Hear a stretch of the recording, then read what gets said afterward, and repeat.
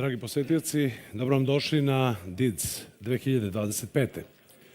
Ja sam Miloš Maksimović i vodit ću vas kroz 15. i najnovije izdanje najveće domaće konferencije posvećene internetu, koju od 2010. godine organizuje Registar nacionalnog internet domena Srbije. Fondacija koja upravlja registrom naših nacionalnih domena i internet infrastrukturom neophodnom za njihovo funkcionisanje. Kao što znate, konferencijom DIDS, odnosno Danom internet domena Srbije, obeležavamo 10. mart, kada je 2008. godine počela registracija .rs domena prvog nacionalnog internet domena Srbije. Dame i gospodo, kao što takođe verujem da znate, u našoj zemlji je danas proglašen dan žalosti zbog nastradalih u Severnoj Makedoniji. Zato vas sve molim da ustanete i da im odamo poštu minutom ćutanja.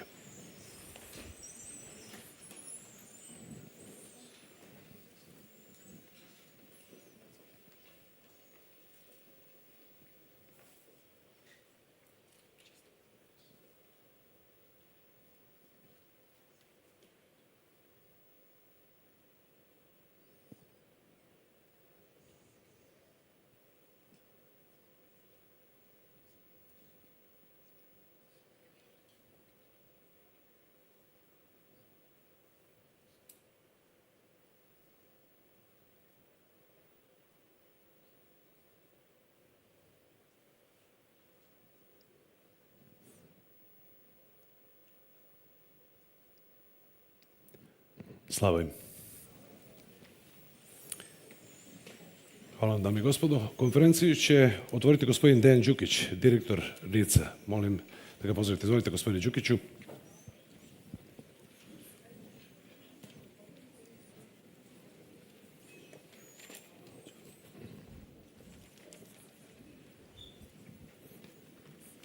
Dobar dan svima, dobrodošli na DIDS.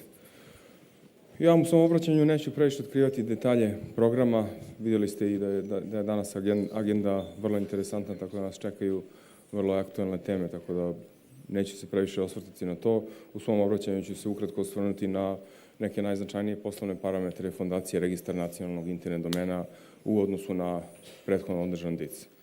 Dakle, najvažniji poslovni parametri su da su naši sistemi funkcionisali u kvalitetu na kakav su naši korisnici navikli do sada. DNS servis, servisi za registraciju nacionalnih RS i SRB domena, kao i finansijski servisi za registraciju tih domena su radili sa 100% dostupnosti u ovih prethodnih godinu dana.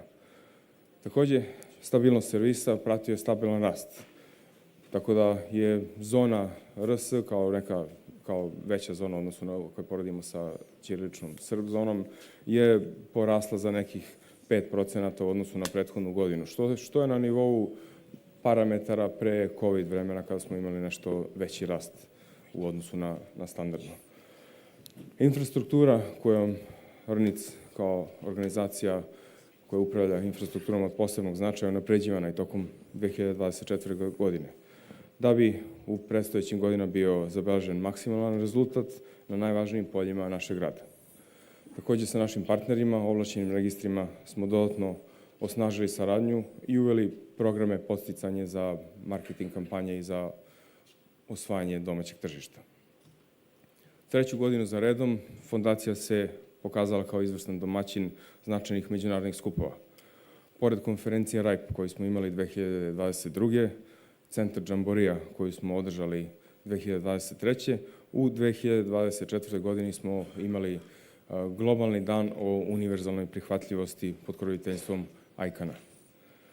Kada je reč o internacionalizovanim domenima, povodom obeležavanja rođendana SRB domena, nastavili smo tradiciju podržavanja razvoja ćiriličnih fontova, koji su besplatno dostupni svaki put nakon objavljivanja i na našem sajtu već možete naći više tih fontova i primetili smo da njihova upotreba konstantno raste iz godine u godinu. Tim projektom ćemo nastaviti da se bavimo i na istoj osnovi, tako da će ti fontovi i dalje biti potpuno besplatni i konstantno unapređivani. Prošle godine smo nastavili sa podrškom realizacije nacionalnih takmičenja u sajber bezbednosti. Realizovali smo jubilarnu 10. konferenciju RSNOG i suorganizovali smo nacionalnu sajber konferenciju, Pored toga bili smo domaćin Srpskog foruma o upravljanju internetom. Svoj doprinos brojnim edukativnim aktivnostima, festivalima, takmičenjima, nagrađivanju mladih dali smo kroz program sponzorstva i donacija koji je kod nas permanentni program. Također, zahvaljujući projektu Lokalac na internetu, omogućili smo učesnicima da učestvuju, učenicima, pa talentovanim učenicima, omogućili smo da učestvuju na međunarodnim takmičenjima kao i da posete naučne centre. Nešto o tome ćete također danas imati priliku da čujete. Hvala što ste ove godine s nama. Ajde.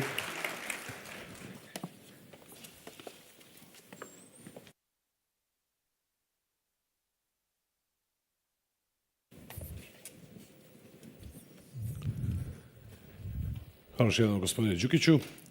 Dame i gospodo, internet počiva na skupu osnovnih principa koji su mu omogućili da postane kamen temeljac savremenog informacijonog društva. Međutim, tokom posljednjih nekoliko decenija svedoci smo novih pretnji po privatnost i tržišnu konkurenciju. Tokom svog predavanja Polina Malaja, direktorka za politiku u Udruženju evropskih registara nacionalnih domena, razmotrit će rešenja koje bi doprinela da naša zajednička digitalna budućnost ostane svetla, bezbedna, inkluzivna i otvorena. Polina, stage is yours. Welcome. Right, so thank you so much for .rs and for DIDS for having me today. And I'm very honored to give this keynote presentation today, which will be about back to the future towards a stronger internet. But first, just a couple of words about myself.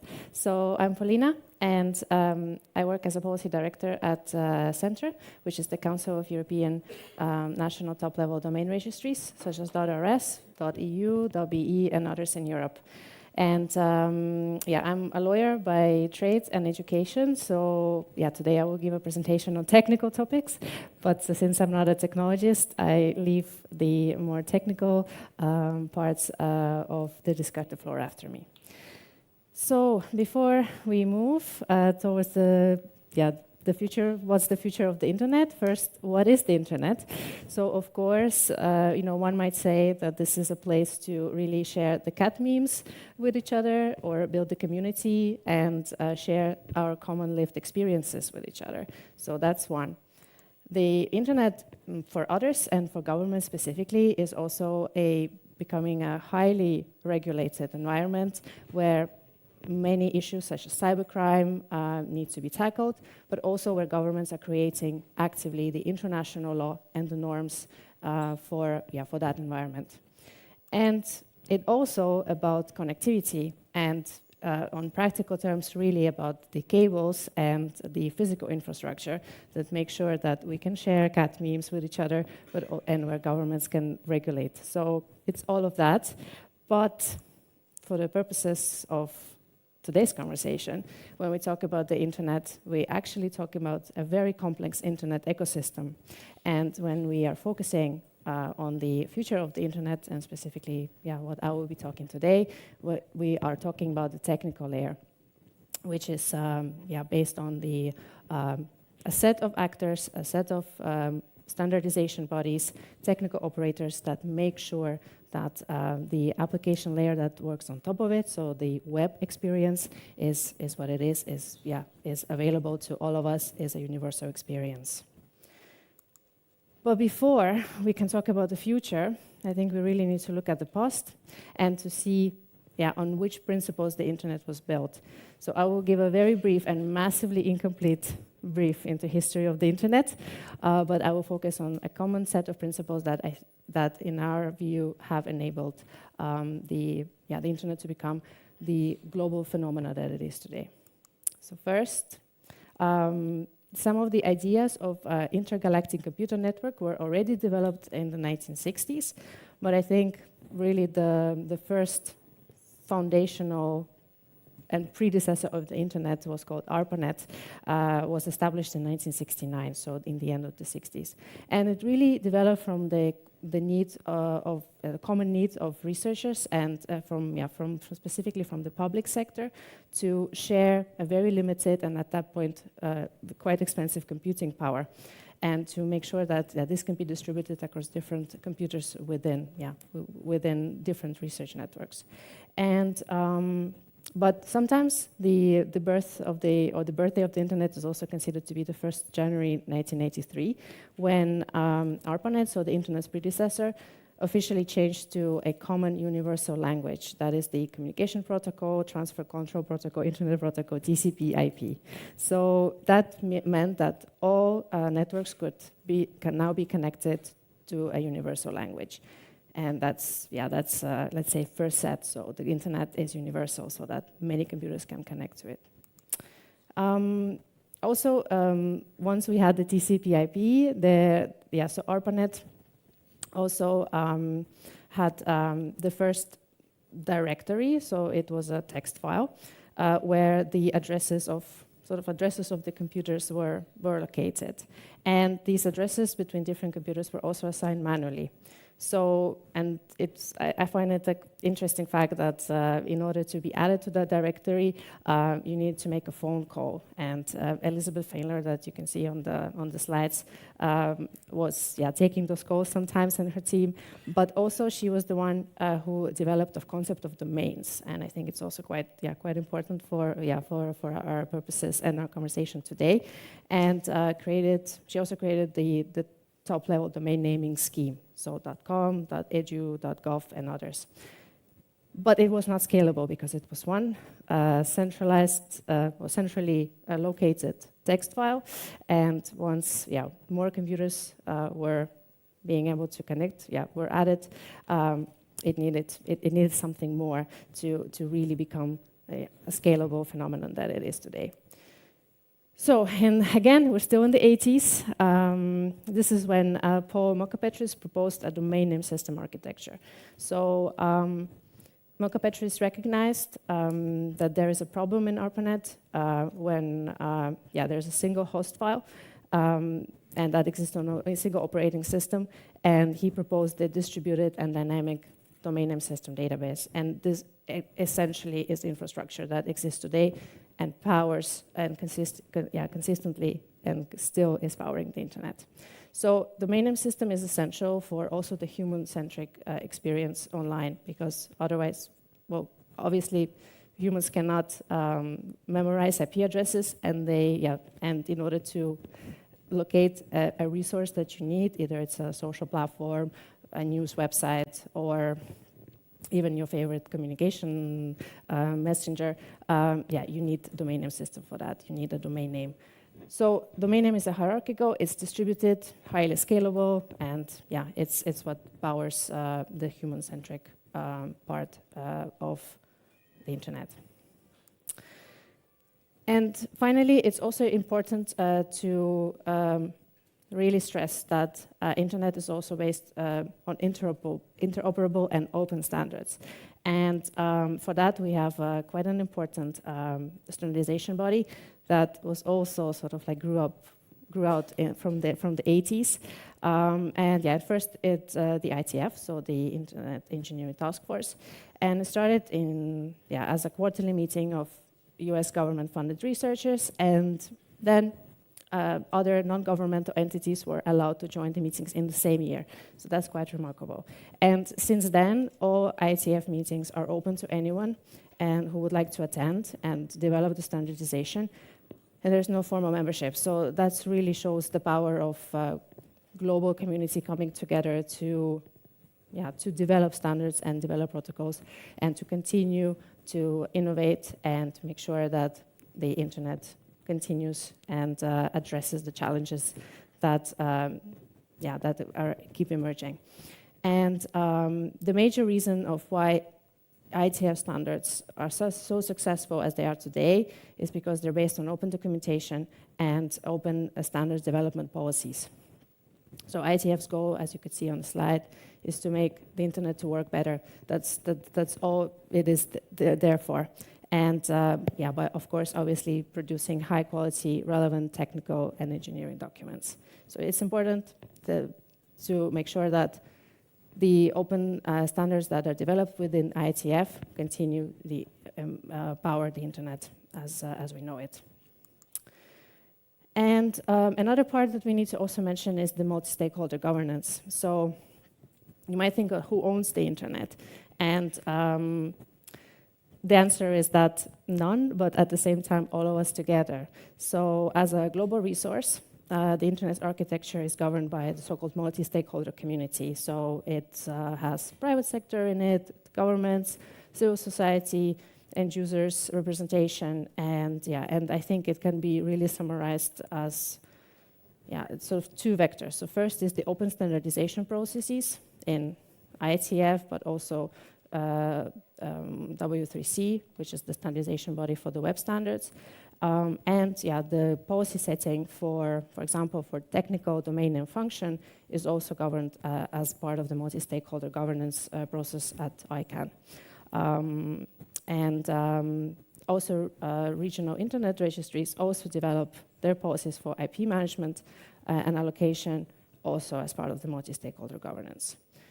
So that's important. And of course, CCTOD, such as .rs, so they are not governed at ICANN in terms of their policy setting processes, but the technical function is the same for all. So it's the same for .com and it's the same for .rs because it needs to, the DNS is global and it needs to speak the same, communicate with the same language according to the same technical standards and protocols that are powering it. So this is very brief and very complete history of internet, but it brings us to the internet of today. So this is a bit of a representation of the web, let's say, development since, as I see, from the 70s. So so we talked about the internet, which is the internet infrastructure, that these are the foundational core pieces that empower the human-centric experience. And this is now where we enter the web. So these are all the multiple and a variety of so-called digital services that are available for humans, for the applications that you use every day, the websites that you go to visit every morning or every night when you read the news. And and you can see that it's been exponentially becoming more diverse, and but also as we see later, also a bit more centralized as the more monopolistic actors also emerged. But you could see that through all of this development of all these different web applications that have emerged, the internet infrastructure that powers it remains the same, and it works on the same standards and the same protocols, basically as they were developed in the 80s, but of course with additional improvements that are done within the open standardization processes. So but we also now move to a bit of some sort of a downside of some of the challenges that we're facing as part of the current internet.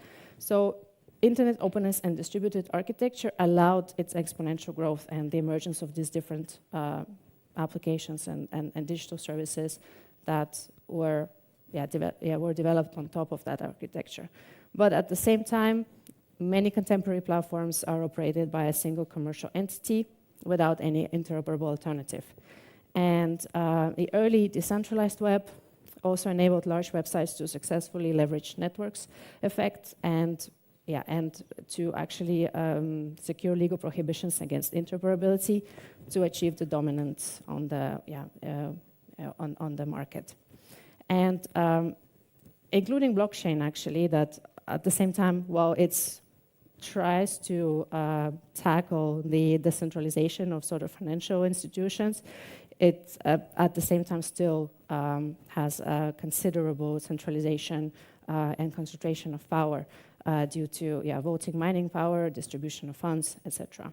So then we have a question now that do these open standards that the internet is based on, do they also play a role in tackling the centralization of the web?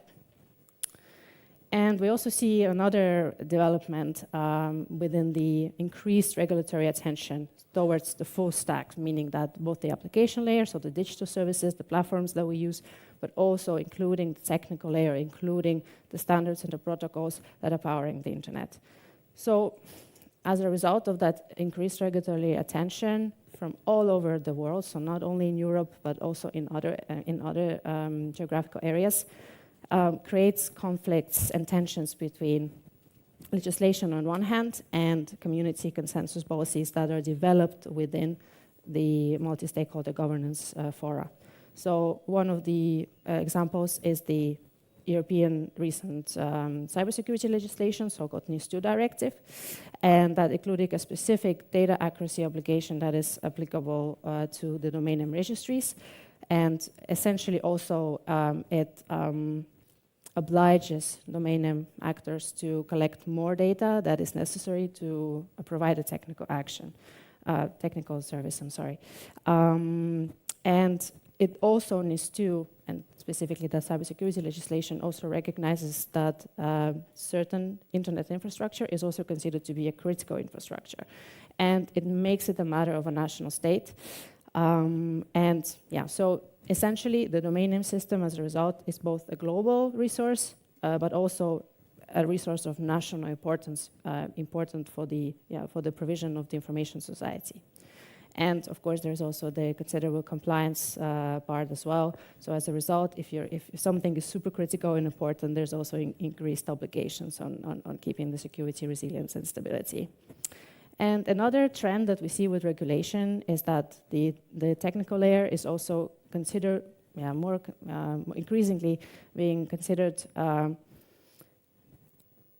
as a solution to a variety of societal problems. Could it be, for example, the tackling of harmful content? So instead of going after the publisher of specific illegal content, it's sort of easy to, or it seems too easy to target a concrete infrastructure actor who can just push the button.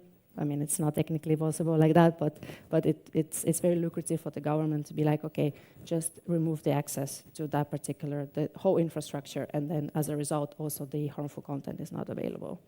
But also for other societal problems like intellectual property rights protection, and also data protection to some extent as well. So we see that there's more and more the technical infrastructure layers involved in these discussions. And we also see that registration, the domain name registration data is also used as a tool for law enforcement to sometimes just ask the technical actors to collect more data than is necessary, because it's used as an investigation tool rather than treat it as its foundational reason for the provision of the technical service. So as a result of these tensions with the multi-stakeholder model, with the regulation, but also the concentration of power, we also see the emergence of so-called fragmentation of the internet. So it puts really into question if universality of the internet can be maintained. So we also see the so-called Silicon Valley versus Brussels versus Beijing splinternet effect. So where also geopolitical tensions enter the arena, and we see tensions between regulatory environments, so highly regulated environment that primarily comes from Brussels versus commercial environments and the dominance of primarily US big tech actors. And then we also see some more of the assertion of the state control and in providing access and of digital services, as we see from the Chinese state. But some of these geopolitical tensions are also affecting already the standardization processes and try to create some sort of parallel streams of work on technical standards. And we see this, for example, the so-called new IP proposals in ITU, where the question, where the usefulness and the future-proofness of TCP/IP protocol was put into question. But also from the European Commission and from the European side, we have this project, DNS4EU, which is basically an attempt to create a European actor who can be an alternative to the public open resolvers provided by mostly US companies, but at the same time with the quite intense filtering requirements, so that different users from different European countries can have a different user experience online based on the filtering obligations imposed by a national state. And this year is also a crucial year for the decision of the future of global multi-stakeholder model, as UN is negotiating in the WSIS plus 20 process. What is the future of the internet governance, and whether actually multi-stakeholder model is helpful? And we don't see the open attacks towards the multi-stakeholder model with these discussions, but just the fact that this is only entirely taking place in the multilateral environment where only the governments have the effective power to negotiate and participate in these discussions makes it quite uneven and frankly goes against the multi-stakeholder model and the spirit of multiple stakeholders coming together on equal footing. So the impact of the new technologies I also have to mention. So on the future of internet, obviously, because the news and everybody's talking about AI and potentially maybe some sort of like a further web development, such as Web 4.0 or Web 3.0. So on the infrastructure level, so far we see that new technologies have had limited impact on the internet's infrastructure. So it really shows that internet infrastructure continues to be fit for purpose. It continues to power the internet. It has supported it through many web developments over the years, as we've seen previously. So there's at this point of time also no reason why it should not be the case, and why the current protocols and standards that powering internet are not fit for purpose. So I have to mention, of course, the artificial intelligence. We see limited impact on the DNS infrastructure at this point. So there might be some potential use cases for traffic anomaly detections or security and threat analysis, but nothing substantial that we see at the moment. And and on the future of the web, so there's like two thoughts, the main discussion points on, first on Web 3.0. So basically, it's not really like the next development of the web. It's an alternative namespace based on blockchain domains. And here we primarily see the governance challenges because they're outside of the current governance frameworks. And so the main challenges are just because it's outside of the current multi-stakeholder model process. And for Web 4.0, so-called metaverse, to use some of the recent news about this, but also virtual worlds. So on the technical side, it's largely speculative, but we see some policy attention preemptively already from the European Union. And it also calls into question whether the current practices, the current standards are fit for purpose, but mostly from the policy attention and not so much on actual technical work. Sorry, I need to maybe have some water a little bit.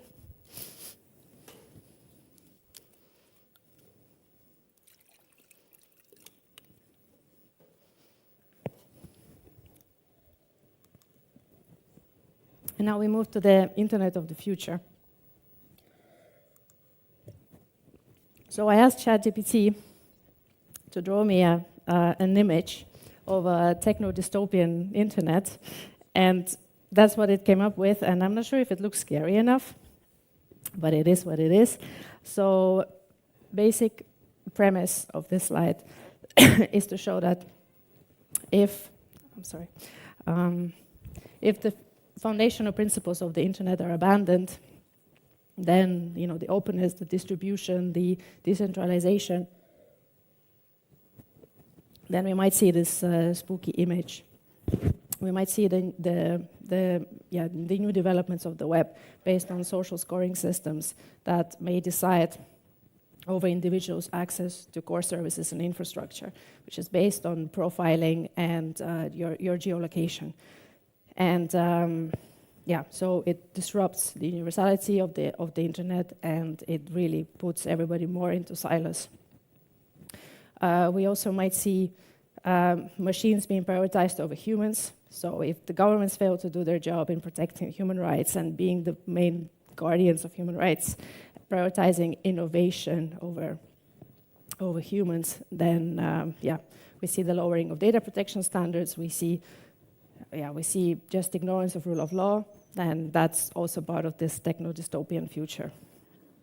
And if we abandon multi-stakeholder model, then we will see that the internet will move more towards corporate governance when it's owned by a handful of corporations and catering to different governments based on the backdoor deals. And that's quite a scary future that I think we probably don't want to live in. So how do we get back to the future? So as Center, because we are quite closely following the policy discussions and within the European Union, and specifically the Web 4.0 work that is done by European Commission, we came up with a set of principles asking policymakers to secure our common future, to make sure that the foundational principles of the internet are maintained. So we discussed the open standards and if they have a way in the future, and if they have a way to tackle decentralization. And actually, they do, but at the same time, decentralization, it really happens more, not for technical reasons. So we need to keep the internet open. We need to maintain the open standards, and they remain the key. And we have to also oppose the development of shadow standards behind closed doors. And we really don't need to change the internet's infrastructure for that. So we have to keep trusting the open standardization processes. But also we need to increase the diversity and inclusivity of the internet. Obviously, it's primarily being, it's very English-based, and well, because it was developed primarily by English-speaking communities, but also as in historical phase. But there's a way to also promote that multilingual experience. And we have that with internationalized domain names, for example. So here, I think private and public sector can actually come together and help to bridge that digital divide and reach the new people and new markets. But we have to have it with the public place here, because if you just leave it to private sector, we might be again entering into this competition problems. We also need to maintain the respect for human rights. And again, I have to stress that the governments here are really the key stakeholder. They are the guardians of human rights. And they also must refrain from lowering human rights standards, especially online, and that especially when we speak about data protection.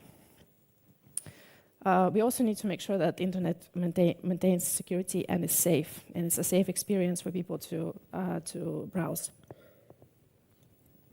and use digital services. And here, all actors that are active, so whether from private sector or the technical community, you have to strive for security of the networks and systems within a technical remit. And the law enforcement really has to follow the rule of law and follow the laws maintained by the governments, and not try to evade it with specifically asking for some type of standardization work or breaking encryption, for example. And finally, we also need to promote competition, because that's the key to avoid the further centralization and the further trickling down of creating the power and the dominance of one single market player. And here again, governments have a key role. They must enforce competition and remove and prevent legislative barriers to interoperability.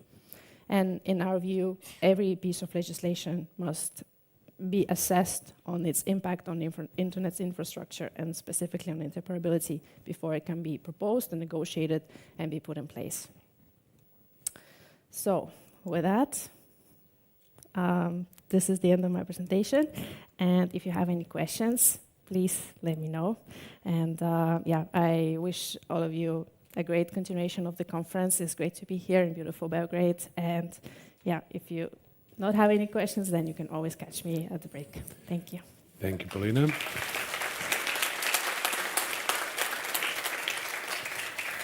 Ako imate pitanje za Polinu, samo dignite ruku i sačekajte malo, doći će mikrofon do vas. Da li imamo pitanja? Izgleda ne. So everything is clear. Thank you, Polina, once again. Thank you. Thank you. Thank you. To je bilo to, dame i gospodo.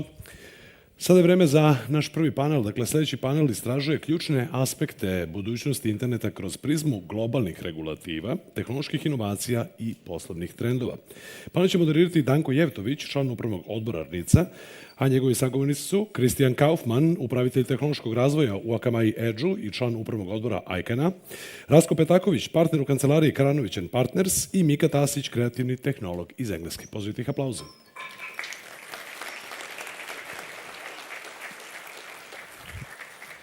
Evo ja ću uzeti ovaj kliker, uživajte u narednih 55 minuta i ostavite vremena za pitanje.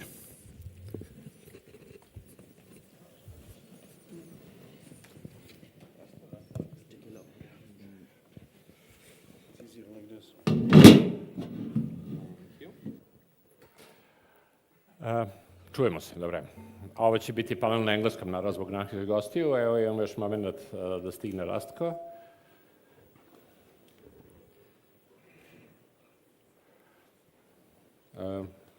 Nema veze, da počnemo sa predstavljanjem gostiju. Okay. So, welcome guys. So, I would start by briefly allowing you to introduce yourself.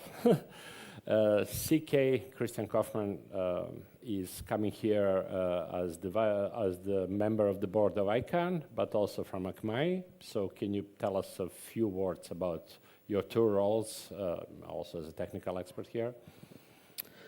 Thank you, Danko. My name is Christian Kaufmann. I have a day job, or at least that's what I call a day job and a night job, so it's a little bit like Batman, I guess. During the day, I work at Akamai, one of the CDN cloud providers, in a technical role. I have a technical background originally. Everything around routing, infrastructure, peering, I guess, is my expertise. And then I started over the last long time, 20 years, to end up in boards of organizations. I started with internet exchanges, as that was my background, then RIRs. So I was on the board of the RIPE NCC, the number community, for quite a while. And now I ended up on the ICANN board, which I call my night job, because as it is an American organization, most of the calls are at night, so it fits quite well into the schedule. Since whatever, 5 years or so, I have a keen interest on internet governance. So I came from the technical side and moved towards, I guess, becoming a politician. Okay. But just the additional clarification thing, what does ICANN, RIPE, and Akamai actually do? Briefly. Briefly. So Akamai is an American corporation. It started as a CDN, a content distribution network. Sure, you have used it whenever you watched the Olympics, football, downloaded Microsoft patches, things of the Apple Store, and then it comes from CDNs. Akamai is one of them. And we're now moving towards cloud as well, and security products. So all of these things you get from us, and I'm heading the infrastructure department, which takes care about technology aspects. RIPE is the organization where you become a member and where you get your IP addresses. If you're an organization or a company and you need IP addresses to participate in the global routing, then you get them either from your provider if you're a small organization, or if you are a bigger one and have bigger needs, you become part of one of the 5 RIRs. The one responsible for this region is the RIPE NCC in Amsterdam. It's a member-based organization, and then you get IP addresses and an AS number from there, and then hopefully you go to one of the RIPE meetings, which are one of the best conferences ever. What is ICANN? Well, after 2.5 years on the board, I still try to figure that out. I think we all know mostly what ICANN does, right? It coordinates the unique numbers and names identifiers. But as that is a very fluffy statement, and it takes care about the IANA function, but I often describe it as the parliament of the internet. That's, of course, quite a stretch on one side. But on the other side, this is like in the multi-stakeholder model, like our top layer where decisions which we do ourselves are getting discussed and handled between the various constituencies. So we have the DNS people on one side, the numbers people I just talked about, but they usually stay a little bit in their silo and take care about their own things. Especially in a multi-stakeholder model, they govern themselves to a high degree. All of these things come together, and some more stakeholders, including the governments actually, with the Government Advisory Council, in ICANN. So this is the forum where these things get coordinated technically, but also discussed on a policy level. Thank you. And just to add to that, RNIDS, as the National Registry, is a member of RIPE, but is also a member of the Organization of Country Codes Registries within ICANN, and ICANN is the organization that delegated both .rs and .serb to RNIDS. Mika, welcome. Can you tell a few words about yourself and your creative technologists? Thank you very much for having me. My name is Mika Tasic. I've been a creative technologist for about 25 odd years.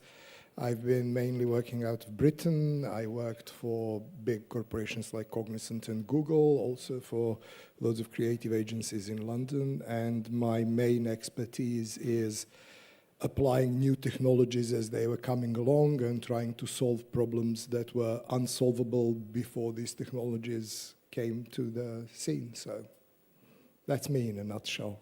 Thank you. And to add to that, maybe the most important point of view for us is from Rasko, that actually lives here and works at a senior partner in Karanovic and Associates. Please. Yes, thank you. My name is Rastko Petakovic. I'm a senior partner at Karanovic Partners. I've been doing law for about 20 years.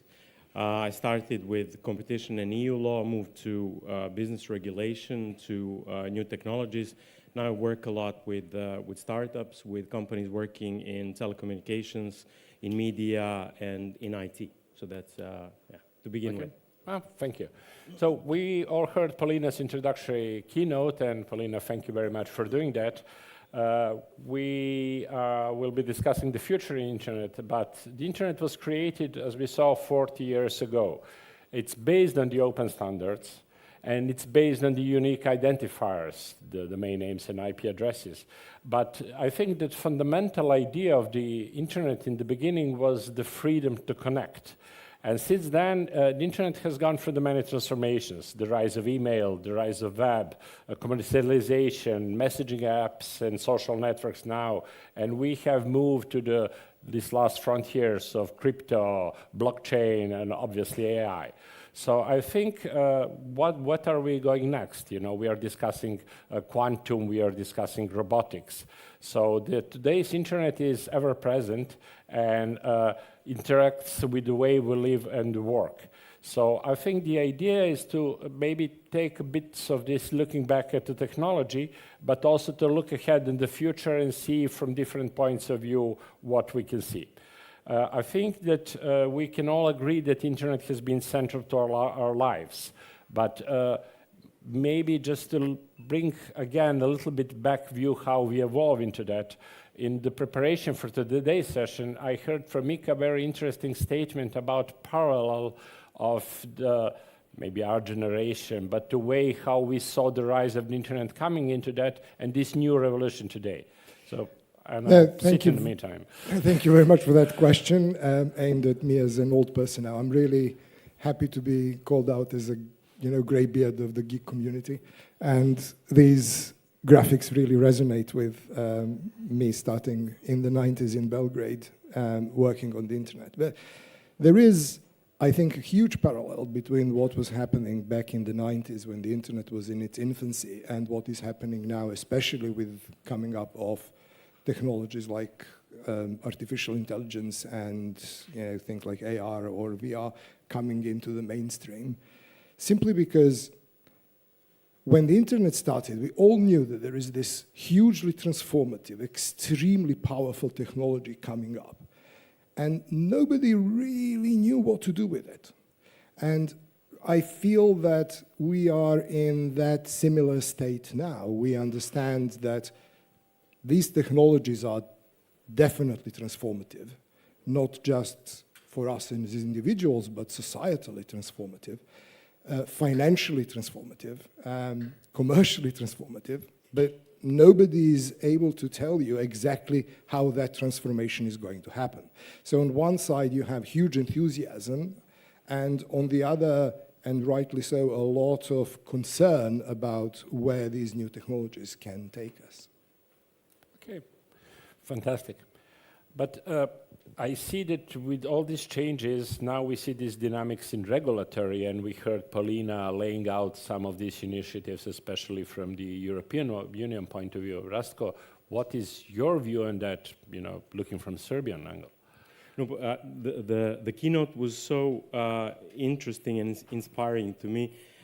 First of all, because I think it shows the evolution of the internet at the time when it was not as relevant as it is today. I think the internet was for geeks in the 80s. No offense, but you would get your credits, your loans from banks by going to buildings. You will get your news from the TV screen. You would get your products from all sorts of mom and pop shops and brick and mortar shops. But now everything is in the palm of your hand, and you can take a loan, you can order food, you can connect with people everywhere, and you can get your news. So now it is no longer a geek's interest. It is now the place which, from the perspective of governments, rules the world, and it's the place where you create value, and it's the place where you can lose massive values. So on the one hand, I think there is this huge increase in value added by adding new layers of applications, new ways of using the internet, new products, new services, and so on, which all sounds really nice, and it's like a utopian part of the future. But the flip side of that is that there is infrastructure that, if targeted, can turn the lights on the news we get, can move the monies from our bank accounts, and so on. So I think all of a sudden the stakes are really, really, really high compared to where they were 20 or 30 or 40, 50 years ago. So now the governments are acting in the same way that governments have been acting since dawn of the time. So what they're doing is they're creating tools, they're creating levers with which they could control what is going on. So there is, I would say, a benevolent part of this, and that may be something that is going on in Europe. I think European Union acts like a benevolent giant, but not very smart. On the other hand, we have China that is a malevolent giant that feels smart and scary. So, you have people, to kind of round the circle from where I started, to get the loan, I need to open one app. To get news, I need to open another. To get food, I need to open the third app. But in China, there is one app to do all of that. And some people who have, been to China, they say, wow, it's such a great app. It's such a everything app. You can do everything. Why don't we have anything like that? So this is, I think, the full story of it. As long as the stakes are high as they are now, and they are just getting higher, I think there will be a regulatory push to try to control it, to try to direct it, and this is what's been going on. In abstract terms, I think we can go to concrete stuff as well. Yeah, we'll get more into this discussion. But we here have CK, who is actually sitting on the board of one of the organizations that is central to the internet governance discussion. And from that point of view, as a technologist, okay, but how do you see this drive in these discussions in internet governance and geopolitics? Do you agree with Rastko?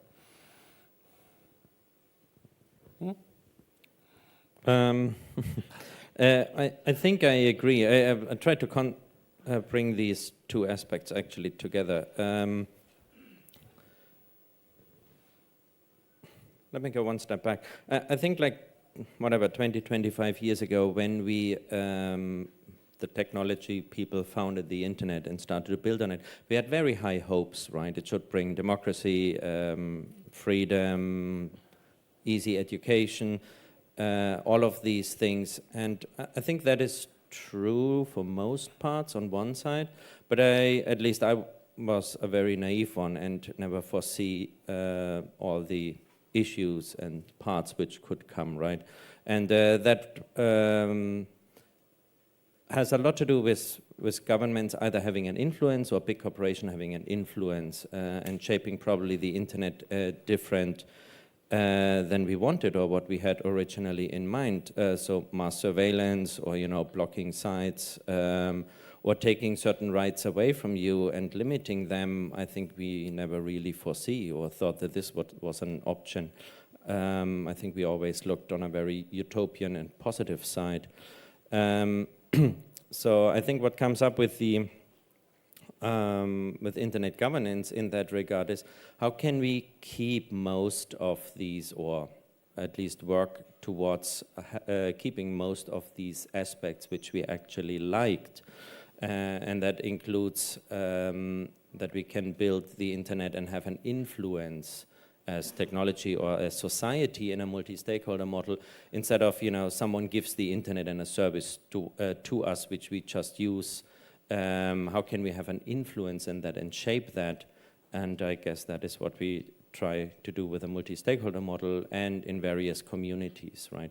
We're not just waiting till a product comes to us and we buy and consume it, but actually we have opinions how the internet is supposed to look like and how we want to have it, and then hopefully most of us tries to have an influence and work towards that. Thank you. So we do have opinions, and if one of the most important things I learned in my business school was that the future is unknown.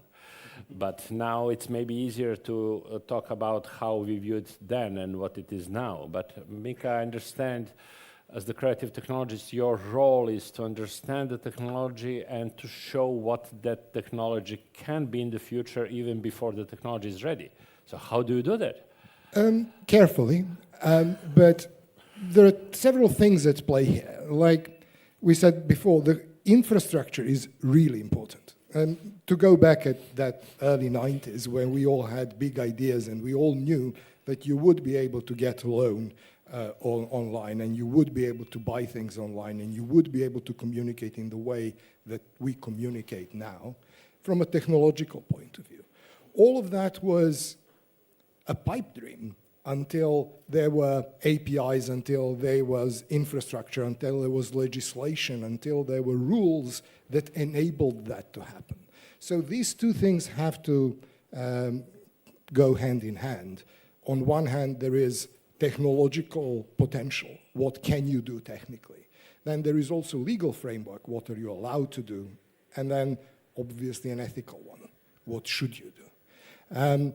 I think that we now live in a society globally that has been immersed in this technological framework that on one hand is really driven by a handful of corporations. I think that there has been a lot of development, especially on a monetization front, that is very opaque to everyone. Just as an example, you can take Meta, and Meta is providing a global communication service on a planetary scale and giving it to people for free. Why? How do you monetize WhatsApp? So the way that data is flowing, the way that data is monetized, how we extract value from these things is something that I think it's not talked about enough, and I think also not understood enough. And I think that that is actually the main driving force behind how technology is going to evolve in the future.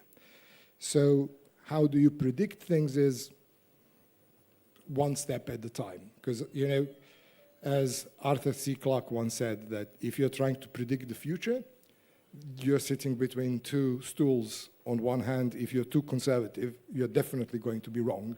And on the other hand, the only way to do it properly is to say things that are so unbelievable that everybody's going to laugh you out of the room. And for us, creative technologists, I think what we strive to do is try to find out problems that have been unsolvable until the technology has come to fore.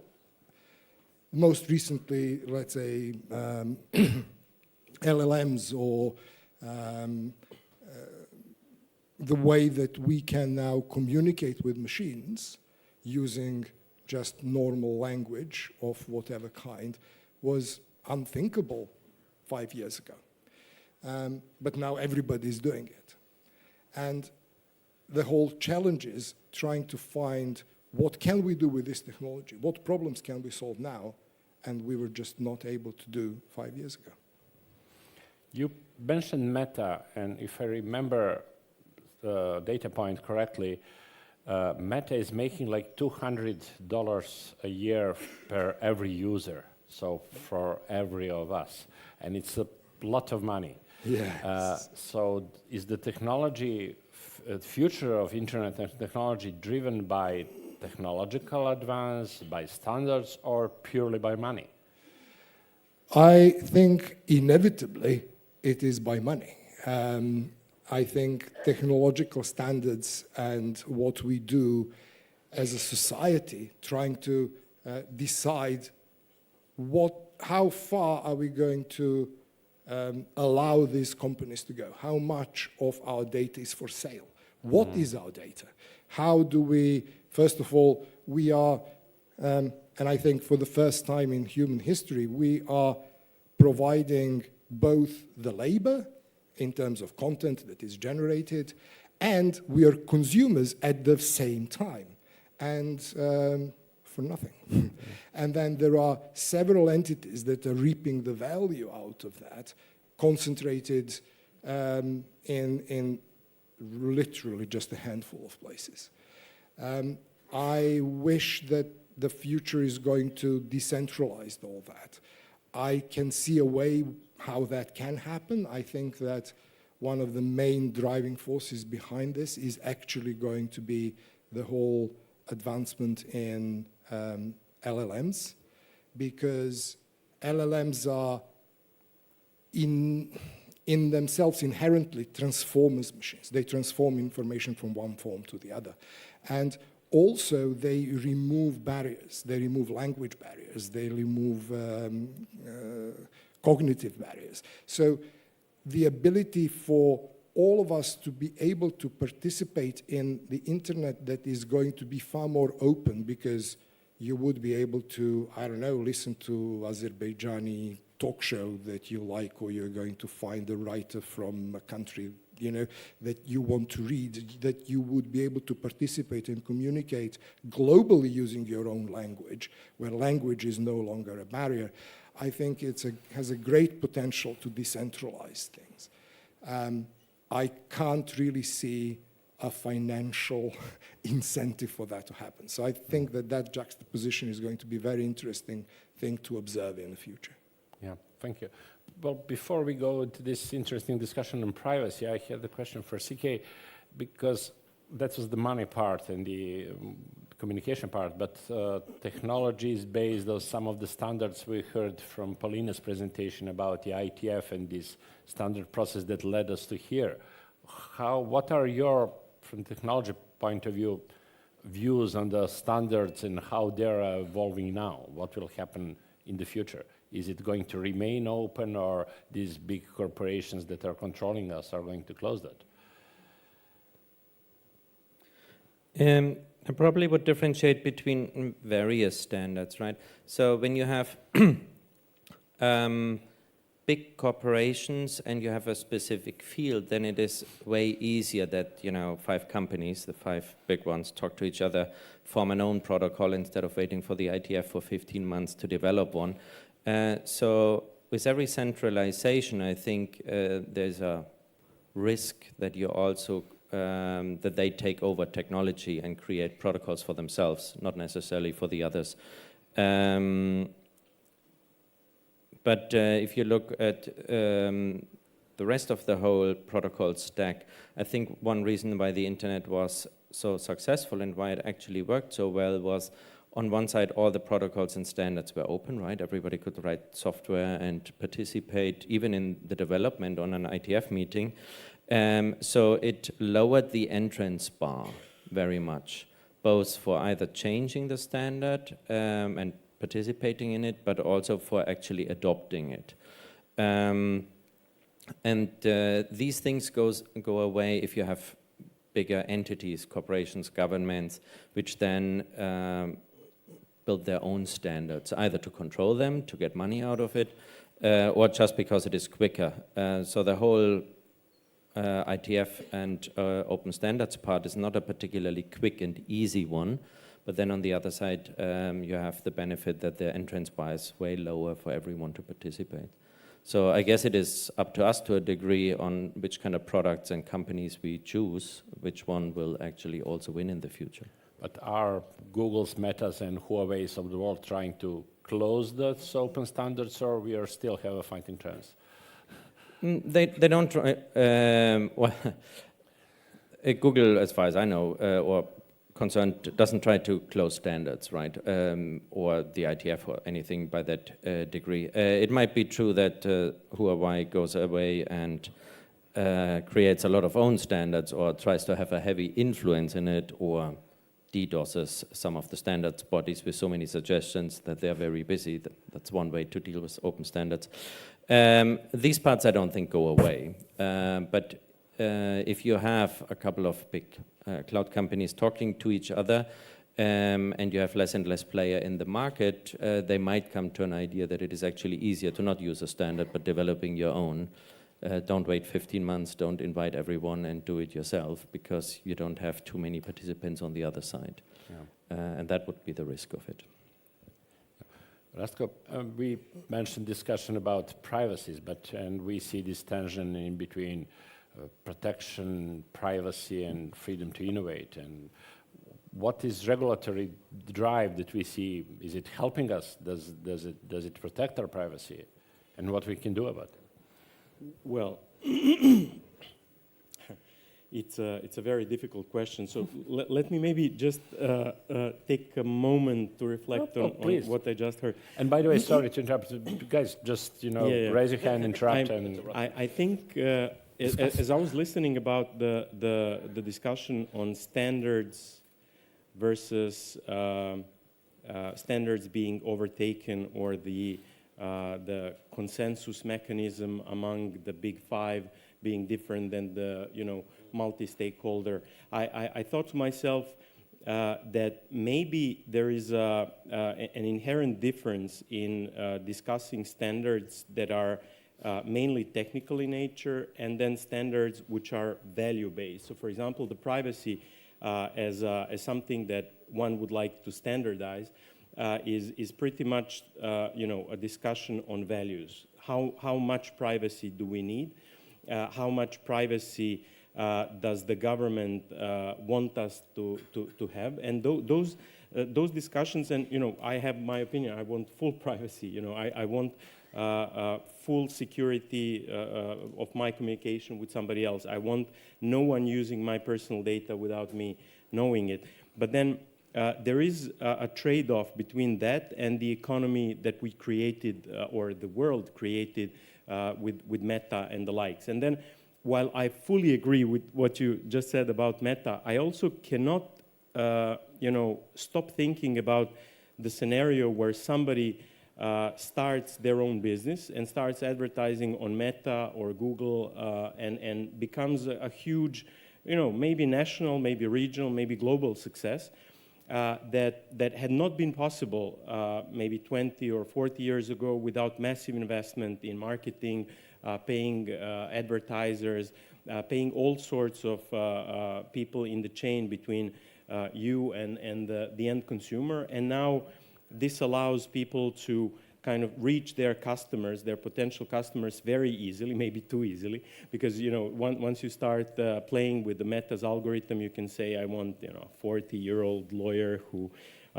cannot stop talking at the conference or whatever, and then you will reach me or somebody else. So I think there is a value-based trade-off between standardizing, between things like privacy on the one hand and maybe technical standards on the other. So maybe, I'm sorry, and now we'll go back to this. It's a super interesting discussion, but I think value for whom and who extracts that value. Because if you talk about an algorithm and I think the biggest problem we have in today's society is that these corporations are, through their algorithms, creating echo chambers of really... You mentioned how you advertise on Meta. I don't know if you people know, but you go there and you select groups of people that you want to talk to. Now, the more homogeneous those groups are, the greater the profit for the organization. So it's in organizations' interest to create pure, ideologically pure groups. And I think this conflicting opinions, this sort of really isolated groups that can't really talk to one another, and we see that everywhere you look, in Britain, in America, in Europe, over here, it's in huge part driven by this illusion that we have online that we belong to this world where everybody else thinks like us. And I think that there is no open discussion on any topic because these corporations want to obviously increase their profits, and they're increasing their profits by purifying these echo chambers and making them purer and purer and purer. Yeah, I know it's a bit conspiracy theories, but, but I have a feeling that plays a huge factor in this. Besides the aspects which were just said, and I agree, I want to dampen your optimism a little bit when it comes to your advertisement reach.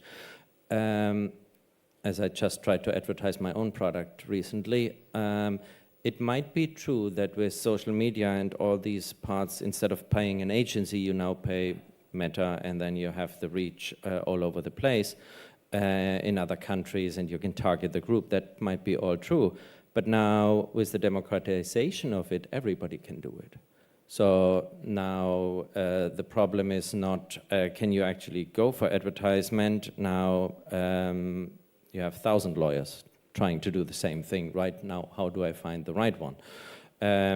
Same is true with creating content, right? Everybody can now self-publish a book, because I just did, on Amazon, but now there are thousands and millions of books, and with AI it gets worse. So it is true, now everybody can do it, but that doesn't mean you get found and actually, you get paid and rich with that. So the only one who benefits is the owner of the platform, right? Because now we both pay them, but the reach hasn't really changed fundamentally. No, I fully agree.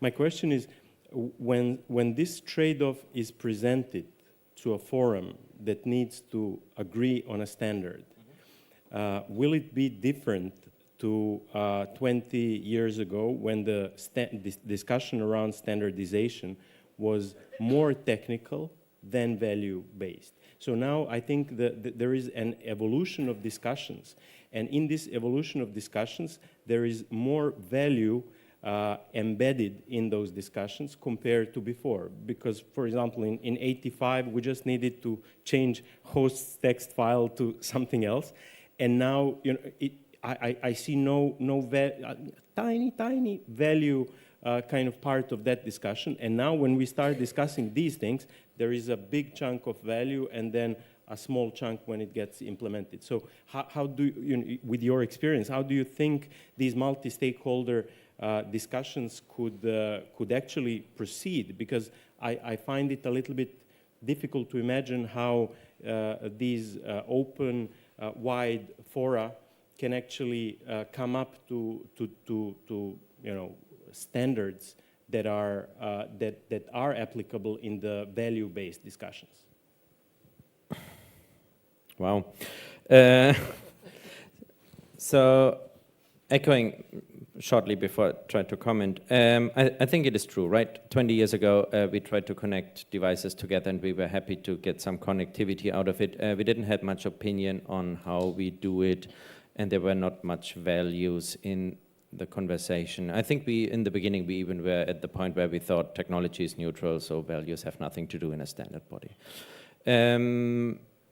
I guess we as a collective have changed our mind on that, and now human rights and diversity and various other aspects flow in some standards, or at least we discuss them before they go into the standard.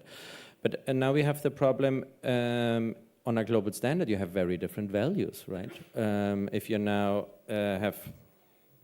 I'm part of the Western civilization, so you have a relatively homogeneous set of values in the Western civilization, but that is, for example, well, it's partially different these days anyway to what you have in the US, and it's certainly very different than what you have in China or Russia. So how do you now bring all these different value sets into one standard is a very different endeavor, a difficult endeavor. And it's even the question, do you want that? Or do we now build standards based on values, and then you have 5 different flavors and you can choose one, but they are supposed to interop with each other. So I'm, for most parts, as a technologist, quite happy if there are not too many values in it.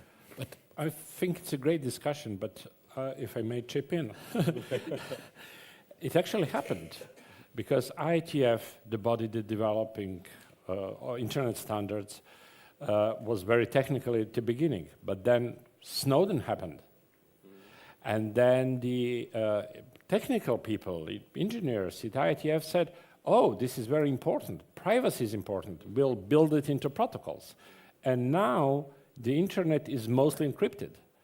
We all see HTTPS. Google is forcing that for the search engine optimization. DNS is encrypted in a lot of cases. So all of the internet has moved to port for free and to be encrypted. So this is value, privacy as the value has been driven to all of us through technical standard body. So I think this interconnect is actually a great thing. But the question that is coming out of that is, what's next? You know, but to the future. You know, what will happen with the LLMs and AIs now when we discuss these values and how we see it on the internet? Yeah, I fully agree. I think just to comment on that a little bit, I think solution to encryption is mathematical, and it's again, you know, and relatively easy to implement. I don't think there is a mathematical solution to echo chambers. I think, But my point is, are the governments and regulators happy with everything being encrypted and not being able to see it? Now we're getting to my terrain. They are obviously not very happy. You know, they would like their communication to be private, but not communication of everybody. And they will always cite harmful content. They will always cite, for example, you know, child pornography or you know, similar values that can trigger everyone in the room, or maybe one pedophile. And then they will be able to rally people around this standard. And then harmful content, as a definition, gets extended to maybe inciting violence, to maybe spreading rumors, to maybe spreading false information, and so on. And in the field of the internet right now, which is based on the openness, inclusiveness, and so on, I think there has been room for false information, for that type of content, and to label everything harmful content is something that the governments tend to do in order to have more control over the system. And now maybe going to the regulatory part, I think there are parts of regulation that are very benevolent. For example, data protection rules are pretty benevolent. They may be sometimes difficult to implement to some of the companies, especially smaller companies, but they are, you know, generally for the good of all of the people. The same goes for filtering this, you know, harmful content on which we all agree that it is a harmful content. and also the use of new systems, for example, LLMs, to maybe create or disseminate harmful content, to engage in cybersecurity and cyber threats and so on. Yeah, so it's a very difficult line to thread between what becomes a malevolent government intervention and what is a benevolent government intervention. And I think ultimately this is what is decided in the elections if we adopt that we have a democratic government, but then we also come to this divide that is called Atlantic Ocean, where democracy is leading to complete deregulation in these areas. The American administration seems to suggest not only that they should not regulate AI, they also seem to imply that nobody should regulate AI, which is, I think, they can say this, but I think there needs to be a discussion about this. So it's a very difficult moment to discuss all of this. I agree with you fully, but I think that there is another viewpoint that we can take. I think, firstly, we have been imposed this, I can't say, Anglo-Saxon, American view on the world, where it is quite okay for a huge corporation to know everything about you, and that's fine, but if the government does the same, well, that's absolutely not fine. So first of all, there is this viewpoint that is there.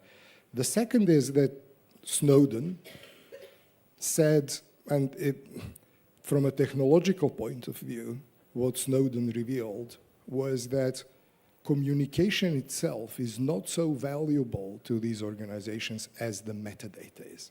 So even though the communication is encrypted, and I'll go back to how can, for example, a platform like WhatsApp make billions when everything is fully encrypted, apart from metadata. So who talks to whom is very important at what point and what they do, rather than what are they talking about. But governments do reach out. So quite recently in Britain, the government has requested for Apple to remove encryption from their cloud services for people in Britain, and Apple have obliged. So if you live in the UK, then all your iCloud, all your cloud data on Apple are fully unencrypted, and you can't really turn the encryption on. So with these things in view, I think what we really need is a greater understanding amongst ordinary people what the problems are. Because I think we talk a lot about topics and we talk about it from a technical point of view, which is not really accessible to people. And I think that both governments and huge corporations, who I think share the same interest in our data being either transparent or monetized, have this common interest, and we as ordinary people really do not have full visibility around either how our data is exploited by the governments or how it's monetized by the corporations. And I think that we should have greater transparency there. But I also think that dividing technological standards from legal standards is and should be very important. And I think that they shouldn't necessarily mix. Technological infrastructure defines what is possible. How are we going to use it is, I think, something that shouldn't impose the technological solution, if you see what I mean. That's my viewpoint, at least on this. CK, how do you, as a Bavarian, German, and European, view this American point of view on internet? Or at least European Union point of view. So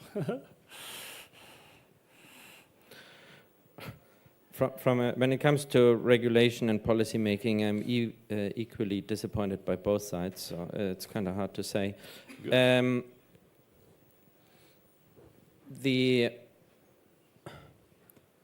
the idea of the European Commission to regulate a lot of things very quickly and then be slow in it anyway, well, you can argue at least they try.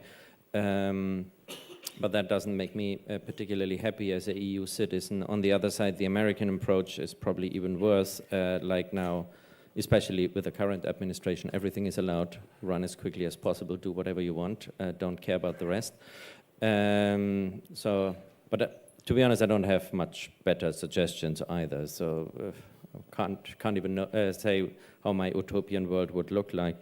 But back to the data part and educating the people about what either the government or the big corporation do with their data. My experience is a little bit sobering in that regard, because if I start a conversation in that direction, and I'm not using meta products for many reasons, then people say they know, and they just take it because it is convenient. So they believe that the benefit a social media platform or any kind of data collectors provides them outweighs the disadvantages, and just put a blind eye to that. Or you end up with argumentations, I have nothing to hide, they are my favorite ones. And then the conversation is over. So I think apparently the organizations give us as a collective so much benefits that we don't care about how we sell out on the other side. So I'm not even sure if it's an education problem. I think it's a conveniency problem. No, I agree. We are leading the same conversations with people, I'm sure.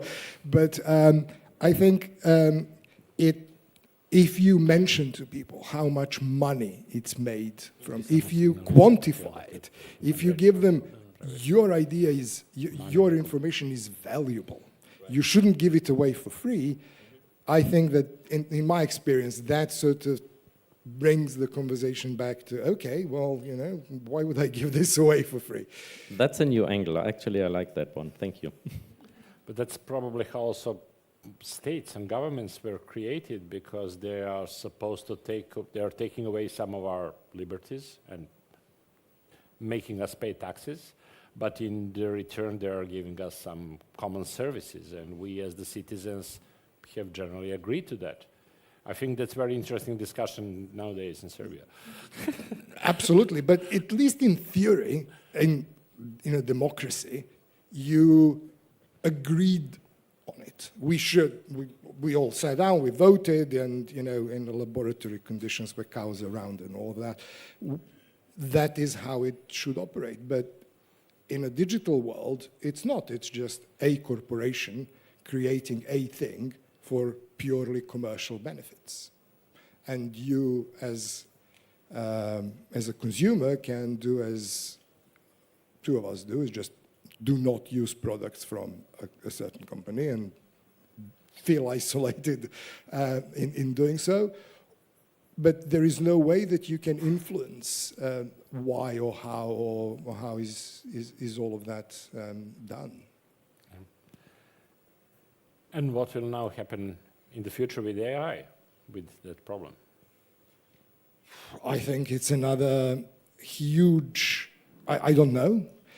It's unknown. I feel that there is this huge, against centralization. And I think if there is one theme that is coming out from, reminiscing about the good old days, when I still had hair, was how everything was open and how utopian it was and how full of enthusiasm we were and how lovely it would be for all of us to communicate and share ideas and all of that.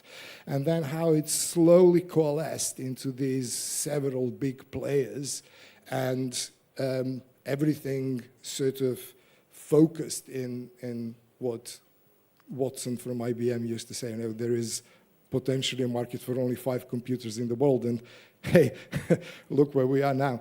But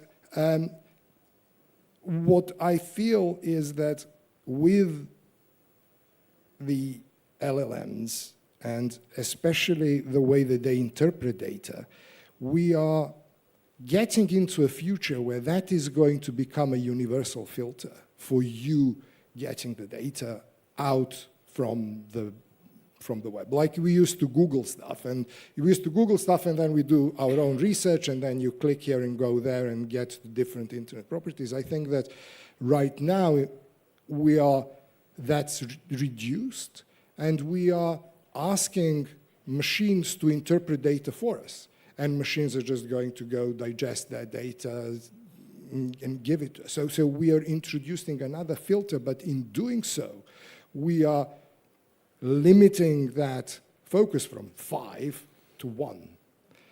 And I think that is dangerous.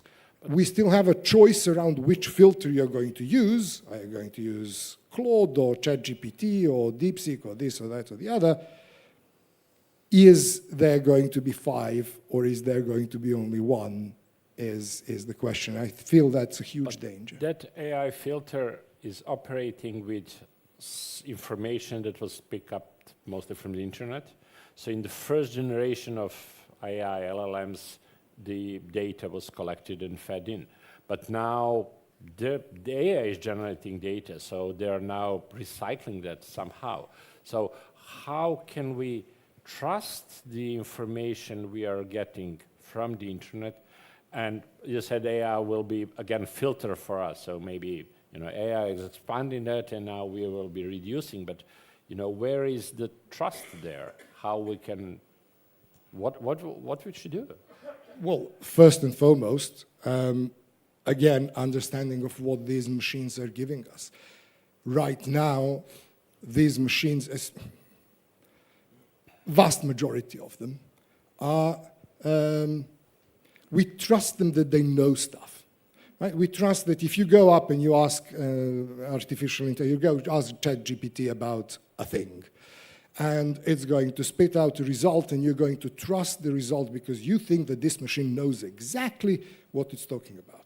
Now, do an experiment, reload, and you're going to get maybe something completely different. The more obscure the topic, the better an example is. I think there is a good example in our own culture. If you give it, because if you give it, for example, I don't know, a phrase from a book, or you give it a part of a poem and ask, who wrote this? And it's going to be, oh, it's Desanka Maksimović, and you reload. Oh, no, it's Njegoš. Oh, you reload it. So these machines do not possess knowledge, first and foremost. It's a very dangerous illusion that we all have that these machines have knowledge. They can interpret information, but they do not possess knowledge in their own right. And I think that understanding that is important, but also the way that what you're saying, the content that is generated by these machines is therefore inherently, shall I say, wrong, right? It could be love. If you tell it, if you want it for you to write you a story, tell you whatever it is, great, and lovely. If you enjoy that kind of thing, perfect. But if you want to trust it to make a decision for you, that is very dangerous. I don't want to, there is a really good legal example from the States where some lawyers would use these machines and they would give them some completely invented case laws and things like that. It's just understanding what it does well is I think the first step on this ladder. But where I think the huge challenge lies is that right now, from a regulational point of view, where in America people are saying, no, you can remove all the barriers from how these machines report data back, right? So remove any, what they call censorship, is petrifying, because censorship or interpretation of data is what these machines are really good at. If there is one thing that you're good at, is you give it a source and then ask it for that source to be interpreted. And I think that is the biggest challenge that we are facing today. Do you use them in your legal practice here in Serbia? Yes and no. We don't interpret. No. We don't use it for work products. We work. But to summarize, to No. Not even that. we do test it, and I'm actually one of the ones responsible for testing, and maybe I can help you share a great example for the future for something I experienced. I asked it to quote an Article 34 of some law, and it did. It was great text, but this law had only 29 articles. So, you know, this is how it was actually one of the previous generations, but it really gives you a cold shower, and then you really understand how limited it is. And now we understand that the only or the best way to use it is to ask it always to give you references and footnotes to sources, and then you open sources, you check the sources, and then you get back. And I've saw a couple of examples where doing this, because it is still a laborious work, it is not just clicking and getting the answer, will be more efficient than doing the hard work yourself. So I'm very optimistic about them being used for some things, like summarizing, like creating short email responses, and things like that. And I'm very hopeful about the agents of the future. So maybe it helping out with setting up calendars, with sorting out meetings, corresponding on some less relevant emails. But for the kind of mission critical work, I don't see it at least in a couple of years. I think whoever uses it for mission critical activities is doing that at their own peril. So I would not advise it. Yeah. I saw an example in a US organization in the legal department how they were using LLMs to help them analyze the work products and give advice how it can be made more readable and more easy to understand without, some points that can be confusing for some of the readers and things like that. So, yeah, that is true. But I think there is a big difference, and I think we heard during the keynote about the difference that occurs from the fact that internet is still 60-70% English based. So while these work products work very well right now with English, they don't do as well with other languages, and especially with the laws with the languages like Serbian and some of the regional ones where we have cases. These small nuances can make a huge difference in terms of what gets fed to you, or what you finally agree to, or what the program advises you to do. So I think we are still there is still a long way to go. It's interesting to note some of the work that the registry, RNIDS as the foundation, is doing is also helping create structured documents about the structure of Serbian language and being able to put that publicly so it can be fed into LLMs. So hopefully more classification and things like that will also happen with our language. But it is a very important point. But I just wanted to step aside a little bit back to the technical side. I have another challenging question for CK, sorry. About AI and the security of the networks, and where are we going in the future with that? Because we see that it's not only a challenge for the end users to understand the content and what is harmful, what is truthful or not, but also there is basic cybersecurity issues that I think are now with using AI in this context is very problematic. So not only on network level, but also on way how the end users are in risk. Can you a little bit comment on that? Let's see. The whole cybersecurity or the whole internet security thing gets very quickly very complicated, because every layer you are using, right, if that is routing or DNS, or every application has their own attack profile, their own security risks, and therefore needs an own solution or protection in one or the other way. When it comes to AI, I would think for regular routing or DNS parts or so, I don't see any AI involvement, or at least I don't have enough fantasy, to foresee something there, neither necessarily from an attack nor protection vector. I think AI could be interesting when you talk about the upper layers, and especially when you look about analyzing data, right? When you have a lot of data in your log files and you try to find out patterns, that kind of stuff, and then identifying them with AI, or to be honest, I would call them rather expert systems instead of AI, because we use the word so quickly for everything that I can see, and there I think it makes sense, and there are companies out doing things like that. But otherwise, I don't think that right now either AI attacks us particularly, or the infrastructure, or is actually protecting us particularly. So if at all, it's a statistic correlation tool and interpretation tool. Don't go back to the proper words of machine learning and expert system, because that will make my panel look bad. You know, AI is the word that is now. I will stick with the terminology then. We do have some more time on the agenda, but I would like, you know, to each of you to think a little bit about this future that we see, and what are the key things you see in the future that will impact the way how not only we live, but how business and marketing is done on the internet. I think all of these drivers we talk about will come to something that is still an unknown, but some of the indications must be there. So, anyone? Well, I can open this up. I think that these things are already happening. I think these technologies are very much already impacting the way, especially marketing works.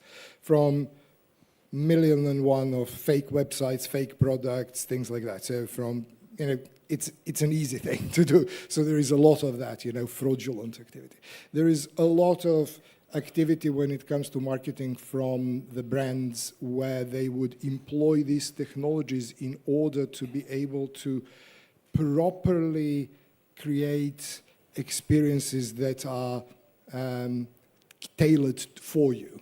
So before, if you wanted to communicate, if you want to send an advert to one of those Facebook groups, you had a lot of labor had to be put into it in order to craft this message for this audience, for that audience, for whatever.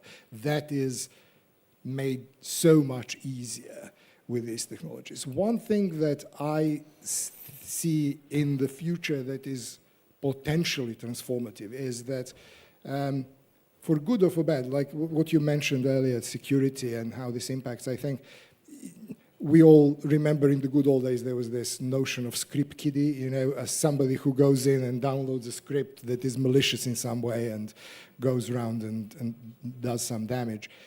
That bar has been lowered significantly, because nowadays you can get AI to really help you a lot with writing these kinds of things. But I think, on the other hand, it's democratizing coding, it's democratizing the way applications and things are produced. And previously, that barrier was very high. You needed a lot of knowledge in order to do and to program your computer. But I can foresee a very near future where you would be able to instruct your computer in such a way that it would code itself, it would create a code that it would execute itself, so that everyone would be able to write custom code. And I think that that is potentially the most transformative thing that technologically that these technologies are bringing to the fore. Will it break the internet? Let me comment on that. I have a huge cognitive dissonance between what the AI hype tells us, what it can do, and that 20% of us will all lose their jobs because we get replaced. And then I make an easy request to ChatGPT, and it fails me so badly that it can't do anything at all. So consolidating these two facts in my head, how we get all replaced very easily, I have a hard time to understand that part. I see parts where it works very well, and that is when pictures are actually, if you like, 10 fingers or 9 or 7 or 8, and you're not too keen on counting them on the pictures, then I think that part works very well, right? You can have an advertisement about a Tuscany villa, and you make that, instead of flying there and taking pictures of the Tuscany villa, you have it done in 3.5 minutes on Midjourney or whatever tool you're using this week. So all of these things work very well, but every time you need some certain level of intelligence or expertise, it fails, at least me. What I see are books from AIs, websites, mediocre content in every direction, but nothing particularly outstanding. Oh, of course. And Of course, it's like a DDoS attack. I'm drowning in it, and now it's even more difficult to find something. Now I have to use an AI to differentiate between AI-generated content and real content. So my life didn't get better. No, and I don't think it will. But I think that there are certain aspects where it shines, like structural tasks, like writing code. It's really good at, and that's what I was aiming at. See, I have a couple of software departments under me, and we figured out that if a junior uses it, you haven't won anything, because you need a person to differentiate if the code is actually good or debug it and making it work. If you have an expert, which can code since a couple of years or decades, then for standard parts, his life gets easier and it becomes kind of an automation tool and it gets better, but you need still intelligence to judge it. So I still see it as an automation tool and not absolutely. a creation tool. Oh, no, absolutely, absolutely. The way that,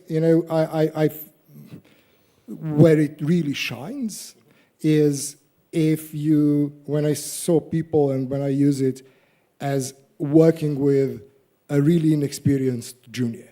And inexperienced juniors are very helpful, but you need to give them oversight, and you need to give them guidance, and you need to give them direction.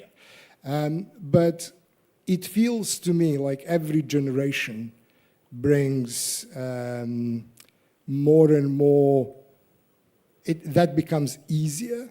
Initially, it was, you really had to handhold it through development. Nowadays, it sort of rectifies itself. It would do something, it would analyze it, it would find flaws, and it would iterate over it. And I feel with incoming revolution with agents, where that is, I'm not saying at all that developers are going to disappear by any stretch. What I'm saying is that non-developers would be able to start creating, I'm not even going to say full applications, it's just right now as a normal user of a computer, you are very much limited what you can do by applications that are at your disposal. And having an ability to instruct a machine to do something which it's not, there is no app for that. I think that is quite transformative. Could be, I guess we will see. But again, I see more mediocre parts, right? I can now write advertisements myself or little advertisement emails, but everyone who does that for a living is still better. I can write a book with AI, but Umberto Eco will still be better than me. Oh, definitely. So we just create more mediocre stuff. Well, no, by definition, how machines work. And I don't know if you've ever seen very recently the example with the glass half full. Oh, just check it out, why AI can't create a glass full of wine, an image of it. It's a lovely, lovely case study. I think, I'm sorry, but this is a little bit geeky again type of view. I was trying to signal them, but because it's like TikTok everywhere and YouTube Shorts and Reels and people starting to communicate, young people starting to communicate in words that are shorter and shorter and less understandable and less understandable. So I think the future is like these tools completely idiotizing the way we use consume content on the internet. Just recently I had a guy coming in to install something in my home, and they threw the manual and they said, you have it on YouTube. So this is the normal. This is what now happens. So I'm not really sure there will be. In the future, there will be a content like books. I think books are now, there is an inflation, like you said, of books. Everybody is writing a book, everybody's self-publishing, everybody's creating, music content or whatever, video content.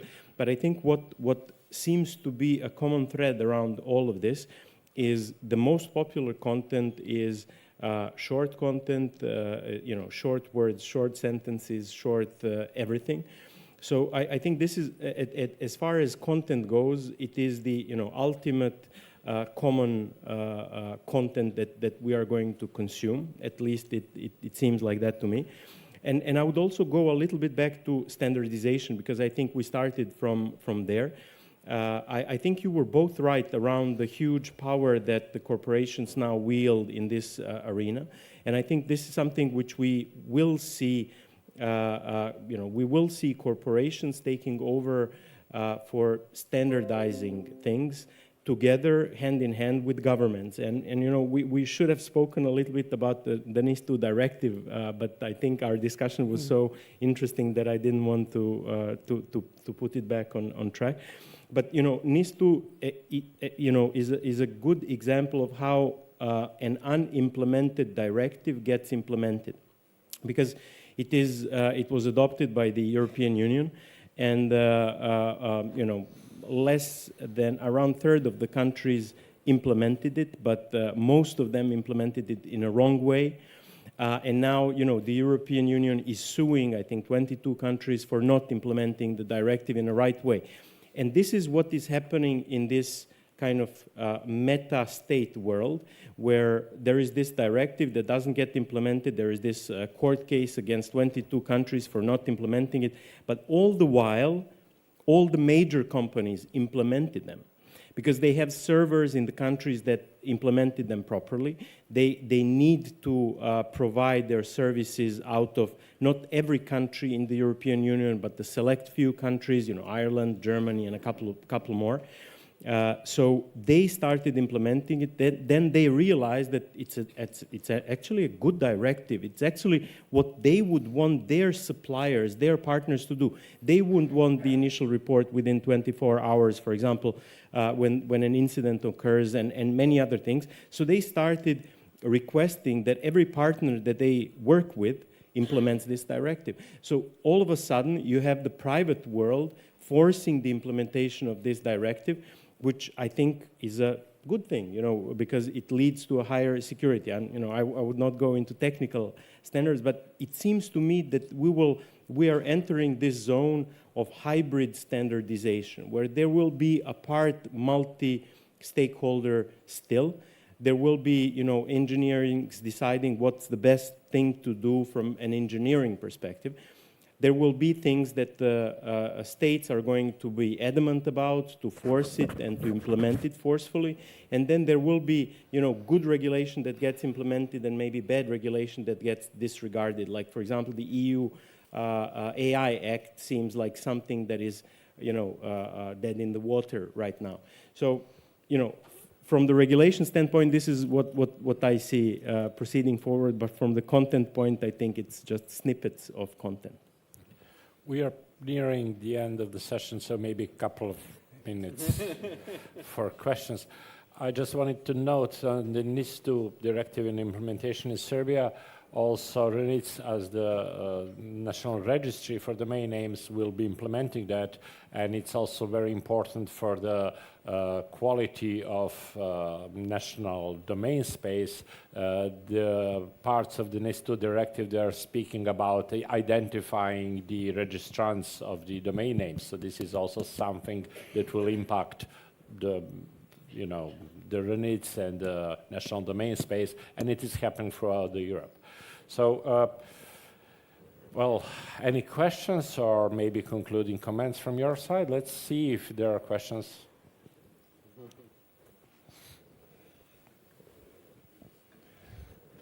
Hello, everyone. Thank you for a lovely session. I'm Diana from the Registry.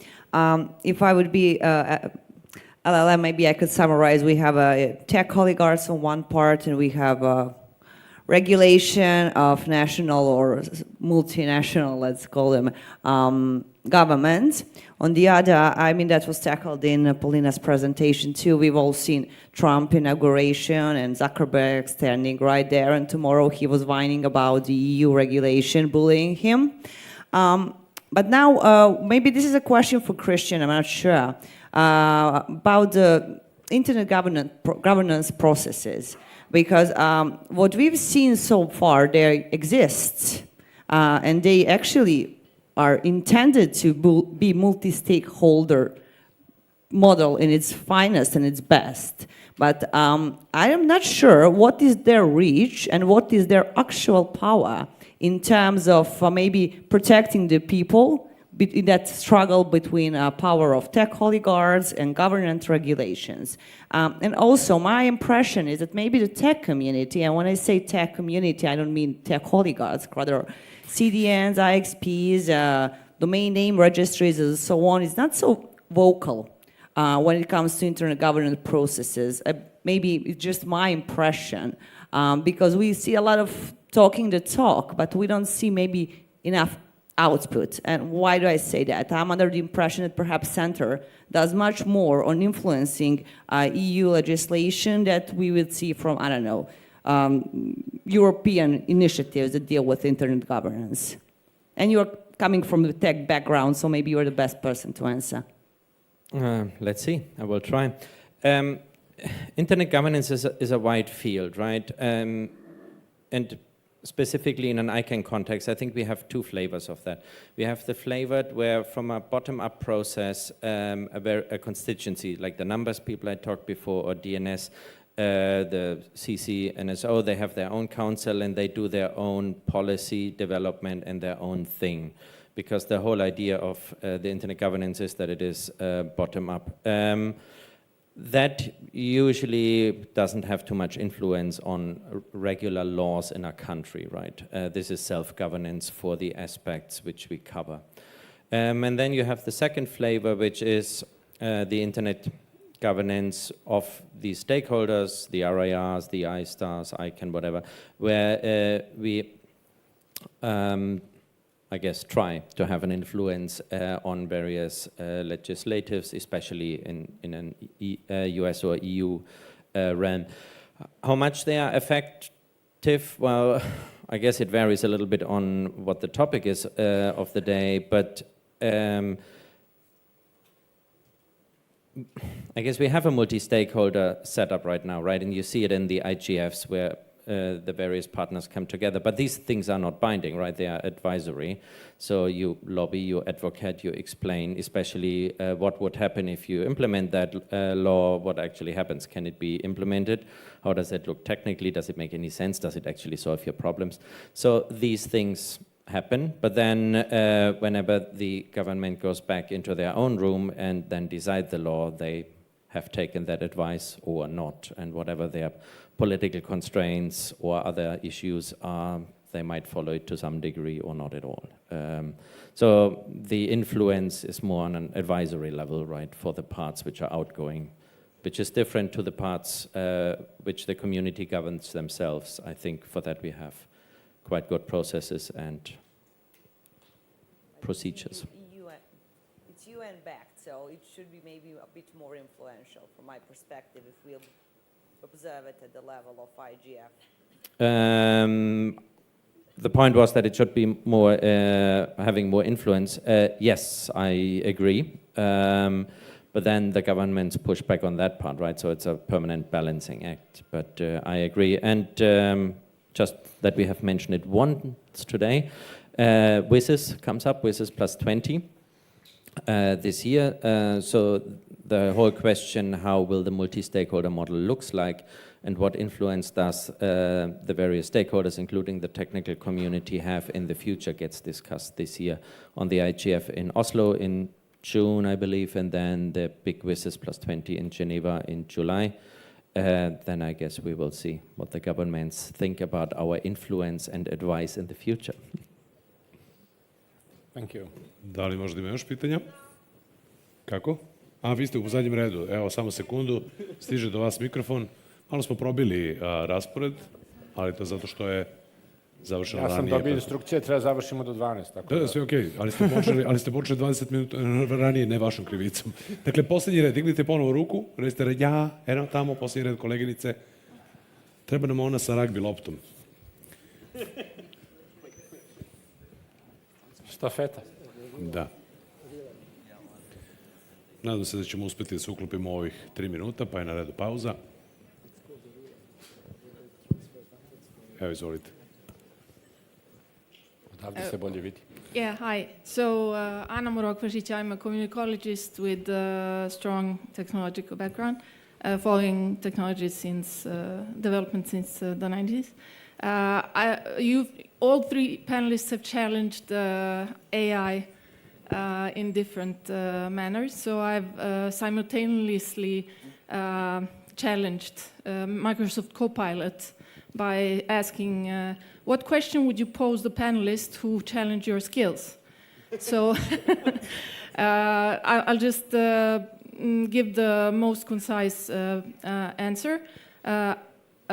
So how should human judgment adapt to balance advanced AI capabilities while ensuring ethical and critical thinking? And also, I said that a panelist said that you generate only mediocre stuff, nothing outstanding and extraordinary. And it said, fair point. My goal is to provide practical and accurate responses tailored to your needs, blah, blah, blah. And I just wrap up with saying maybe outstanding, which Christian used as a term, happens when human creativity and AI work hand in hand, which is kind of my stance as well. Synergy is the answer. Thanks. I think that's Thank a you. great summary for the whole panel. Thanking to Copilot and our visitor here. So, yeah. So the future is unknown, but I hope that the panel was not too boring for you, and I would like to thank our panelists. Hvala vam. Thank you, gentlemen. Thank you very much. You may leave the stage. Dame i gospodo, kao što sam malo čas najavio, dakle, na redu je 30-minutna pauza, so we'll have a 30-minute coffee break. Vidimo se ovde u 12:30. Uživajte u vašoj kafi i proverite mailove.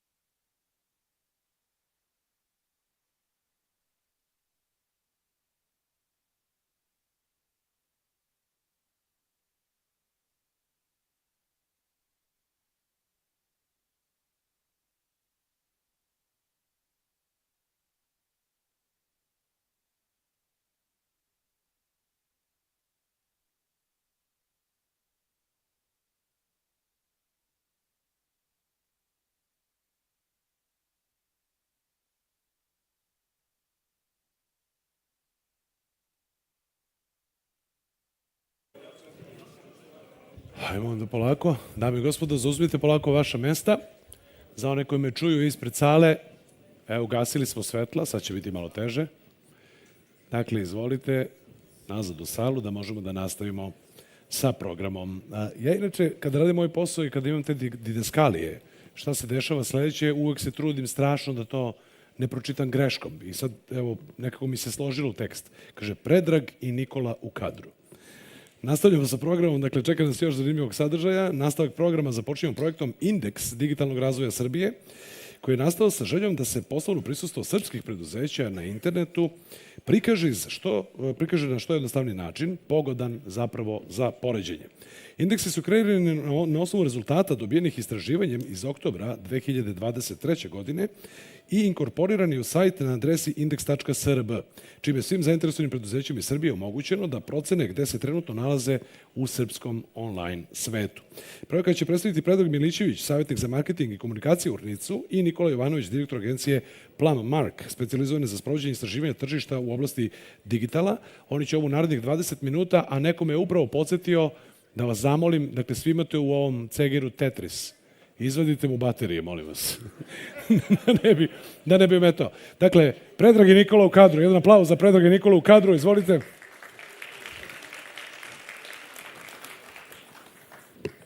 Hvala, gospodine Maks. Izvolite.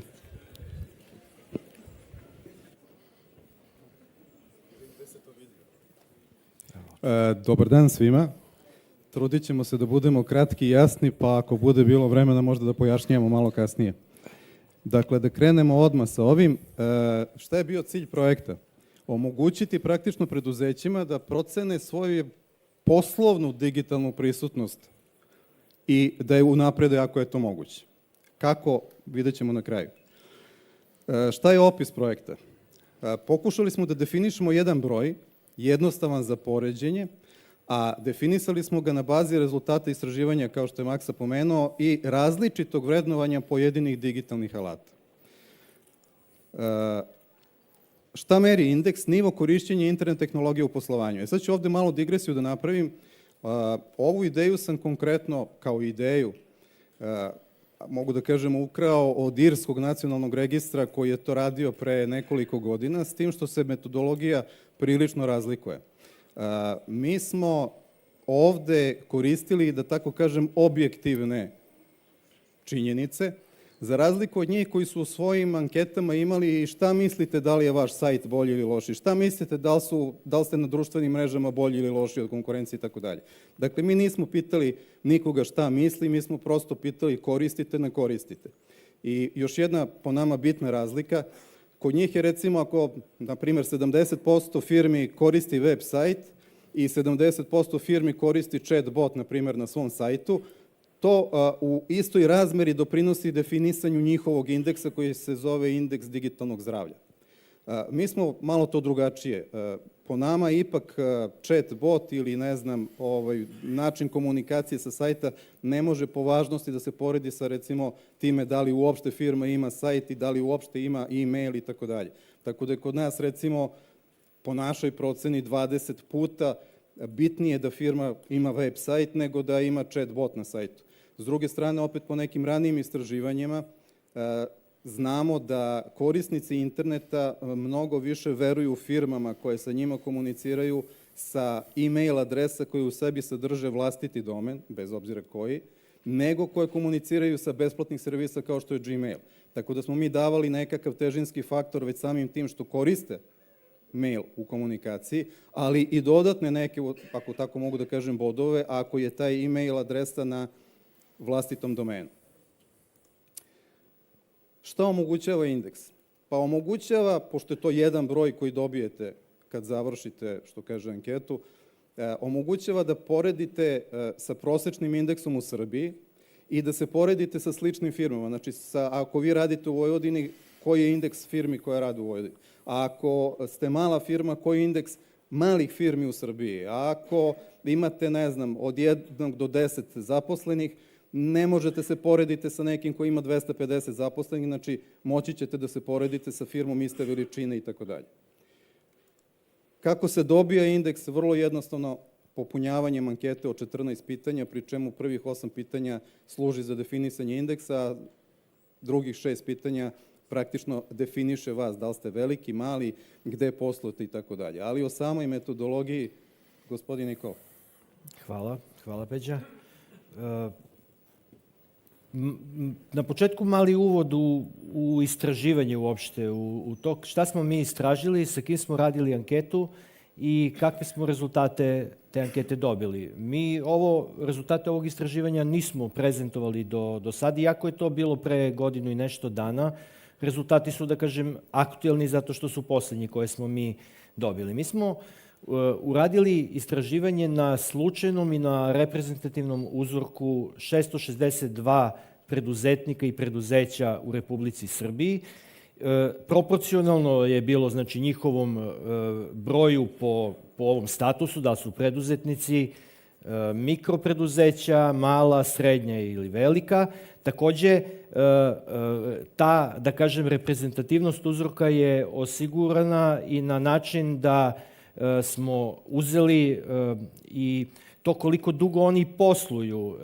To je bio, da kažem, još jedan važan parametar, da bismo jednostavno napravili rezultat istraživanja takav da on oslikava situaciju u našoj zemlji kad su preduzeća u pitanju. Mi već nekoliko godina radimo istraživanje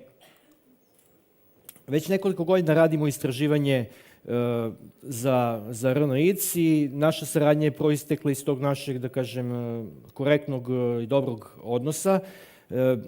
I videli smo da se neka pitanja u svim istraživanjima sa preduzećima ponavljaju. To je onih 8 pitanja koje je Peđa pomenuo i na osnovu tih 8 pitanja shvatili smo da mi možemo da definišemo indeks koji će, da kažem, pokazati u jednom broju tu trenutnu situaciju na tržištu. Ali što je jako važno, jako bitno, da svako preduzeće koje popuni tu anketu, i o tome će Peđa kasnije pričati, moći će da dobije svoj neki broj koji je od 0 do 100, da može da kažem, da se uporedi sa drugim preduzećima u svojoj oblasti rada ili na teritoriji na kojoj posluju i tako dalje. I evo nekih glavnih rezultata istraživanja. 2/3 firmi ima svoje web sajtove koji su u najvećoj meri prezentacije proizvoda i usluga, a znatno ređe služe za neke druge stvari, za komunikaciju ili za kanale, kao kanali prodaje. I sada mi uvek upoređujemo da li je to veliki broj, da li je mali broj. Šta to znači 2/3? Uvek, po meni je važno razmisliti šta je to 1/3 onih koji nemaju svoje sajtove. To je jedan zaista veliki broj preduzeća. Ja sam malo pre, spremajući se za prezentaciju, još jednom pogledao po strukturi ovih, da kažem, firmi, kakva je situacija. Pa tako, recimo, 50% preduzetnika nema svoj internet sajt, a oko 20% preduzeća. I to u nekom ukupnom broju iznosi oko 170.000 preduzetnika i oko 25.000 preduzeća. Znači, 200.000 privrednih subjekata u našoj zemlji nema internet sajt. I zbog toga je ono vrlo važno što je Peđa rekao, mi ne možemo onda da tretiramo na isti način to da li neko ima ili nema web sajt sa tim da li ima chat box na tom web sajtu. Pa su i taj indeks koji smo formirali, to da li imate web sajt je, da kažem, jedna od najznačajnijih, u stvari najznačajniji parametar, a evo i sami podaci pokazuju da ogroman broj firmi i dalje nema web sajt. Još jedan bitan rezultat je to da 64% firmi promoviše proizvode i usluge preko interneta. Naravno, mi uvek, kao što sam i malo pre rekao, razmislite o tome da je to 36% firmi koje ni na koji način ne komunicira i ne promoviše svoje proizvode i usluge preko interneta. I to je jedan veliki broj. Najveći broj firmi to radi svoju komunikaciju i prezentaciju putem društvenih mreža. 55%, znači nešto malo više od polovine, ima za komunikaciju koristi aplikacije za dopisivanje, a tek četvrtina ima chat software na svom web sajtu pomoću kog komunicira sa svojim potencijalnim kupcima i to su onako interesantni podaci. Evo još malo podataka iz tog našeg istraživanja. Kada su društvene mreže u pitanju, najveći broj firmi koristi Facebook i to je 80% firmi, dok tek 8,5% koristi TikTok i 8% koristi Twitter ili mrežu X. LinkedIn poslovnu mrežu koja je, da kažem, možda i jedna od najvažnijih za većinu firmi koje posluju, koristi tek 31% njih. Ovo su važni podaci i sada kada pogledamo na njih, imamo neku sliku koju nismo imali do sad.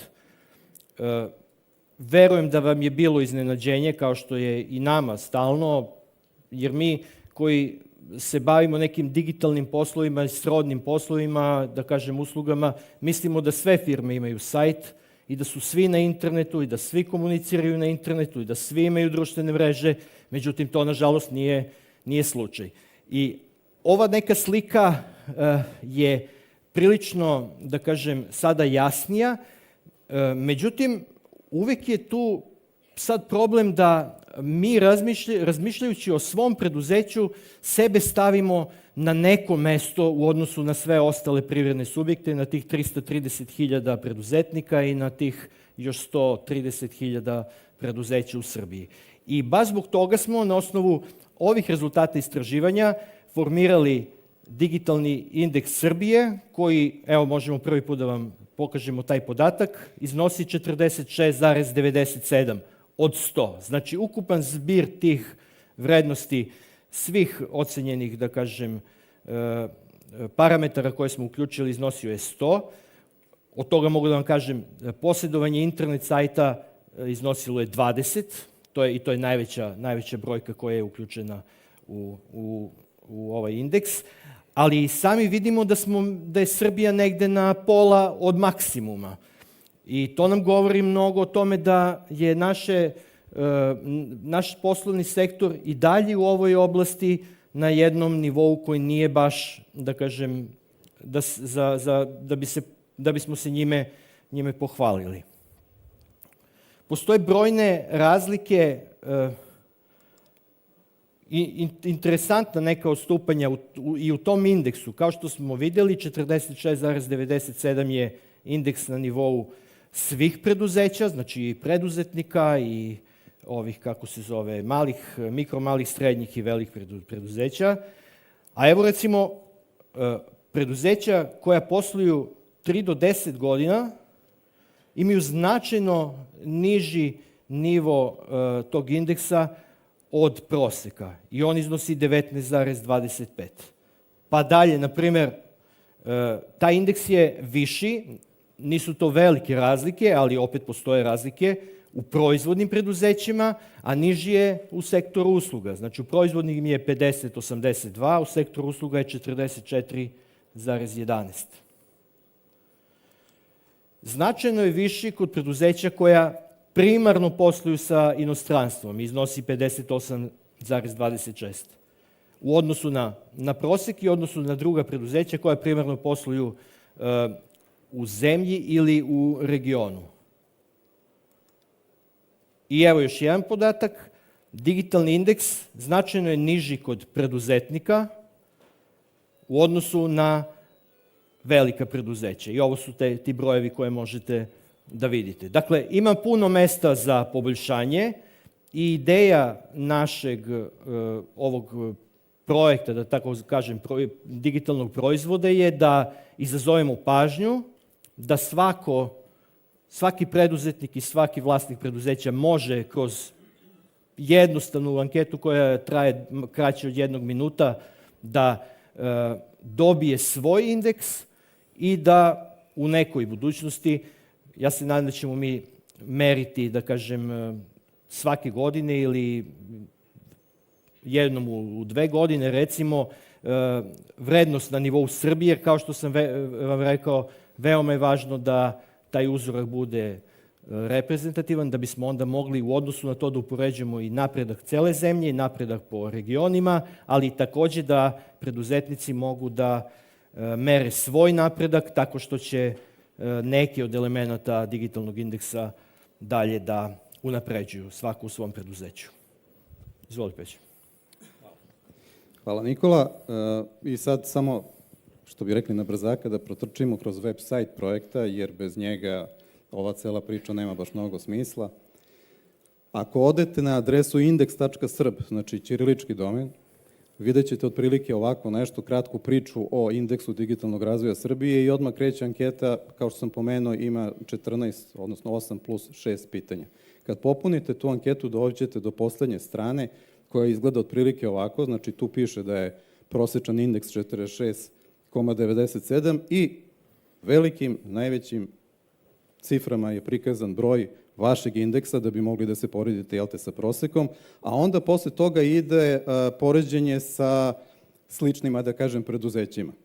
Znači, po dužini poslovanja, moram da priđem, moje naučare me izdaju, po oblasti poslovanja, po ciljnom tržištu i tako dalje, znači ima tih 6 nekih parametara na osnovu kojih se definišu firme i vi se poredite u okviru onih firmi gde ima smisla. Kao što sam pomenuo, ne vredi da se preduzetnik poredi sa velikom firmom, ne vredi da se firma od 5 ljudi poredi s firmom od 255 ljudi i tako dalje. Dakle, napravili smo ceo sistem iza ovog sajta da poređenja imaju smisla i da vidite gde ste. E sad, ako na neko od pitanja odgovorite negativno, sajt će vam prikazati predloge sadržaja koji bi možda vama bili korisni. Konkretno, jedno od pitanja je da li imate prodaju na sajtu. Ako odgovorite ne na to pitanje, dobit ćete predloge nekoliko sadržaja sa domen RS sajta u kojima se objašnjava šta bi bilo dobro uraditi da bi vaš sajt bio bolji prodajni sajt, na primjer.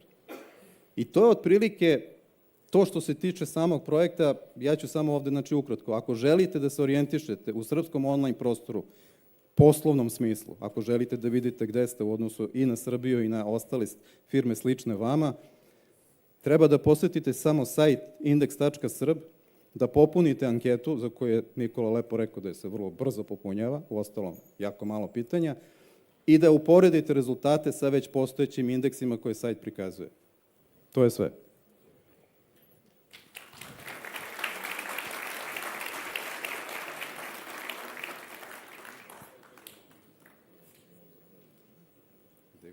Pitanja, jel? Da li imamo neka pitanja za Peđu i za Nikolu? Ako imate, samo dignite ruku. Nema. Ja imam pitanje što niste izvadili baterije iz Tetrisa, ja smo ga opet čuli, ali dobro. Ok, hvala momci još jednom. Hvala svima. Hvala. Evo, stvari, ja ću ovde da možemo da se mi mojićemo, izvolite. Hvala najlepše.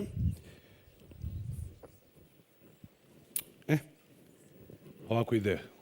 Uvod, hvala još jednom gospodo, kaže, pojavi se s vremena na vreme tako reč ili fraza koja brzo uđe u rečnik poslovnih ljudi, a da zapravo gotovo niko ni ne razume o čemu je tačno reč.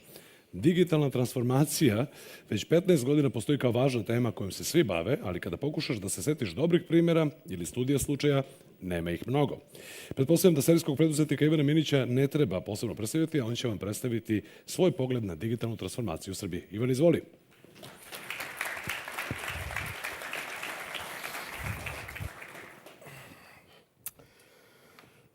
Da. Prvo jedan disclaimer. Ja inače kad izađem na scenu generalno nekontrolisano pričam gluposti.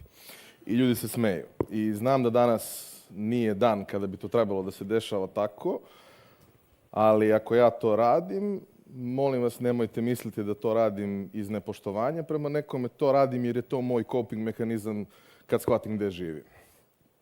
I većina stvari koje će danas biti smešne su stvari za koje prvo krenemo da se smejemo, a onda malo kad počnemo da razmišljamo o tome shvatimo da smo se smejali od muke. A razlog zašto je ovde slika Novaka Đokovića je zato što Midjourney ne ume da napravi Nikolu Jokića. Šta ćete, tako je. Valjda nema dovoljno veliki uzorak. A kako je koncipirano ovo danas što hoću da vam pričam? Pa otprilike na način da kao ono kad dođete kod lekara pa on uzme anamnezu pa onda krene da proverava razne analize krvi i ovo ono, geneza bolesti i onda znate šta je otprilike kako. Tako sam ja negde postavio ovu priču. Biće jako anegdotalna jer u svakoj drugoj varijanti kapiram da bi negde 6. 7. minuta krenuli da se bodete. Ovako će vam bar biti koliko toliko, nadam se, interesantno, mislim, čućemo u ostalom. Šta je negde bila ideja? Kada su me pitali da pričam o tome, ja sam rekao, ali šta tu ima da se priča? Pa kao možda nešto stručno, rekao stručno je beskrajno dosadno i suštinski je nebitno. Pa dobro, ali možda neki primjeri, pa nema baš ni primjera mnogo. Sad, vreme prolazi, godine prolaze, ima sve više i više primjera. I ispričat ću vam i neke primjere, ali prvo ću da vam pričam neke stvari iz života. Mnogo je lepa prezentacija, sve je šareno, znači ćirilica, sve u fullu, nema zezanja. Okej. Ajmo da krenemo od jedne priče gde dosta aktera ovde u sali se seća tih nemilih događaja koje smo organizovali na Kopaoniku u zimu 2012. Konferencija koja je okupila preko 1000 ljudi i tu se dešava šta? Ja pitam, koliko može da stane u ovu salu? Pa kao, ako se nabije može 650, 700. Dobro, ne bi bilo loše da imamo internet. Pa ne možemo mi da vam garantujemo da će to da bude dobro. Imamo mi ljude sa kojima smo već radili, koji su, da kažem, u Telekomu, u njihovoj tehnici, jer je Telekomova optika gore. Možemo da ih pozovemo, možete. Tamo ima jedna genijalna žena koja se zove Jelena, sa kojom o svemu uvek možete da se dogovorite i to će zaista da bude tako kako je. Problem je što Jelena ima minione. A kao i u filmu, minioni su generalno moroni. I sad mi sedimo i objašnjavamo se, svađamo se, kako to obično biva. Kaže, koliko će vas da ima? Pa 650, 700, znači 500 uređaja. Rekao, ne, znači 1000 uređaja. Ma daj, nemoj mi pričati, pa mi smo ovde imali, ne znam, kongres stomatologa. Da, stomatologa. Ovo nisu stomatolozi. Ma ne, kao nemoguće i to sve, kao ne. Mislim, pritom imajte u vidu, pre 13 godina nije baš svako nosio pametni sat, nije svako nosio 2 telefona, ali već jeste negde prosek uređaja bio dosta viši od 1.0. I imali smo tu sreću i privilegiju da opening keynote bude Dave Trott, da zaista bude prepuno u sali, da ne može da se diše i da naravno 3. minuta ne radi internet. I sad minioni dolaze i isto onako nerazgovetno pričaju kao i u filmu, samo nisu onako slatki i žuti. I kao, ma ovo je nemoguće. Šta je nemoguće? Ima 1400 uređaja. Dobro, ali rekli smo vam da će da bude. Ma mi smo mislili da ste vi budale. Dobro, mi sad znamo da ste vi budale, a šta ćemo da uradimo po pitanju ovoga? Pa kao dići ćemo još par rutera i okej, za, ne znam, sat vremena su oni to rešili. Ali u trenutku kad je bilo najpotrebnije da to radi, nije radilo, naravno, kako i inače biva. Sad, to je bilo pre 13 godina. Šta kaže trenutna statistika? Svet ima preko 8 milijardi ljudi, što je zastrašujuće. I ima negde oko 19 milijardi konektovanih uređaja u svakom trenutku. Ima tu sad još faktora koje tu treba uračunati. Koliko se sećam, kad sam izvlačio podatke, u ovo se ne broje mobilni telefoni. Znači, treba dodate još 8 milijardi na ovo. Ovo su IoT uređaji i slične stvari, ali dobro. I šta je negde moj zaključak, osim što je trenutno stanje ovakvo i to je nešto što treba da imamo u vidu. Moj zaključak je naravno sve smo prvi radili.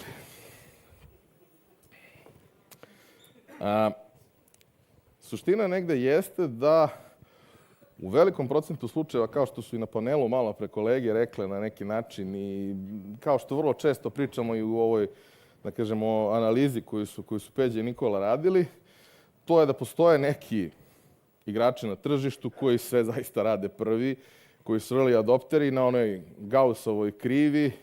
Oni su tu da sve prvi probaju, oni su tu da istestiraju svaku stvar i reše najčešće greške i tako dalje i onda dođe do neke masovne adopcije. I ta masovna adopcija je sada tu na celom globalu. Gde god da odete imat ćete 4G ili 5G, gde god da odete moći ćete da nađete prilično jeftin mobilni internet koji će vrlo stabilno raditi i tako dalje. E sad, mi smo vrlo često zbog fantastičnih odluka koje smo pravili kroz istoriju, nekako u onih poslednjih nekoliko vagona u tom vozu, iako naravno ima ludaka koji sve nabave prvi, testiraju prvi i sve ostalo, da se to proširi među ljudima nije baš tako jednostavno i često. I sad tu na jednom primjeru ilustrovat ću kako izgleda taj put kod nas, barem iz neke moje vizure.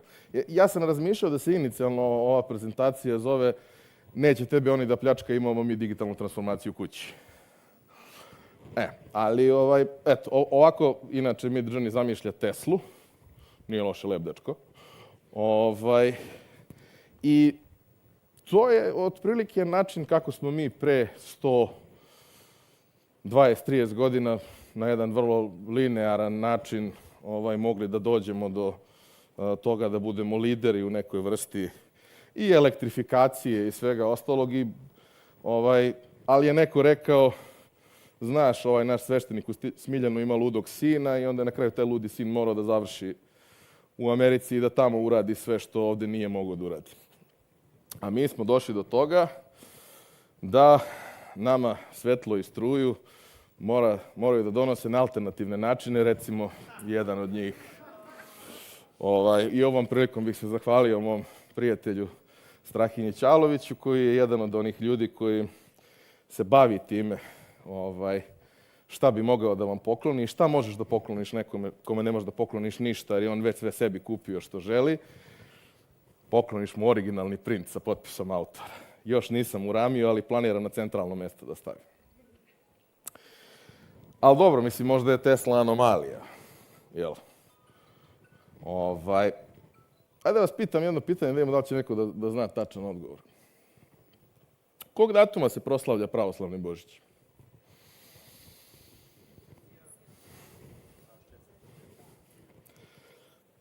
Advokat. Što ti je advokat? To je ona priča, 7. januara. Nijedan Božić se nigde ne proslavlja 7. januara. Ima samo problem kad ti selektivno usvojiš nešto što ti odgovara, pa onda ništa ne funkcioniše. Ako je pravoslavni Božić, onda se valjda gleda i kalendar koji pravoslavlje poštuje, što znači 24. 25. decembar. Sad, ne odgovara nama taj kalendar, pa ćemo mi da vidimo nešto. Mi smo inače poznati po tome što nama ne odgovara kalendar. I onda ima jedan dobar čovek, mnogo pametan bio. Mi smo ga stavili na 2000 dinara, znači, što se kaže, dobio je respekt.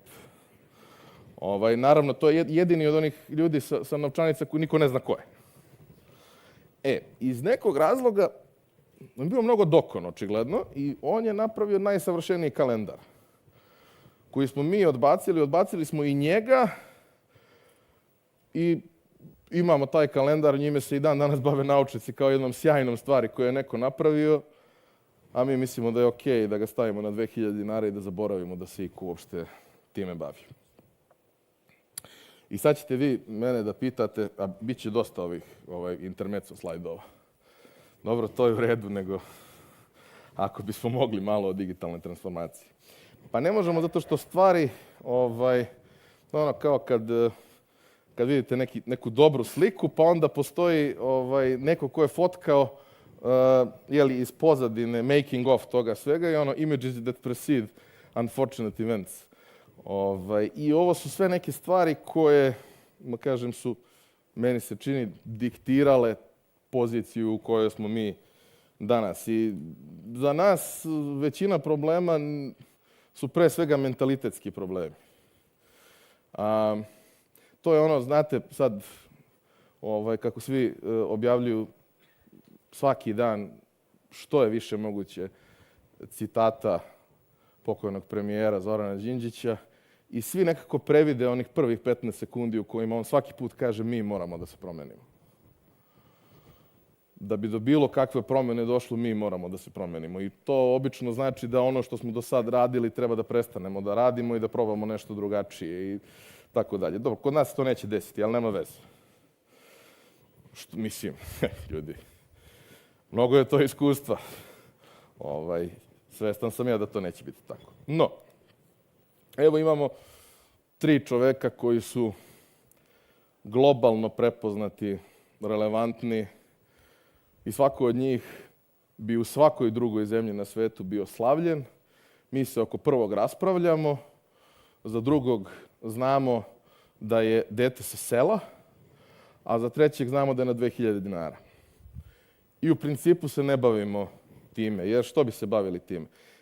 Najvažnije pitanje je da li je Tesla Srbin. To šta je on uradio i zašto se on borio, to je manje važno.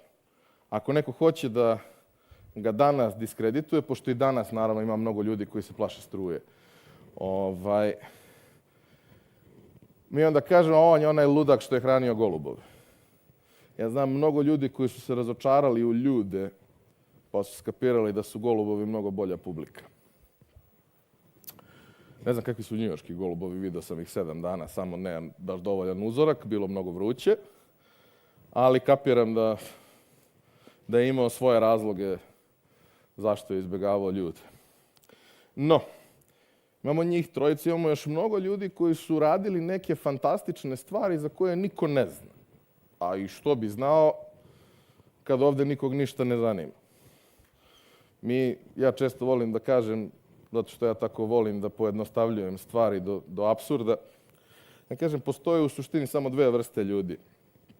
Zamislite sad ovu scenu.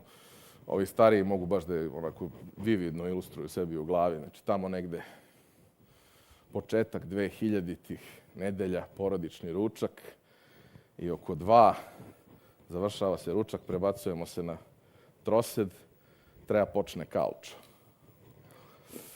I u tom trenutku se možda najbolje očituje koje 2 vrste ljudi postoje.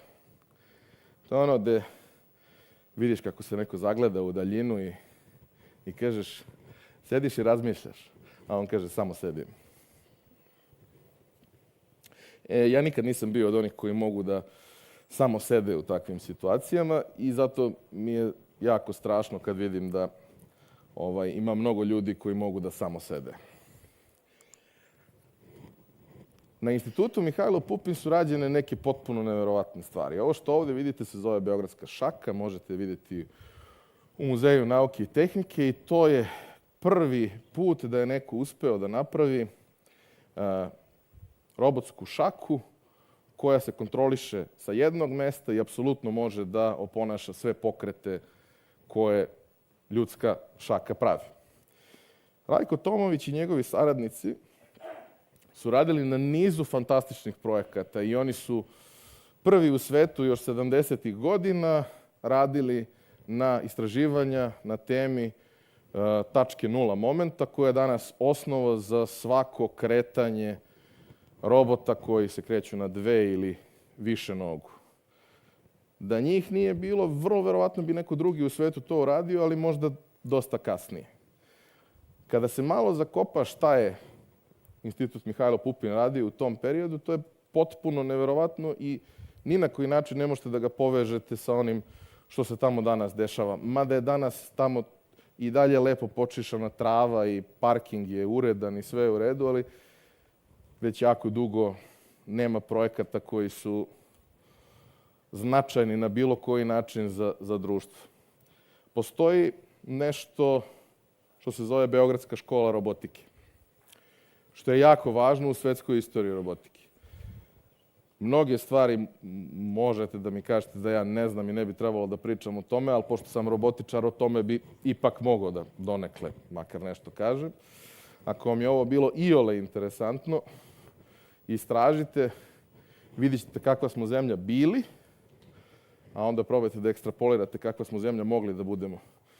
I onda ćete biti u depresiji kao i ja.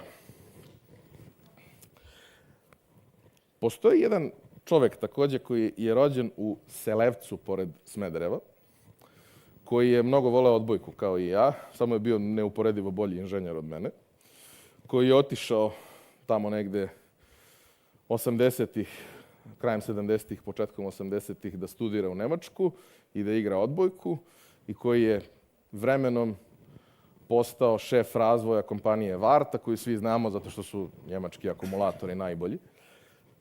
Ali zahvaljujući njemu, mi danas imamo mobilne uređaje onakve kakve imamo, jer je njegov tim razvio prvu dvofaznu litijum-ionsku bateriju koja se prvo koristila u originalnom iPodu, a onda u svim ostalim Apple uređajima, a kasnije i ne i Apple uređajima, nego i svim ostalim pametnim uređajima koje nosimo na dlanu.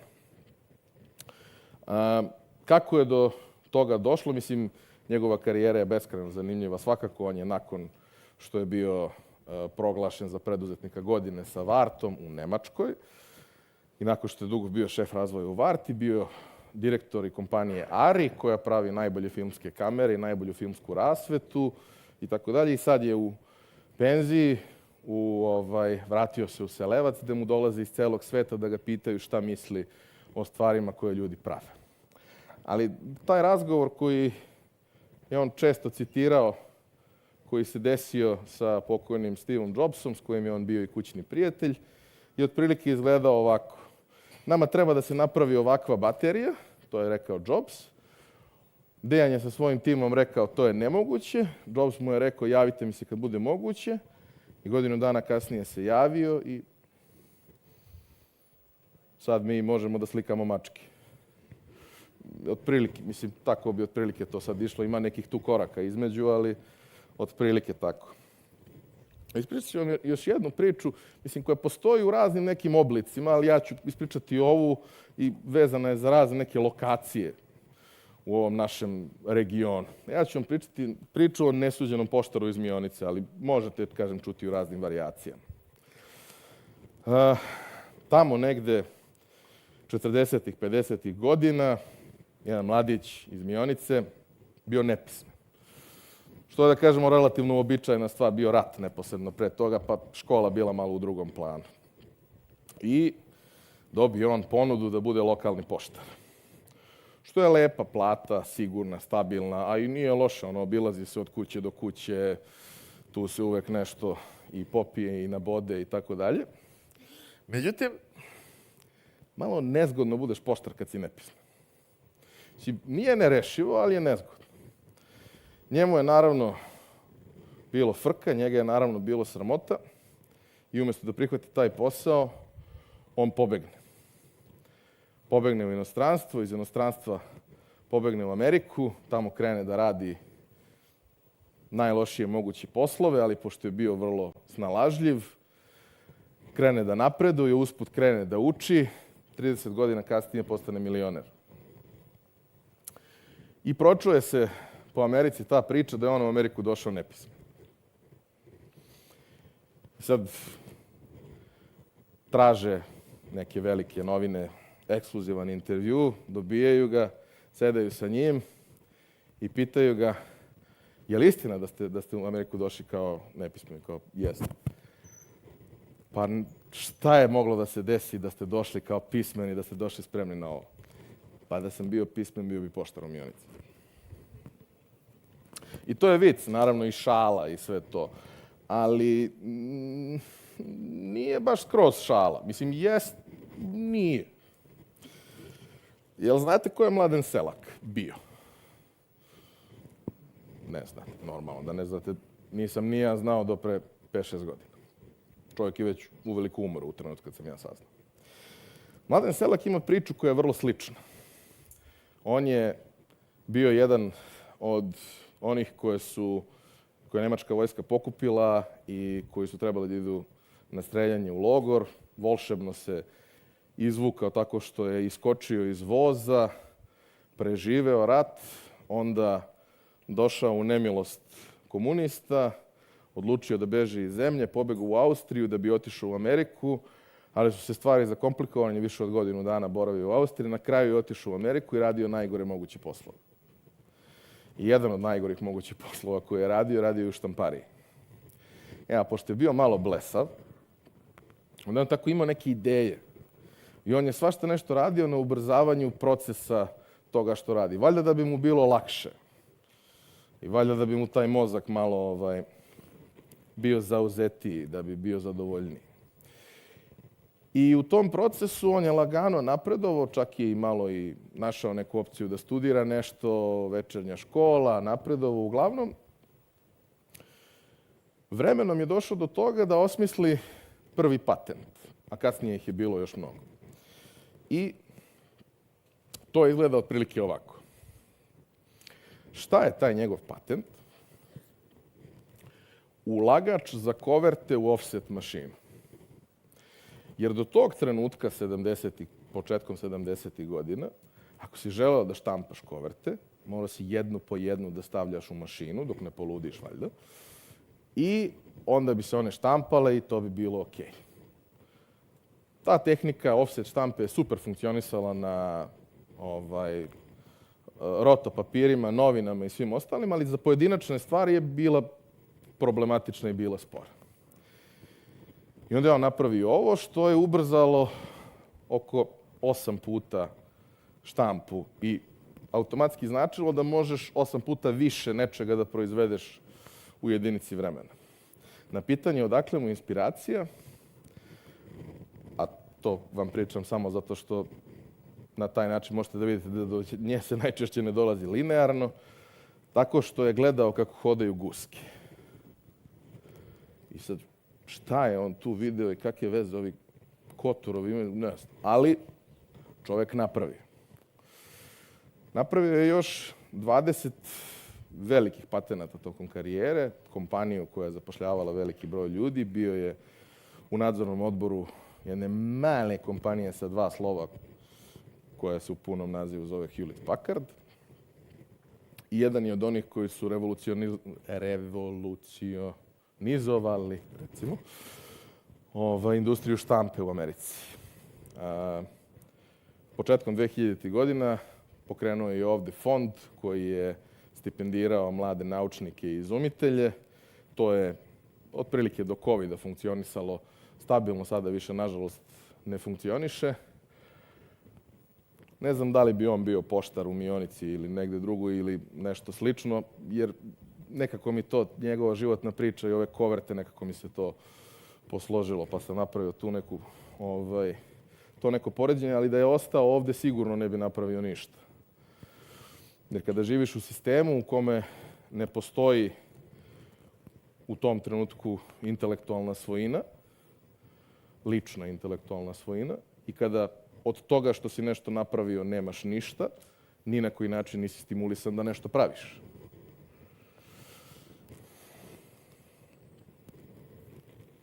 Možda je sad, možda je vreme. Na pola smo, nije vreme još. Dobro. Otprilike negde u ovo vreme, april bio do duše, ali to je tu. 2016. godine zove mene prijatelj i kaže dobio sam neki projekat da radimo sa klincima 4. godina srednje škole, motivaciona predavanja o digitalnoj pismenosti. Super. Pa sam ja mislio ako možeš ti, još bolje.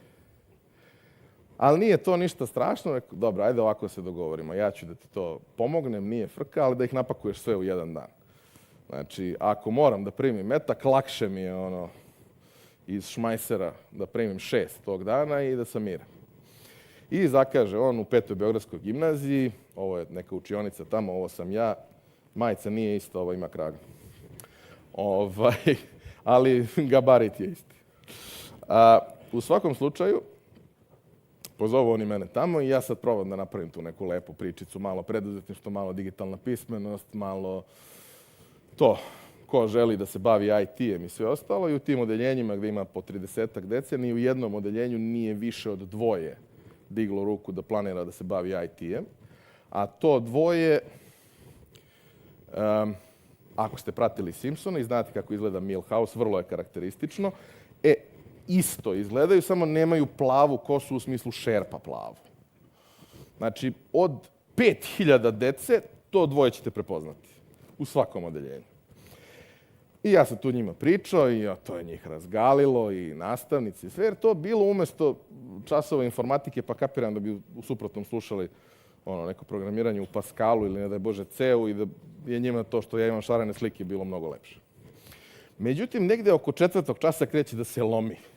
Prvo, ja sam umoran, a drugo, dobijam jednu fantastičnu ekipu u kojoj ja njima postavim pitanje čime žele da se bave, oni meni kažu i ja im kažem pa dobro, ali mislim to što ste vi zamislili da radite kad završite školu i sve ostalo, to neće postojiti tad. I onda oni meni kažu, jedna devojčica iz recimo 3. reda ustaje i kao pokazuje onako prstom i kaže ti dehumanizuješ društvo.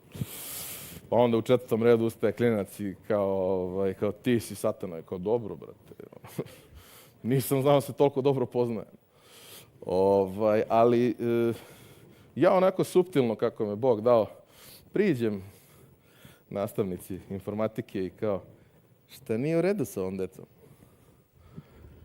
Kaže, njima je razredni nastavnik vjeronauke. Upoznao sam čoveka, super je, znači nije do njega. Ali hoću da vam kažem da pre samo 9 godina smo mi i dalje imali tu neku prepotopski pogled na svet u toj generaciji koja je tad bila 4. godina srednje. Znači sve što sam ja njih pitao, čime planirate da se bavite u životu?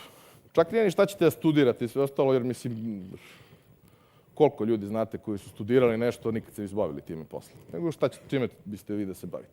I ja mogu da rekonstruišem otprilike šta su oni rekli, to je bilo otprilike ovako. Knjigovođa. Dobro. Glumac. Novinar. Fotograf. Taksista. Biolog. Prevodilac. I ja sam im svima otprilike rekao, jeste baš sigurni da ti izbori i sve ostalo? Jer podpitanje je bilo da li mislite da će u tome da vam treba digitalna pismenost, informatička pismenost, i svi su rekli da neće.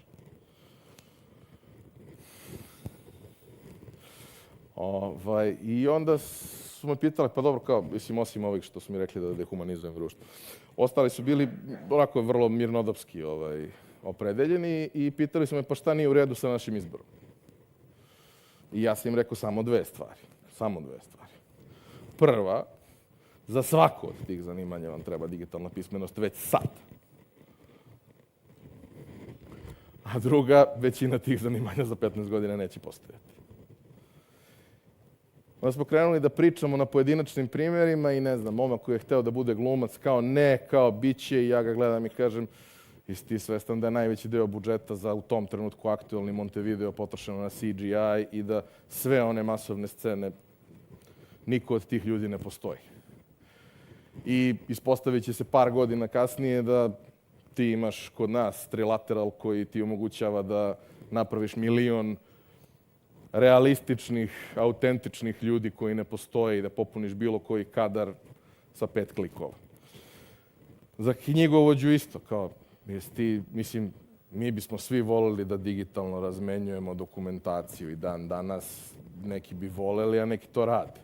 Mi smo prošle godine imali taj skup na kraju godine gde zovemo sve partnere i moje kolege su poželele razne stvari. Ja sam poželeo ako bismo mogli ugovore da potpisujemo digitalno. I oni se smeju. Ne, nije smešno. Nije smešno. Mnogo je strašno kad ti IT firma kaže dobro, potpiši digitalno, ali pošalji mi overeno i potpisano poštom za svaki slučaj, da imam ovo digitalno dok ne stigne ovo pravo. U svakom slučaju, to jeste neka i tada bila realnost da idemo ka tome da ni za jedno više zanimanje ne možeš da funkcionišeš bez digitalne pismenosti, a da, ne znam, iako si biolog, eto i ta devojka, sećam se, pričala i, koliko znam, upisala je biologiju, ne znam posle šta je bilo, a ja joj kažem, ja imam drugaricu koja studira biologiju, koja je odličan student. Jedva smo našli nekog ko toliko zna MATLAB da može da uradi simulaciju koja njoj treba. 2016. Dobro. Šta se danas dešava? Mora da ubrzam, ne vredi. Mora da ubrzam. Šta se danas dešava? Danas ne možeš budeš poljoprivrednik ako nemaš elementarnu digitalnu pismenost ili u svom okruženju imaš nekog ko može da uskoči i da pomogne. Ne možeš da budeš ni dostavljač, jer ti se sve nalazi na telefonu. Tvoj život je na tvom telefonu. Ne možeš da budeš ni učiteljica. Ako si mogao da budeš, ako si mogla da budeš do covida, sad očigledno više ne možeš. I sad dolazimo do dramatične teme digitalne transformacije. Mislim, još malo, ja ću sad malo još i da vam ispričam još jednu priču. Pre 6 meseci u jednom gradu u Srbiji, ovo je slika koja je inače na Deposit Photos, kada ukucaš small town in Serbia, evening. Znači, baš je onako tvrda slika, ali lepa je.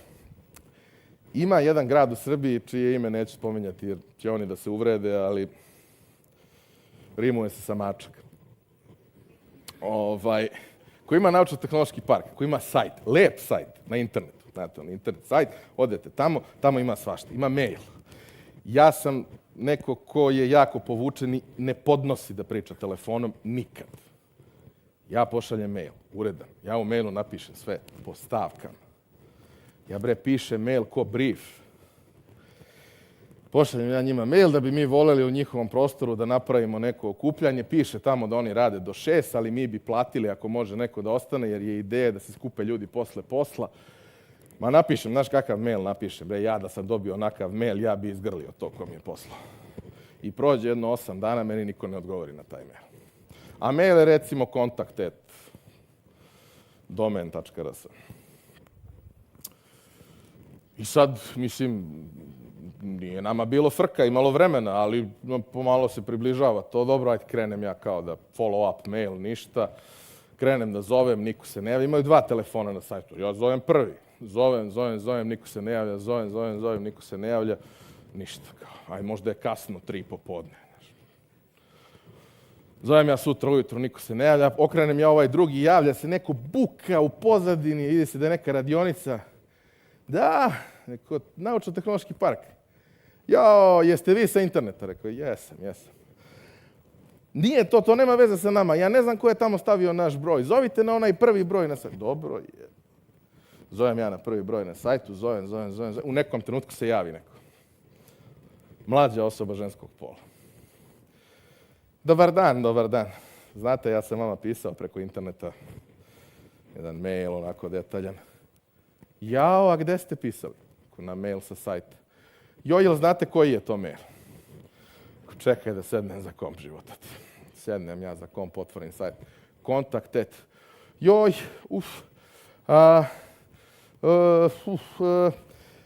Reći ću ja koleginici koja čita taj mail da vam se javi.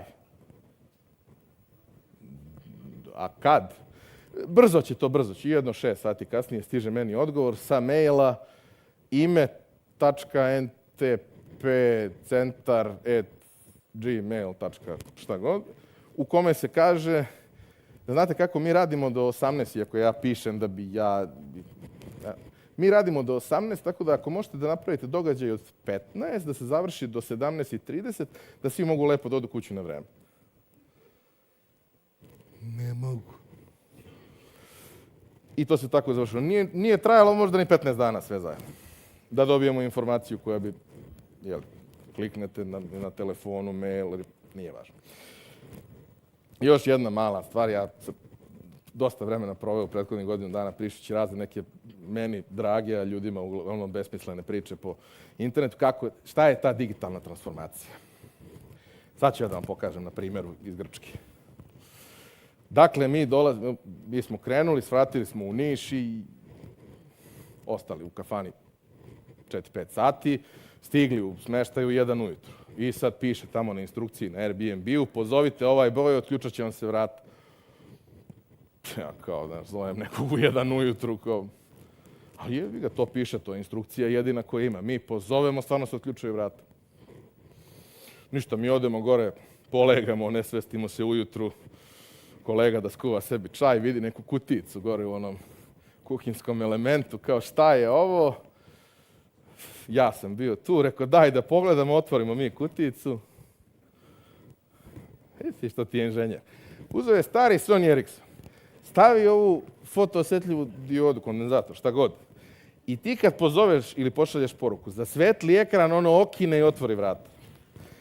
Jeste da malo izgleda kao bomba, ali u 1 ujutru u Solunu, ovo je mnogo lepo rešenje. I ono ušrafio, što se kaže, šrafovima za drvo, znači sve u fulu, nema da mrdne. I ja sam bio fasciniran i oduševljen. Nego, digitalna transformacija. Sad ću ja da budem brz jer, mašala. Dobro. Ajmo da krenemo. Ja volim te priče iz života, pa će to vidjet ćete. Dakle, ovde na slici imate 3 čoveka, dakle jedno 10 podcasta, 12 možda, sve zajedno. A zašto je ova slika bitna? Ja nemam nijednu drugu sliku koja izgleda lepo, koja je u mom omiljenom kafiću koji mi se nalazi pod prozorom. Što je bitan flert? Meni je bitan iz mnogo razloga, ali vama ne mora da bude bitan zbog toga.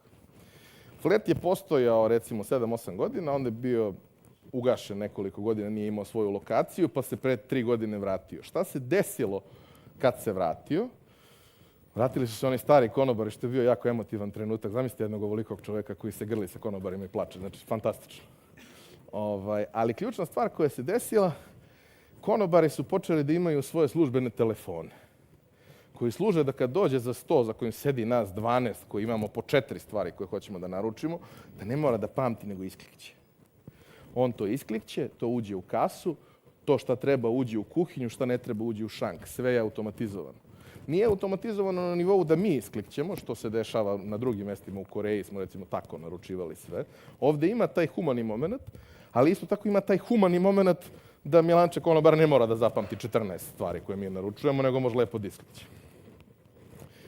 To je digitalna transformacija u ugostiteljstvu. Domaći kiflice, naš prijatelj Miloš Minić, elektroinženjer koji pravi najbolje kiflice na svetu. Kakve veze ima elektroinženjer sa kiflicama? Ima taštu. Tašta pravi odlične kiflice. Oni su probali da prave kiflice, ljudi su oduševili, onda je on kao svaki inženjer shvatio da ako hoće to da skalira, mora gomilu stvari da uvede. Šta je uveo?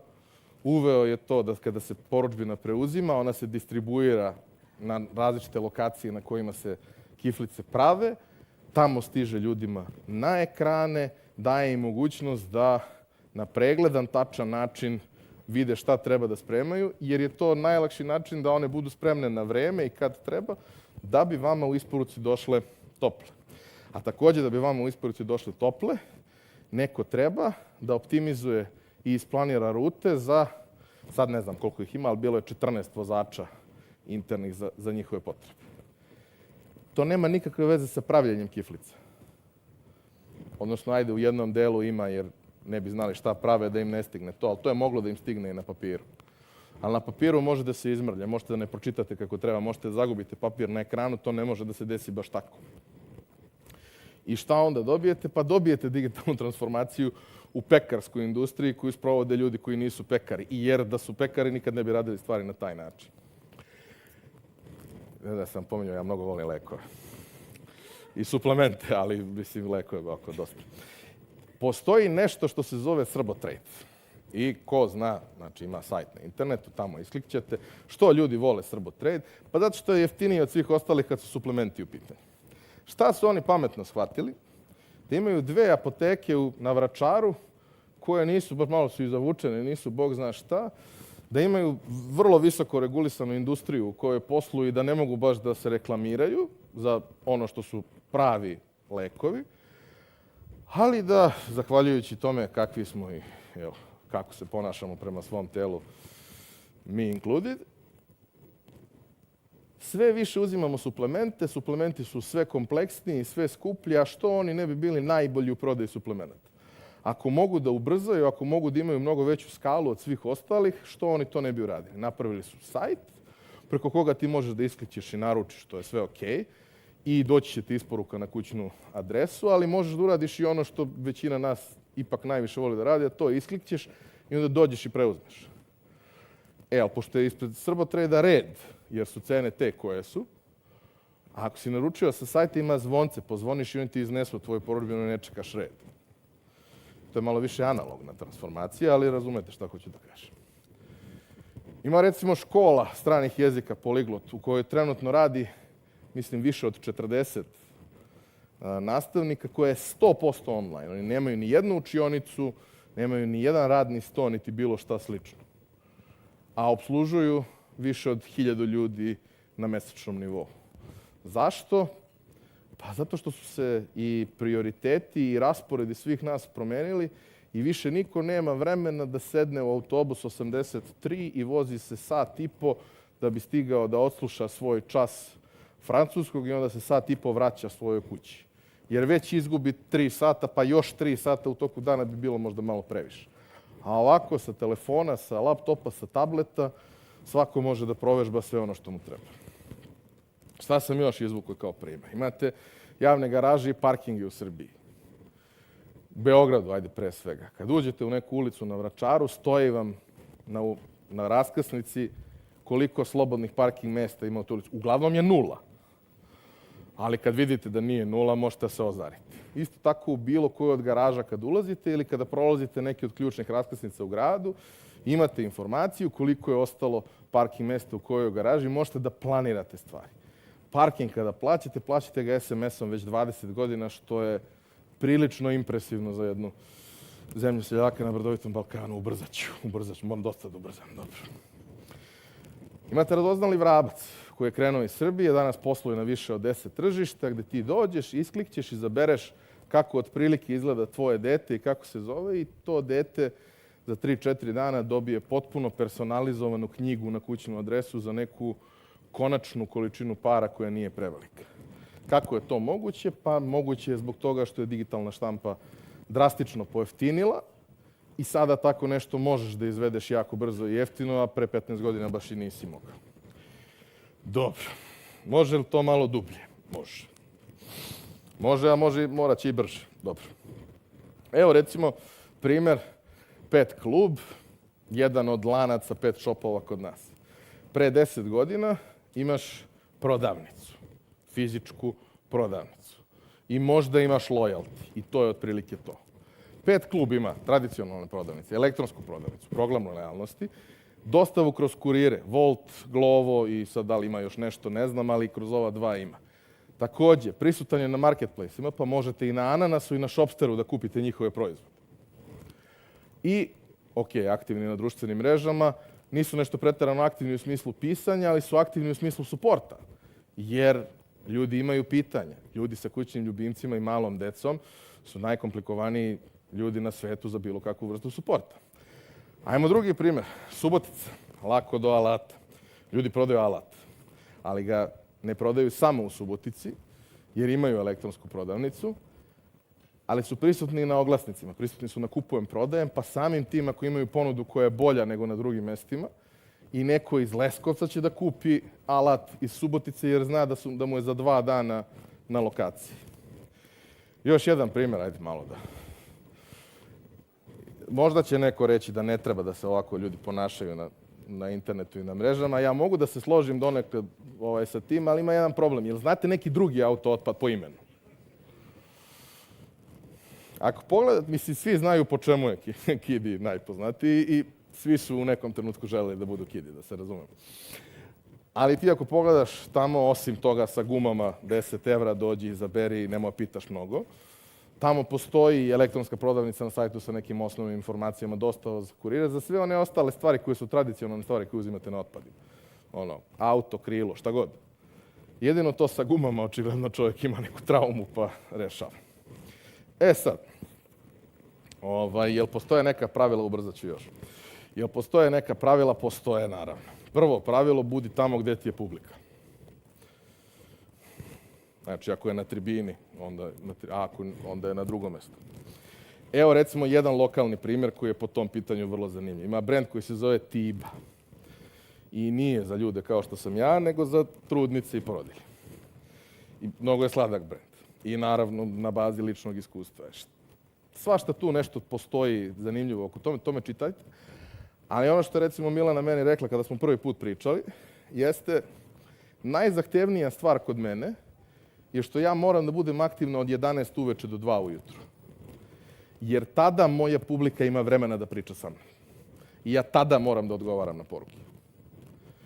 I kad uzmete u obzir koja je publika, to je tačno. Druga stvar, komunicirajte sa ljudima, njihovim izabranim kanalima i jezikom. Ne mora znakovnim jezikom, mada ima i to svoje pozitivne strane. Šta to konkretno znači? To konkretno znači da ako sam ti poslao mail, ne treba da me pozoveš. Ne treba da me pozoveš nikad, ali posebno ako sam ti poslao mail. Imam ja sad jednu priču o tome kako niko ne može da uhvati gde je air fryer koji je kupila moja drugarica pre 4 nedelje. Niko ne zna gde je. Vratit će joj novac za 2 nedelje, tako da 6 nedelja je prošlo zbog air fryera koje je ona probala da kupi online. Šta bi bilo da je nešto stvarno bitno? Mislim, realno, bez air fryera se može živjeti. Drugo, kako izgleda ta komunikacija? Ja sam ovdje zamaskirao sve što sam mogao i nije Bosnijan, ali nema veze. Naručio sam nešto u petak, u radno vreme, stiglo mi u ponedeljak u 1:30 odgovor. Poštovani, trenutno nisu dostupni artikli koje ste naručili. Ovaj broj ne znači ništa. Znači, nije broj artikla, nije ništa. Također, vi to možda ne vidite, ali ja vidim. Ovdje postoji dupli razmak. Znači, potpuno nepismen odgovor. Prodaješ sofisticiranu tehničku opremu koja je skupa. Ali te baš briga za tvoj kupca. Evo još jedan primjer. Isto ljudi prodaju gume. Ne znam šta je s ljudima koji prodaju gume. Šta ovdje možemo da vidimo na ovom primjeru? Odgovara na 6% poruka, uglavnom nakon 2 dana. Normalno da sam ja poslao poruku, pa sam onda pročitao. I ja mogu to da razumem. Da je to varijanta, postavili smo jedan generički oglas, pa vi vidite, javite se ili se nemojte javiti. Ali oni su postavili preko 300 oglasa sa po 10 slika tih guma koje prodaju. Te gume koštaju, polovne su, ali koštaju 300-400 eura set. Odgovori na jebenu poruku. Zašto poziv? To je sad pitanje. Dobro, brže ću. Kontrola kvaliteta. Sad dolazimo na zanimljiv deo, sad kad nemamo vremena. To je to. Postoje razni ljudi koji prave razne zanimljive, neobične stvari ovdje. Vi ćete to bolje istražiti, ja ću vam sad samo brzo pričati. Prva stvar je jedna firma koja se zove Cool Beer, koja već nekoliko godina se stara da pivo koje dođe do nas prođe kako treba, hladni lanac i sve ostalo dođe na najbolji mogući način i da za svako burence koje dođe na točilicu znate celu njegovu istoriju. Ti ljudi su napravili preko 40.000 IoT uređaja koji prate pivo, jer zašto pivo je važno? Ne znam da sam vam to rekao, ali pivo je važno.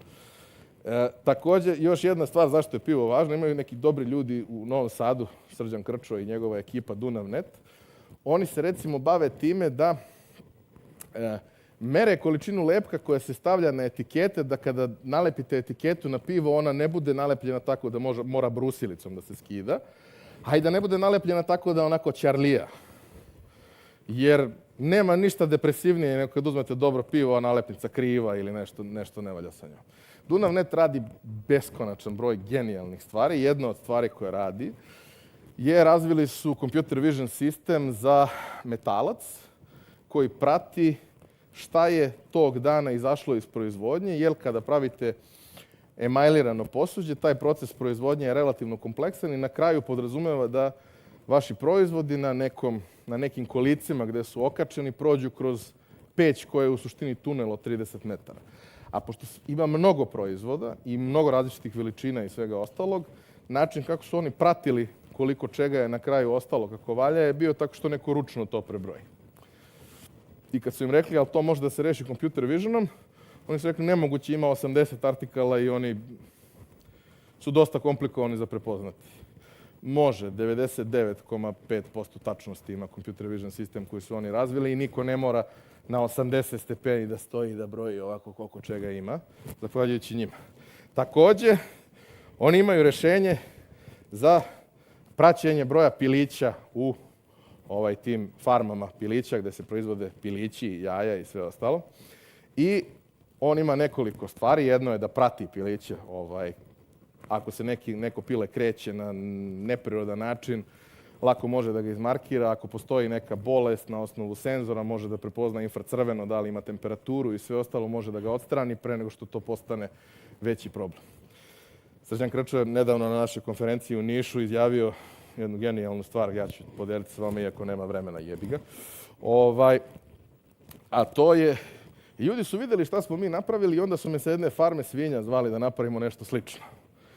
Ja sam malo razmišljao i shvatio sam iz ugla computer visiona prase u stvari samo malo veće pile. Postoji jedna druga firma u Zemunu, isto jedan blesav čovek, Dejan Dramićanin je ima i ona se zove BitGear i oni prave neke interesantne stvari. Jedna od tih stvari je ovo što se nakači kravi i biku na rep ovako i onda prati neke stvari i onda se zna kad će krava da se porodi, jer ako se ne zna kad će krava da se porodi, postoji velika šansa da i tele i krava loše prođu u toj priči, ali postoji niz nekih stvari koje se dešavaju i što se tiče ponašanja, što se tiče lučenja hormona, na osnovu kojih možeš da pretpostaviš, javiš dovoljno unapred veterinaru, on dođe i sve prođe kako treba. A i gotivno je da na repu nosiš nešto ovako kao na nogica. Mislim, na repica. Šta su oni još napravili? Oni su napravili jedan sistem koji se koristi u Srbiji, ima više od 10.000 instanci instaliranih, koji se stavlja u sve šahtove, jer, kao što je poznat, kod nas ljudi kradu bakar. I to je malo nezgodno. I da ljudi ne bi krali bakar, mora da postoji jedan mali sistem koji se nakači na zid, ima svoju bateriju koja traje nekoliko godina, koristi kačenje na koristi neke niskovoltažne senzore i svašta nešto slično i kači se na neku paralelnu mrežnu infrastrukturu i svaki put kad se otvori šaht i neko uđe, opali fotografiju i pošalje u sistem. Neko će reći da je to besmisleno. Isto tako ljudi pričaju da je razne druge vrste prevencije da su besmislene. Sve je besmisleno dok vam se ne desi. Sličan sistem su razvili i u zemlji Americi prodali jednoj firmi koja se bavi waste managementom, odnosno obilazi kontejnere, prikuplja smeće i ide dalje. Pošto to tamo rade privatne firme, onda je njima važno da budu efikasne. A da bi bile efikasne, ne bi bilo loše da znaju da li je kontejner pun ili nije. I onda sa par senzora, fotometrijom i raznim nekim stvarima, uređaj može 5 godina da vam javlja da li su kontejneri prazni, puni, do kog nivoa su otprilike napunjeni, što vama onda omogućava da optimizujete rutu, smanjite troškove, budete efikasniji, and so on, i to se pravi u Zemunu. Baby FM nema još mnogo. Nema, još 7 slajdova, nije strašno. Baby FM. Moja drugarica Tamara je napravila mali toplomer za bebe koji je ovako kao žeton nekad za fliper, koji se sa nekim trakicama stavi bebi i onda u svakom trenutku na pravilnim razmacima, da recimo minut, meri kontinuirano temperaturu. Pošto beba ne ume da joj kaže šta joj je. A naročito noću kad spava ne ume da vam kaže šta je ili kad leži. Onda vi možete na vašem uređaju mobilnom da vidite koliku temperaturu ima beba, kako se to kretalo tokom noći, to možete podeliti sa lekarom. A što je mnogo važno, ne znam da li je moj dragi prijatelj Slobo Marković stigao u publiku, ali kad smo baš pričali o tome, kad sam ja pričao sa njima, ja sam im rekao, eto, ja znam bar jednog čoveka koji bi to držao sve vreme na deci, jer bi onda njih deca bila IoT uređaj koji može pratiti na telefonu. Jeste. Postoji još jedna zanimljiva priča, Neuroblast, uređaj i ekosistem koji vam omogućava da razvijate neuroplastičnost. To je lepo ovako za igru, ali za ljude koji imaju multiplu sklerozu i slične poremećaje, to je mogućnost da svakodnevno vežbaju, jer bi u suprotnom to mogli da rade možda jednom u nekoliko meseci ili ograničen period vremena po vrlo visokim cenama koje niko od nas ne može da izdrži. Sada sa cenom nekoliko terapijskih dana u specijalizovanoj ustanovi možete da dobijete uređaj koji jednako kvalitetno vam omogućava da vežbate kući, a taj uređaj vam, pored toga što vežbate, gamifikuje iskustvo, pa ne vežbate dosadne vežbe, nego igrate igrice na tabletu koje su zapravo prilično cool i mislim, mene bi nateralo da vežbam, a jeste. Ima još jedna firma, zove se Smart Cat, oni rade svašta nešto interesantno i vezano za AI. Nedavno su razvili rešenje koje vam omogućava da uploadujete bilo koju sliku i ono vam nađe koji su to artikli na nekom šopu koji se vide na toj slici, koje artikle nose ljudi koji su na fotografiji ili nešto slično. I neću više da vas davim, ali ću vam reći još par sitnica. Digitalizacija je nešto i digitalna transformacija je nešto što bi trebalo da reši problem koji imate. Kod nas je dugo bilo nešto zašto možeš da dobiješ subvenciju, pa ćeš napraviti, nije bitno, neće to koristiti, ali vajdica je subvencija, cash flow da se popravi. Zato što smo tome pristupali na taj način i nemamo baš previše pozitivnih primjera šta su ljudi radili. Zapravo skoro svi ovi primjeri o kojima sam pričao, ne računajući ove koji proizvode neke stvari koje možda jesu došle kao posljedica horizon projekata i slično. Većina ljudi koji su pravili ova rešenja, pravili su ih za sebe od svojih sredstava jer im je trebalo. Suština problema i mogućnosti tehnologije. Da bi mogli da rešite problem, morate da razumete šta je problem i da razumete da li tehnologija i kako može da reši taj problem. I pričat ću vam tu još jednu anegdoticu, to je posljednja obećava. I ona je hoax, što znači da nije istinita, ali mnogo lepo ilustruje stvari. To je ona priča da su u NASA-i potrošili 8 miliona pokušavajući da razviju hemijsku olovku koja može da piše u beštezinskom stanju u svemiru. A Rusi su samo poneli grafitnu olovku jer ona može da piše u svim uslovima. Kada u ruci imaš čekić, sve ti izgleda kao ekstra. Nije loše imati malo veći izbor alata. Jel? Za sam kraj, posljednje, evo obeća, majke. Bill Berbach je jedan od očeva modernog advertisinga i marketinga. I on je rekao jednu stvar pre 70 godina koja je apsolutno tačna i danas i bit će tačna zauvek. A to je dobro ne pobeđuje uvek zlo, ispravno ne pobeđuje uvek pogrešno, ali aktivni uvek pobeđuju pasivni. I to je dokazano na 100 mesta i na 100 načina. I kada kaže uvek pobeđuju, ne u svakom preseku, ali in the long run, odnosno na duge staze, da.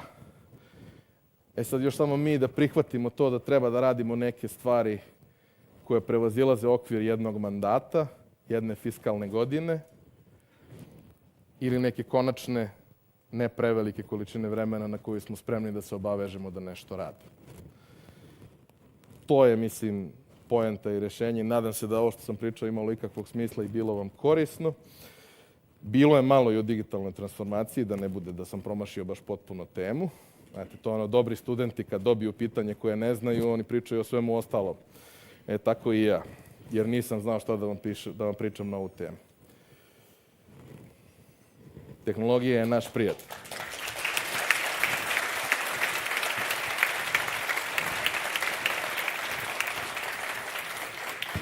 Dok ne postane neprijatelj, ali to smo sami krivi.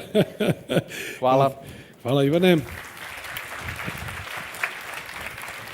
I ti si moj veliki prijatelj i probio si malo agendu, ušao si u pitanja svesno, tako da nemamo pitanje za Ivana, to ćemo na nekoj od pauza.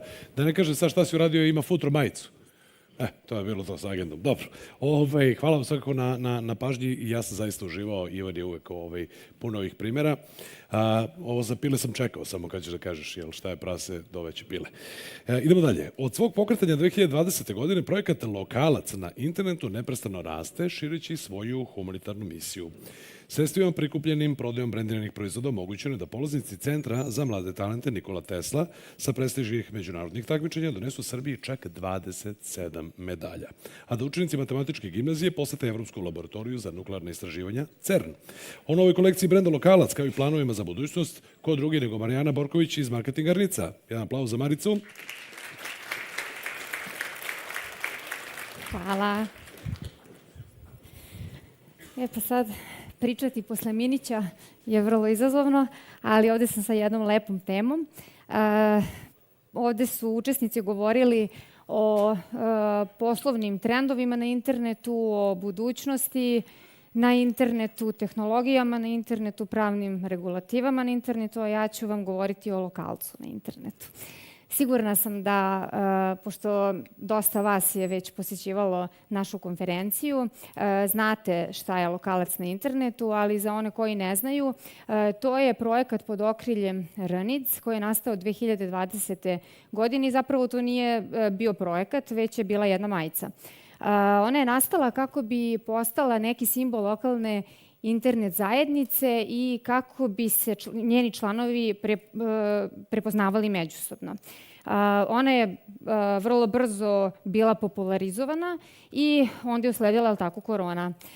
Nakon korone, negde 2022. godine, shvatili smo da lokalac treba da postane nešto više i da treba da uvežemo neke fondacijske delatnosti sa njim i da zaista ostvarimo njegov pun potencijal. Centar za mlade talente Nikola Tesla je jedna divna organizacija koja vodi računa o mladima, pomaže im u njihovoj edukaciji i mi smo ih pomagali već duži niz godina unazad. I onda smo rešili da napravimo jednu celu kolekciju, da proširimo asortiman, dakle da to ne bude majica, nego da to bude i lokalac dukser, i lokalac šolja, lokalac čarape i slično. I da se oni prodaju u Dečko car radnji i na njihovom web shopu, a koji su nam praktično partneri na projektu. Oni rade dizajn i zajedno sa nama su u ovoj inicijativi. Mi svu donaciju, odnosno sav prihod od prodaje smo u tom prvom ciklusu donirali upravo Centru za mlade talente Nikola Tesla, tako da oni su tada zaista postigli izvanredne rezultate. Od donacije koju smo im uputili, oni su kupili kotizacije za 22 učenika da odu na međunarodna takmičenja olimpijade znanja i doneli su odatle 27 zlatnih i srebrnih medalja. Ja sam prošle godine o tome ovde govorila, ali mislim da treba da pomenem još jednom i od tada naravno ostvarili su još mnogo uspeha i zaista pored njih postoji još jako puno organizacija, fondacija, udruženja koji se bave pomaganjem omladine da zaista dođu do nekih dostignuća i da im pomognu u tom radu i trudu koji traje i koji stvarno treba podržati. Naredni ciklus 2024. godine imali smo potpuno novu kolekciju, drugačiju, obogatili smo je peškirom za plažu, imali smo različite aksesoare. I uputili smo donaciju matematičkoj gimnaziji. Matematička gimnazija je jako poznata po njihovim dostignućima. Velika imena su izašla iz te ustanove i takođe su organizacija sa kojom Fondacija RNIDS sarađuje već jako dug period i pomažemo im u digitalizaciji i u edukaciji njihovih učenika. Od te donacije direktorka matematičke gimnazije Mirjana Katić, profesorka Bojana Matić i 10 učenika matematičke gimnazije otišli su na petodnevno putovanje u CERN, u Ženevu, u Evropsku laboratoriju za nuklearne istraživanja. To im je bilo jako, jako važno i od jako velikog značaja, a ovde imam i jedno iznenađenje. Zbog čega je to njima bilo važno? 2 učenice matematičke gimnazije su danas sa nama. Molim vas za aplauz.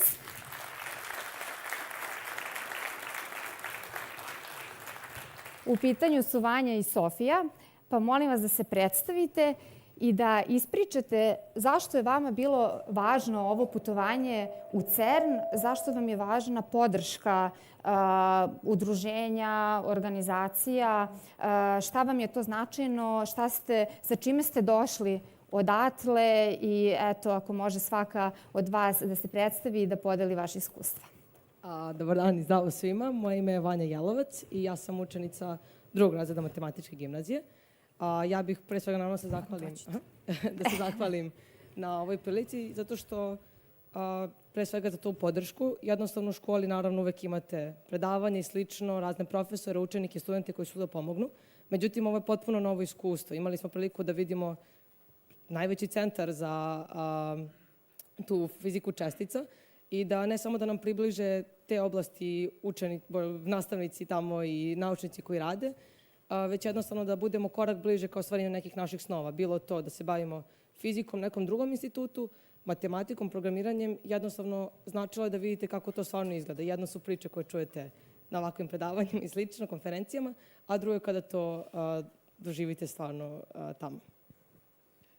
Dobar dan, ja sam Sofija Krasmanović, idem u 3. razred matematičke gimnazije i ja bih također da se zahvalim na ovoj prilici i stvarno iskustvo je bilo divno i putovanje, zaista svi smo se predivno proveli. Također, slažem se sa svime što je Vanja rekla, ali tamo smo upoznali razne ljude, tamo naučnike koji su isto došli iz Srbije, neki također iz matematičke gimnazije i ostavili su nam njihov kontakt i rekli su nam da uvek možemo da im se obratimo i također tamo imaju razni kampovi koji učenici srednjih škola mogu da posećuju tokom leta i rekli su nam da će nam pomoći ukoliko to budemo želeli za tu prijavu i da će uvek biti tu za nas ako nam treba neka pomoć. Tako da to zaista je jako velika stvar da imamo takve ljude na takvom velikom mestu za podršku. A zašto je ovo značajno za vaš dalje edukativni razvoj?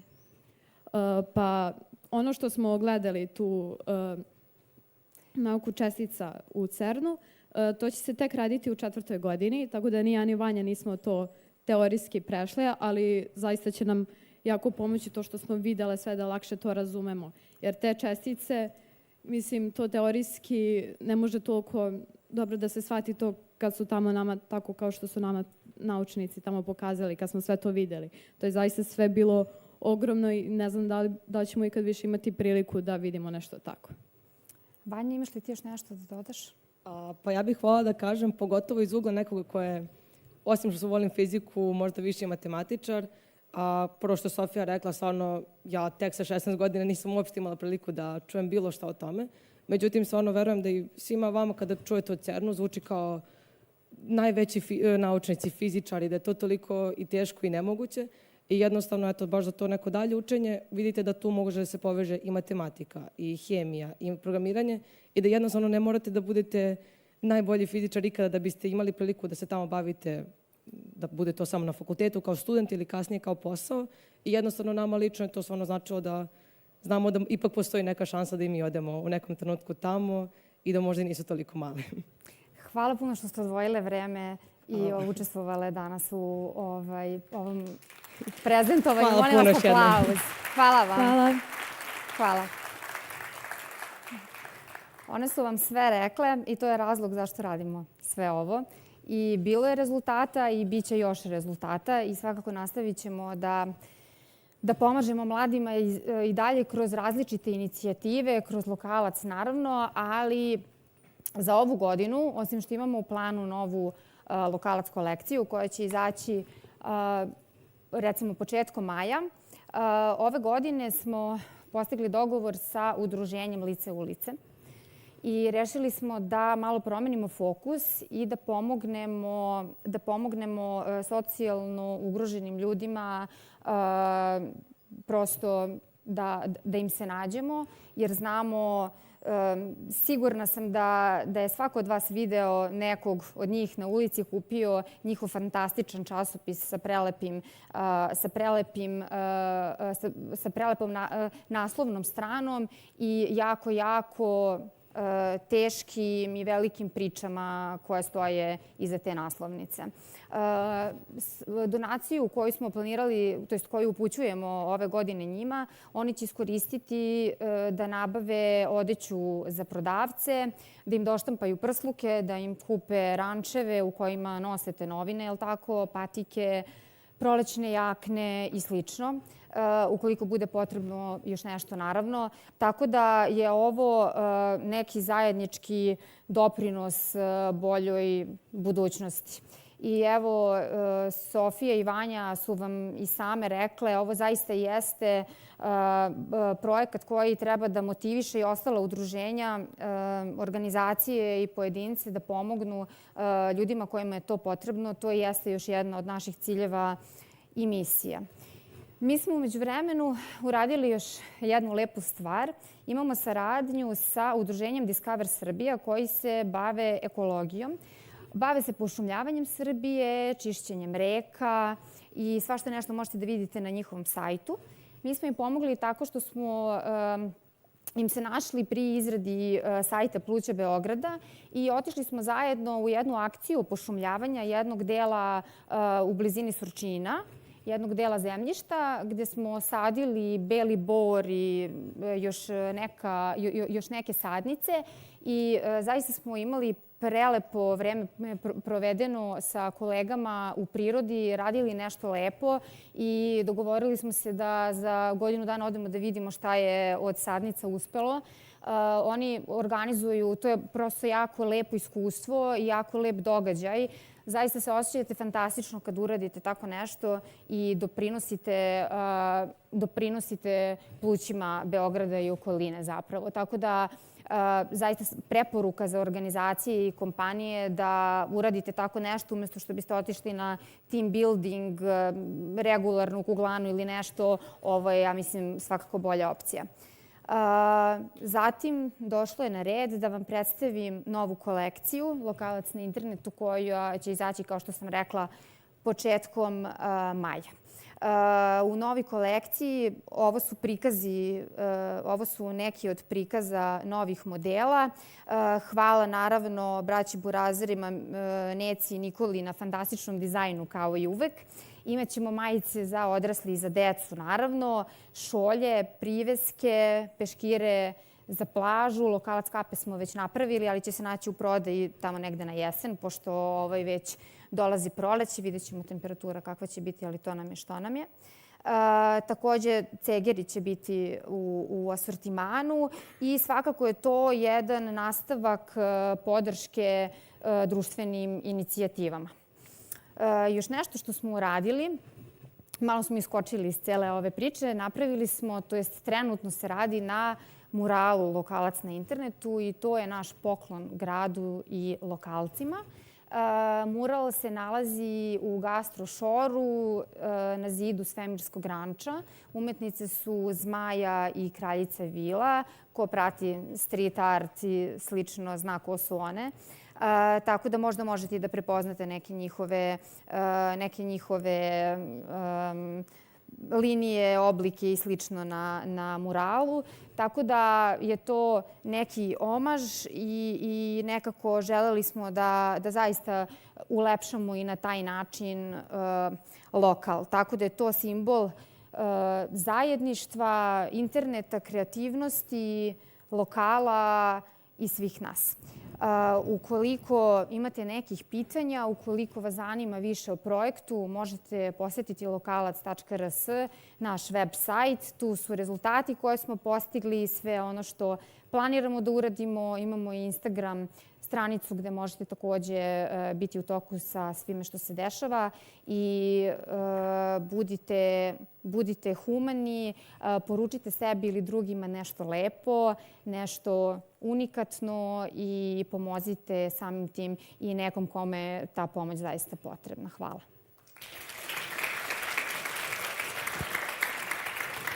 Hvala Marice. Pre nego što proglasim pauzu, da li ima neko pitanje slučajno za Maricu? Ne, vreme za proglašanje pauze. Hvala Marice, još jednom neki već beže. Hvala. Na redu je naša druga pauza, nešto duža, a osim kafe, pogledajte šta smo vam servirali zanimljivo u ovom holu ispred. Vidimo se za nešto malo više od 30 minuta, tačnije u 14:50. Prijatno, hvala.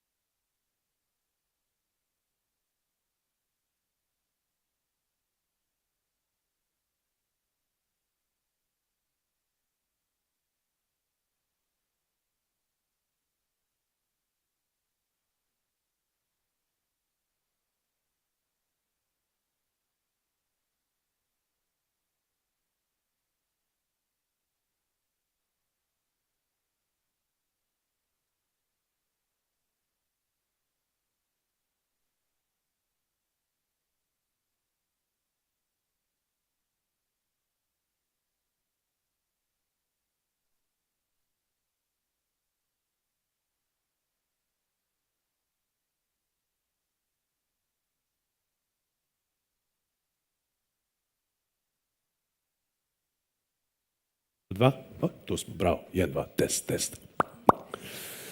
Dobrodošli sa pauze za ručak, standardno, malo vas je manje u publici, ali nema veze, nastavljamo sa programom, a imat ćemo i još nekoliko zanimljivih predavanja. Dakle, počnemo prvo s jednim videom u trajanju od 5 minuta. Dakle, sajt na adresi domen.rs postaje kredibilan i prepoznat izvor konkretnih poslovnih informacija, što se kaže iz prve ruke, posebno korisnih onima koji su na početku svog preduzetničkog puta. Između ostalog, na njemu možete naći veliki broj primjera naših uspešnih privrednika i njihovih priča o tome kako su razvili svoje biznise na .rs domenu. Hajde da pogledamo neke od tih primjera. Uživajte.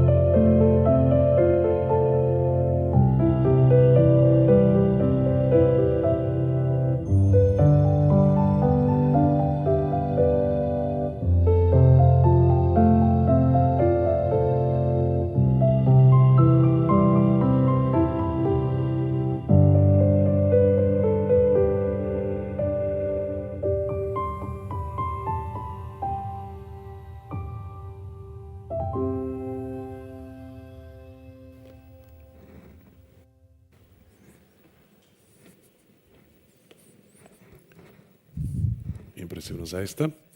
Evo, već piše šta sledi, ja sam u stvari postao ovde suviše, zamenio me AI. Dakle, kako uz pomoć domena može da se ojača brend, a kako uz njegovu pomoć može da se kreira i potpuno novi brend, kako je njihov brend prevazišao ključne reči koje su bile glavne za SEO optimizaciju i tako potpuno neočekivano počeo da se povećava saobraćaj na web sajtu. Svoju priču o brendiranju ispričat će Miomir Popeskov, osnivač i nulti predavač u Clicker IT centru za decu, najvećoj školi programiranja, robotike, elektronike i 3D štampe u regionu, i Ivan Stanimirović, partner u Clicker IT centru. Pozdravite ih aplauzom.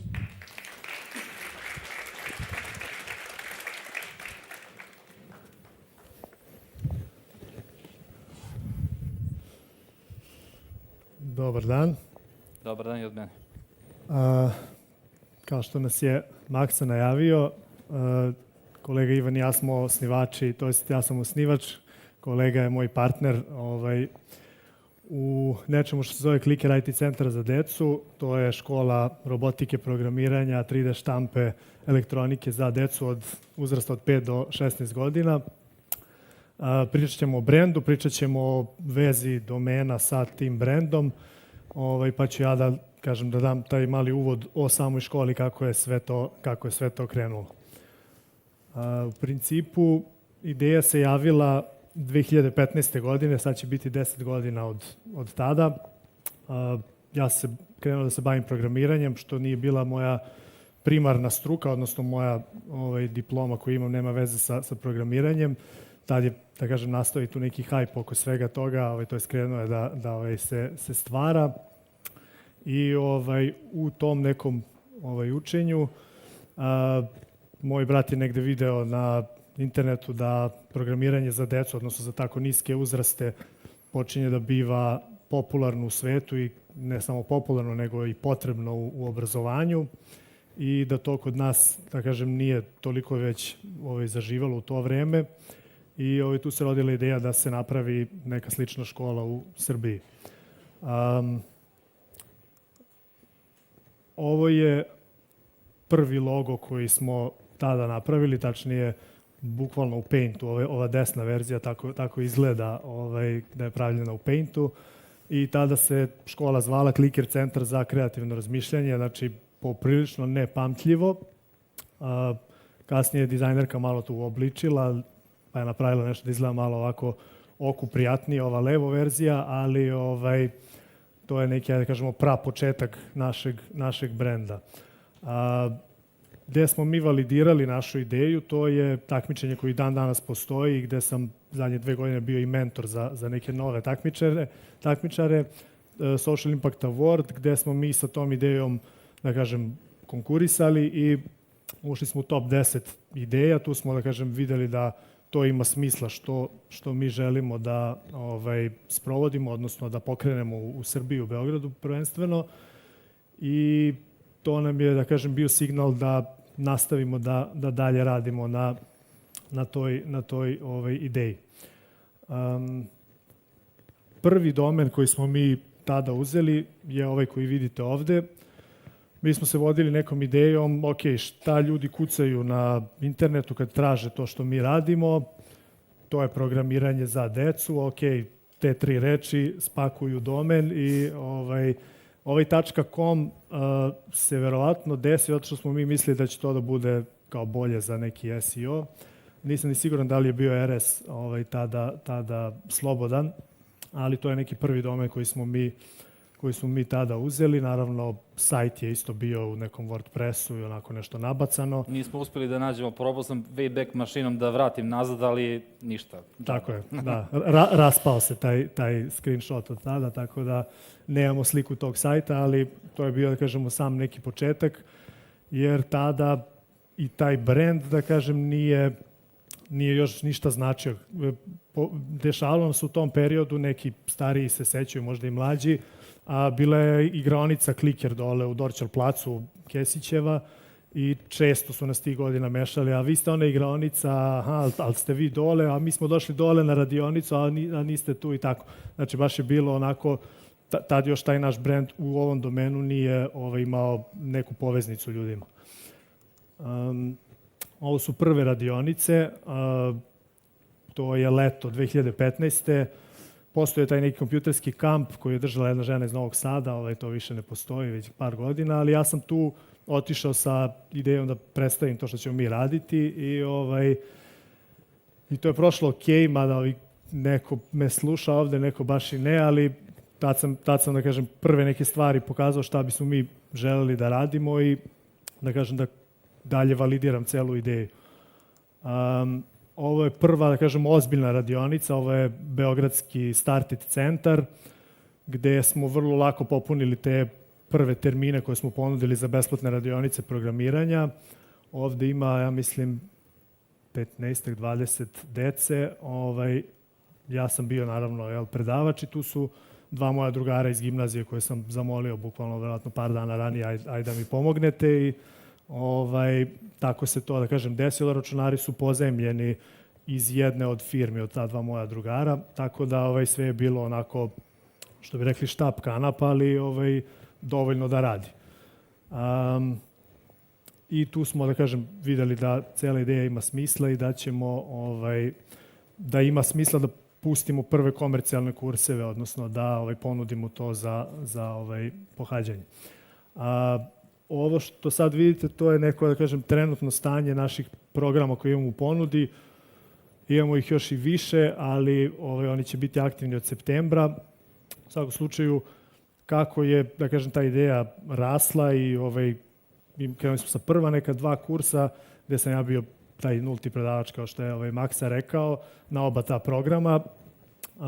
Usput smo dodavali kurseve i, da kažem, širili to naše poslovanje i taj brend smo ojačali.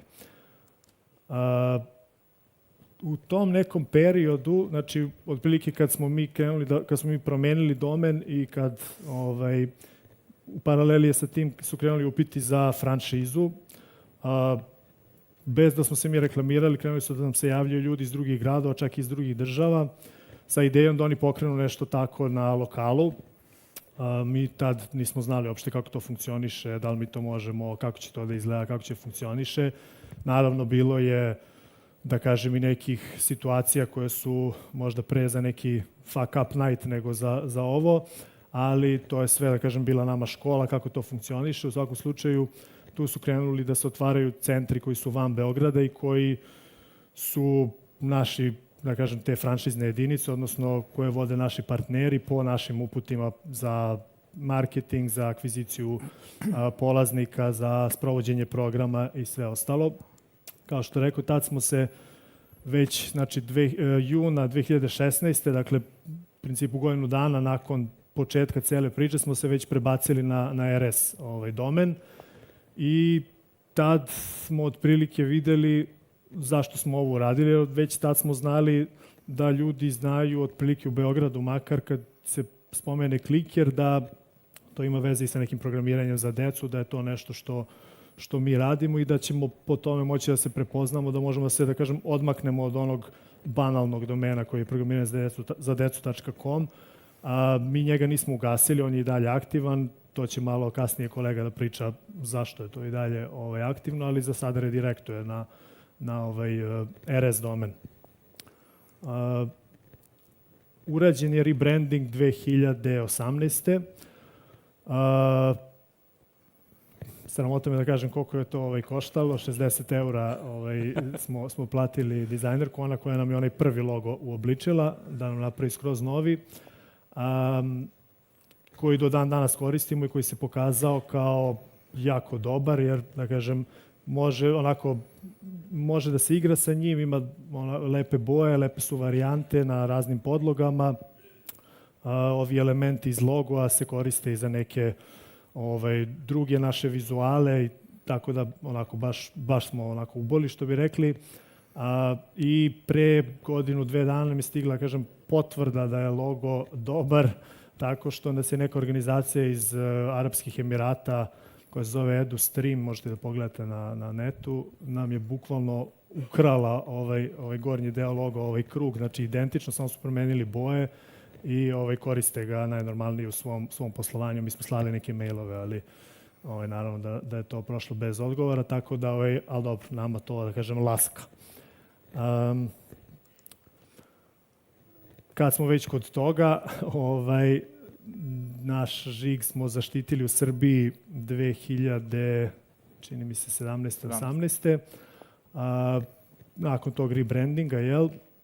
I to je nešto što smo već tada vidjeli da treba da uradimo, kad smo znali da smo, da kažem, zadovoljni sa logom i sa cijelom tom pričom, tim paketom, kako sve to izgleda, kod Zavoda za zaštitu intelektualne svojine smo to završili. Sad, još jedan, da kažem, bitan neki milestone u našem poslovanju je tamo negdje, znači baš kad počinje korona, je jedna od franšiza koja je prodata, je franšiza za Smederevo koju je kupio kolega i u principu pored tih poteškoća u poslovanju kojih svakako bilo u doba korone, koje smo mi zapravo i uspjeli lepo da izguramo jer smo mogli većinu naših programa da online sprovodimo, odnosno da deca prate od kuće, nastavnici da budu na video pozivu i da drže časove. Postojali su i neki, da kažem, specifični momenti, recimo za kurs robotike koji prosto je neophodno da deca imaju tog robotića da sa njim rade. Mi smo te robote razvozili po gradu deci, onda su oni na smenu pratili kurs, pa kad jedni završen, da se ti roboti voze i daju drugoj deci i tako da kažem, bilo je tu dovijanja, ali smo taj period prilično pregurali s obzirom kako su neki drugi biznisi to podneli.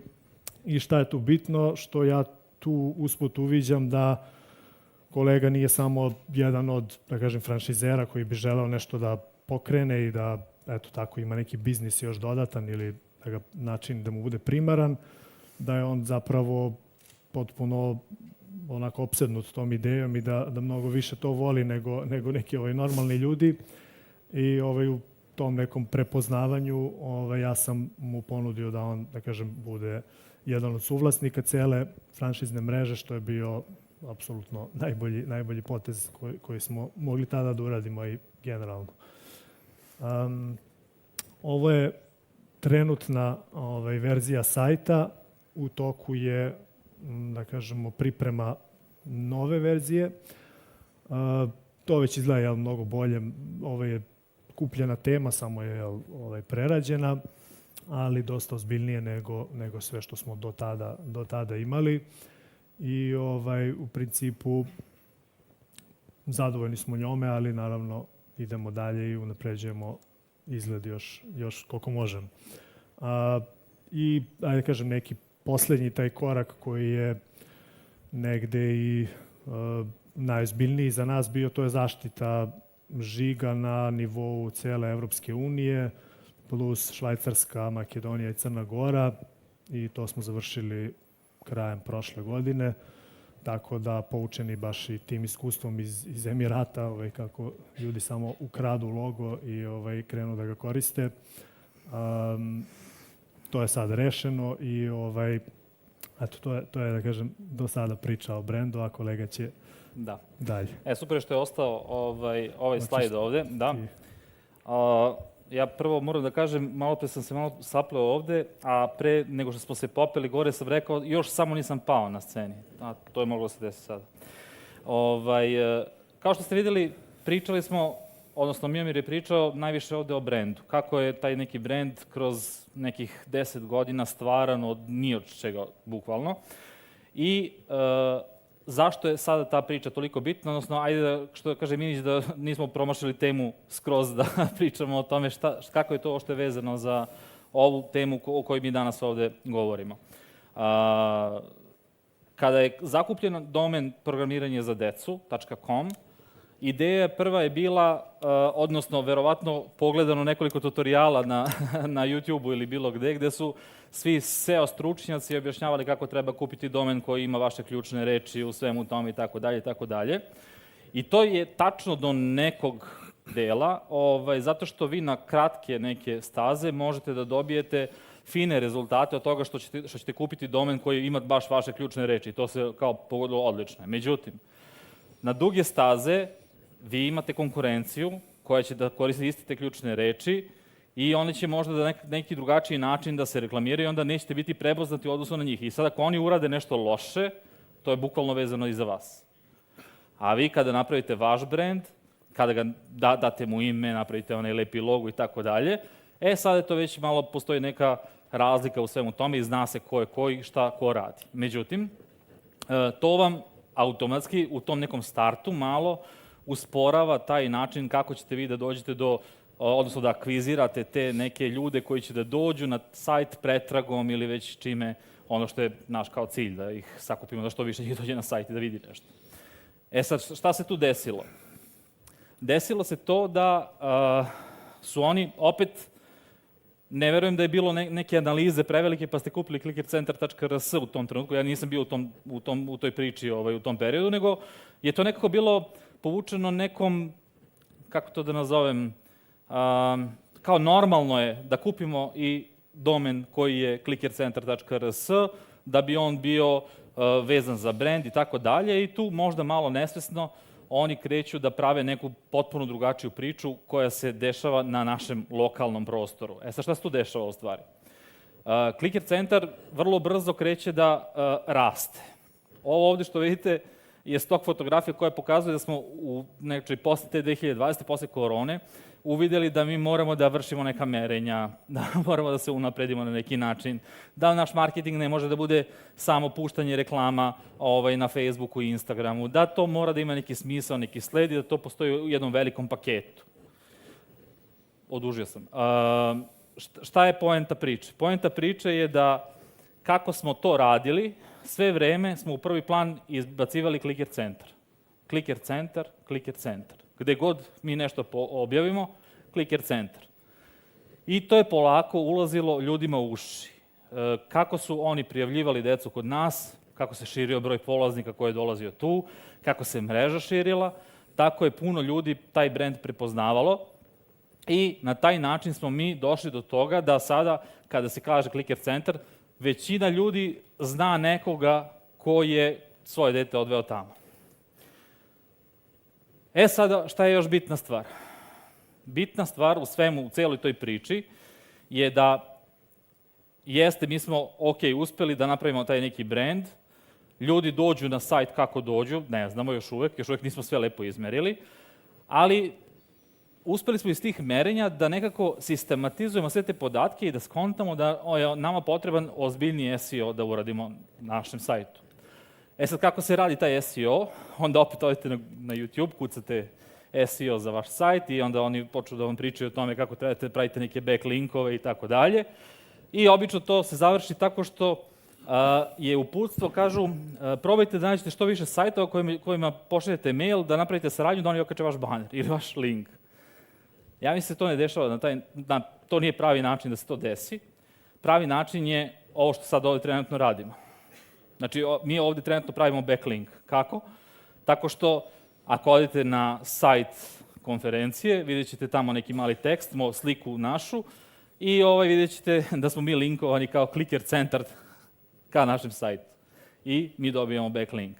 Ne samo to, kroz razne druge saradnja sa Mensom, sa Evropskom kućom, sa RNIDS-om. Ovo je zanimljiv projekat koji smo radili ove godine, gde smo zajedno sa organizacijom RNIDS-a napravili besplatne kurseve za devojčice koje su se pripremale da idu na takmičenje iz robotike Vukovratovićevi dani, tamo smo osvojili neke lepe nagrade i tako dalje, ali opet imamo backlink na njihovom sajtu, imamo backlink na svemu ostalom što smo radili. Sad, ovo je trenutno stanje naše mreže. I kao što vidite, kako je rasla cela mreža, tako je gomila nekih ljudi, ne samo u Srbiji, nego i van, kucalo na internetu clicker centar, programiranje za decu, clicker i takve neke razne stvari. Zašto je to bitno? To je bitno zato što ovo je izvučena neka statistika, odnosno iz keyword planera, kako trenutno izgleda potražnja za nekim ključnim rečima. I kao što vidite, programiranje za decu između 100 i 1000 mesečno pretraga postoji, ovo je za Republiku Srbiju. Clicker IT centar takođe. Pre samo 2 godine, Clicker IT centar bila je 0. Znači ničega nije bilo. Šta to znači? To znači da mi sada bez problema možemo da radimo optimizaciju za naše ključne reči, pored naravno ovih koje ćemo raditi i dalje, optimizaciju za naše ključne reči i na taj način i dalje rastemo u pretrazi, što je jako bitna stvar. Dok se ovo nije desilo, naša organski priliv ljudi koji su došli na sajt je bio jako mali. 4-5 ljudi dnevno, ako bude, to je super. Sada se situacija promenila. Vidite da imate prvo 4 linije koje su nisko i imate jednu ovu koja je više. Ova gore skroz, to je zbir. Ovo su vam u jednom mesecu koliko ljudi dnevno dolazi. Znači, negde oko 200 ljudi dnevno dođe da pogleda naš sajt i imamo tu jedan pik gde je 150 ljudi došlo organsko. Znači, organski search vam je ova najviša linija. I to je većina njih došlo preko ključne reči Clicker IT centar. I mi smo ponosni stvari na to što smo taj brand izdigli iznad ovih ključnih reči programiranja za decu. Još backlinkova. Pojavljivanje u podcastima. Svaki podcast ispod sebe ima, kako se zove, description. U tom descriptionu je neki link. Pojavljivanje u portalima. Jako bitna stvar. Ovde se ne linkuju samo naša glavna stranica, nego kada mi pričamo o programima, linkuje se stranica sa programima. Kada pričamo, ne znam, o tome da mogu da nas pozovu, linkuje se naša stranica za kontakt i tako dalje. Tako da, ako neko želi da pravi backlinkove, treba da ih pravi na ovaj način. Samo postavljanje nekih linkova na tuđem sajtu nije delotvorno na duge staze, zato što nije jednostavno po pravilima koje Google želi da uspostavi za sve te stvari.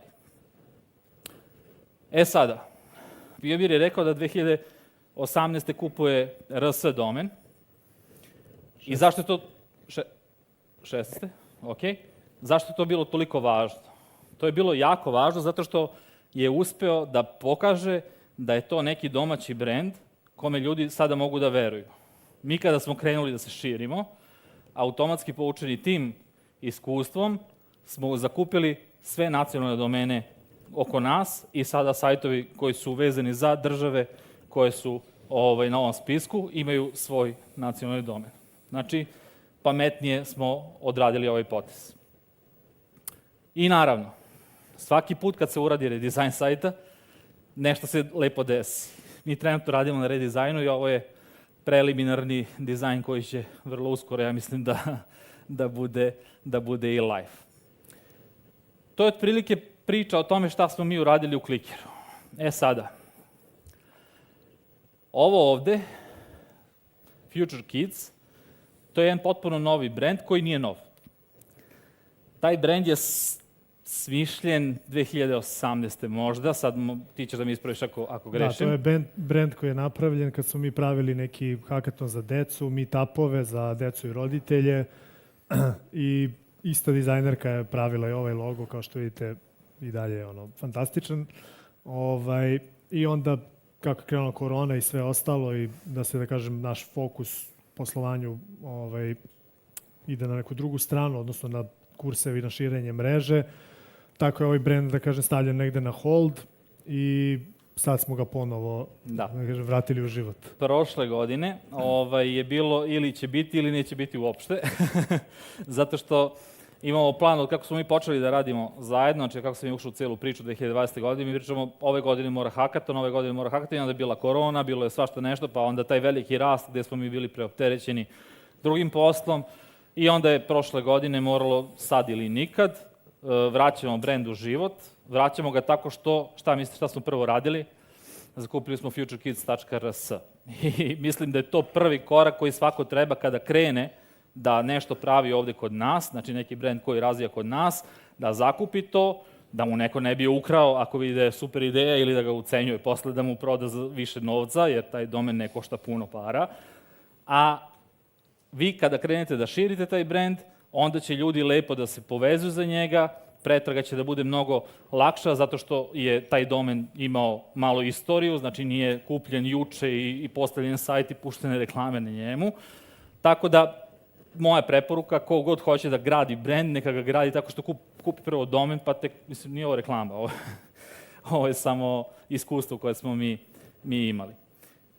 Sada, šta se tu u stvari dešavalo? Dešavalo se da mi hoćemo da napravimo ponovo naš hakaton, koji će i ove godine da bude u maju, i hoćemo da taj brand bude ne samo hakaton, znači taj brand treba da postane jedno mesto, jedan portal, gde će ljudi moći da se malo pozabave, odnosno da saznaju neke lepe informacije koje su vezane za edukaciju dece, za neke aktivnosti van nastavne koje mogu oni da nađu bilo gde ili da ih rade sami kod kuće, i jedno mesto gde će moći da bude zanimljivo i roditelju i detetu, da oni jednostavno mogu tu da dođu i nešto zajedno da rade.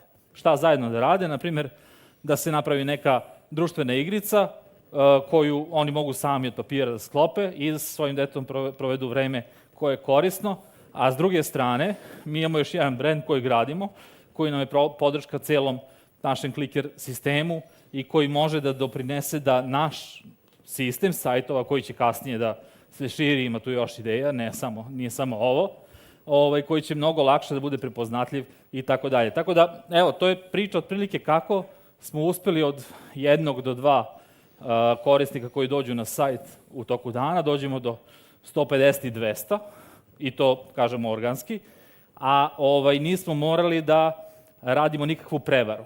Znači, nismo morali nikakvu prečicu da smislimo na koji ćemo način da mi privučemo ljude da tu kliknu, kako ćemo da prevarimo algoritam Google-a da nas izbaci na prvu stranu. Znači, to apsolutno nije bilo potrebno. Čak šta više, search kampanje su bukvalno puštene par puta i to je sve, to sad trenutno ne radimo, nego se trudimo da radimo SEO kako valja, odnosno da se bavimo ovim što trenutno danas radimo i što smo radili na onim slajdovima koje ste vidjeli malo pre, i da naš sajt podignemo tamo gde bi mi želeli da bude, na neki pravi način na koji to algoritam Google-a želi da mi radimo. To bi bilo otprilike to. Hvala vam na vremenu. Ako imate neko pitanje, tu smo. Pitam da li ima nekih pitanja. Ako ima pitanja, samo dignite ruku. Možda bih dala jedan Samo da uzmemo i mikrofon, pošto imamo i stream. Dobar dan, ja sam Nada Milović. Dobar dan. Da vam kažem, po zanimanju sam pravnik. I samo pozdravila bih vašu strategiju. Mislim samo da trebate da pratite sa žigovima, pošto vi imate, koliko sam razumela, samo jedan međunarodni žig. Bavim se intelektualnom svojinom. Pa mislim da te domene koje ste kupili, da bi bilo zgodno da žigove koje koristite, oznake, zaštitite kao međunarodne, automatski će biti i za Srbiju važeći, jer ukoliko neka firma takav žig zaštiti pre vas za slične usluge, onda možete doći u neku vrstu kolizije. Da, to smo i uradili, samo ne znam da li ste razumeli. Pa da, ja sam razumela da imate samo za jedan međunarodni žig. Znači ovako... A vidim da se pojavljuju novi domeni. Nama je logo, odnosno žig, isti na svim domenima. Nema razlike. Tako da smo mi taj žig zaštitili na teritoriji cele Evropske unije plus ove države koje je malo pre kolega pomenuo. Tako da, što se tiče toga, da li neko sme da koristi naš žig, ne sme. Oni mogu da kupe domen, ali taj domen ničemu im ne služi bez samog žiga. Naravno, uvek kažem samo da pratite oba, iako su to dve različite vrste prava, desi se u praksi da za slične robe i usluge prebacuje na sajt druge firme i tako dalje. Mislim da to nije toliko ulaganje veliko zaštita tih prava, koliko u praksi može da vam znači u budućnosti. Nije ulaganje nikakvo, znači to je... I odmah idite na međunarodni, jer odmah ćete važiti za sve zemlje, uključujući Srbiju. Da, samo čisto, evo, kad smo već pomenuli celu tu temu, koga interesuje procedura zaštite žiga.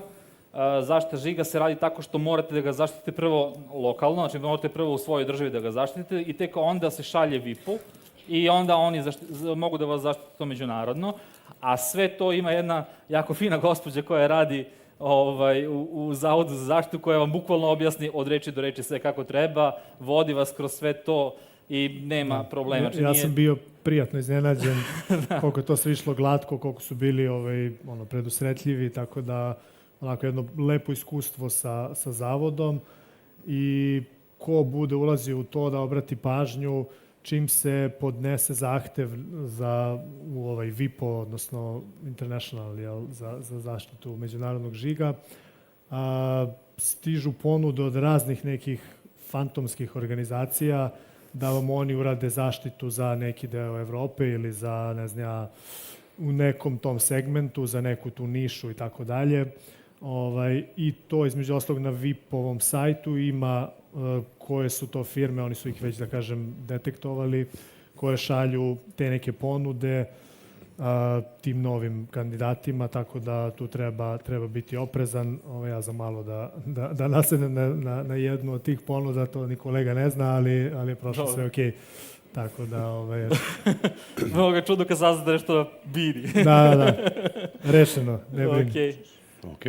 Da li ima još nekih pitanja ili predloga? Ima tamo neko Maša. Kako ste?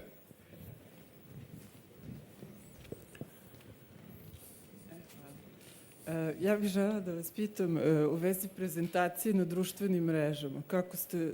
Kako ste to koordinisali?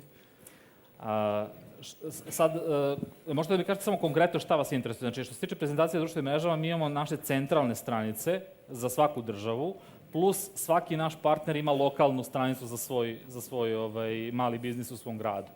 Šta vas tačno tu? Pa eto to, i kada neki kontent publikujete, je li to isto na svim mrežama, ili imate neke uvide zanimljive? Da.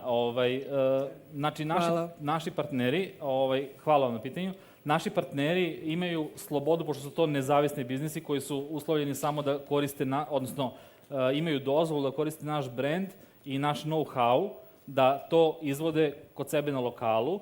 Oni imaju pravo i slobodu da kreiraju sadržaj sami, ali pre nego što taj sadržaj bilo gde objave, moraju da šalju nama na verifikaciju. I onda mi verifikujemo da je to okej. A sve vreme, dok oni to rade, mi centralno proizvodimo kontent koji se distribuira svima, naravno prevodi se na jezik ili na koje je potrebno, i onda se on koristi kao taj dodatni materijal. Ali se pokazalo da ono što je najbolje, evo to je ono iz biznisa jedna jako bitna stvar, najbolji kontent koji može da neko napravi je kada napravi, ne znam, uzet ću sada neki grad, Smederevska Palanka, na primjer, to je mali gradić, tamo se svi skoro znaju. Znači, bukvalno, vi kad prođete ulicom, vi znate, ne znate možda ime i prezime, ali tog čovjeka ste vidjeli nekoliko puta. Sada, ako taj naš partner u Smederevskoj Palanci uzme i kači kontent samo koji mu mi kreiramo, gdje smo mi snimali ljude, ne znam, u Beogradu i u većim gradovima i tako dalje, ti ljudi ne mogu da se povežu sa tim kogod je na slici ili na snimku i tako dalje. Onda ono što je najbolje je da oni sami kreiraju taj sadržaj, da snimaju, na primjer, kod nas konkretno roditelje, dece i decu, kako govore o tom da je njima super kod nas, da ne znam ja šta su radili, na koji način su radili, zbog čega su uopšte došli. Onda kad neko sa lokala vidi svog lokalca, kaže ok, ovo je super, evo, Pera, svoje dete, posla tamo i ja ću. Tako da je to po meni najbolji recept. Čak i snimanje nekih lokaliteta. Sad sam i pomenuo Smederevsku Palanku. U kampanji smo koristili video gde se vidi da je to taj grad, taj centralni trg i dakle baš te elemente koji će ljudi na lokalu da prepoznaju i naši će da reaguju, da nije samo more nekih njima nerelevantnih videa, slika i tako dalje, nego nešto gde će da zastanu i kažu ja ovo kod nas i tako dalje. Mislim, prosto mora se napravi ta konekcija na lokalu. Nadam se da smo uspeli. Da li ima još pitanja? Mislim da je to. Partija klikera se završila. Hvala momci, hvala Ivanu, hvala Mijumiru. Hvala. Pazi. Pa moram da padne. Dobro. Sada smo došli, dragi posjetitelji, svi vi u sali, ali i svi vi koji nas pratite pored manjih ili većih ekrana, stigli smo do šanse da osvojite 3 lepe i vredne nagrade u online kvizu koji je RNIDS pripremio za vas. Nagrade su ananas vaučeri koje će kasnije moja koleginica Sanja da dodeli ovde, dakle bit će na kraju Sanja poklanja, naravno zavisi od vašeg od vašeg znanja. Svoje mesto na rang listi možete pratiti uživo na ekranu iza mene. Ja ću da vam poželim sreću. Dakle, sve što treba da uradite jeste da skenirate ovaj QR kod sa ekrana, a zatim je potrebno da upišete ime i prezime i pažljivo upišete vašu tačnu e-mail adresu. Ukoliko niste fizički u sali, a budete jedan od osvajača, naravno kontaktirat ćemo vas upravo preko tog maila i dobit ćete vašu nagradu. Dakle, evo, polako skenirajte ovaj QR kod. Pitanje ima 18. Citirat ću tvorca ovog kviza, Slobu Markovića, da je ideja bila da se nauči, kao i uvek kada on pravi kviz, da se nauči nešto novo i da se bolje informišemo, a naravno da ima veze apsolutno sa celom temom konferencije. Evo da vidimo, polako raste broj učesnika. Dakle, imat ćemo 18 pitanja, posle 5. i posle 10. imamo rekapitulaciju, kao i u poslednja 3 pitanja. Kao što znate, nije moguće da je tako mali QR kod. Jeste mali? Kuku. Ilija, zoomiraj. Ilija će da vam oprosti što je morao da zoomira. Ko priđe bliže da skenira, on ima već šanse. I evo ga kreće zoom. Ide zoom, ide gas. Jel bolje sad?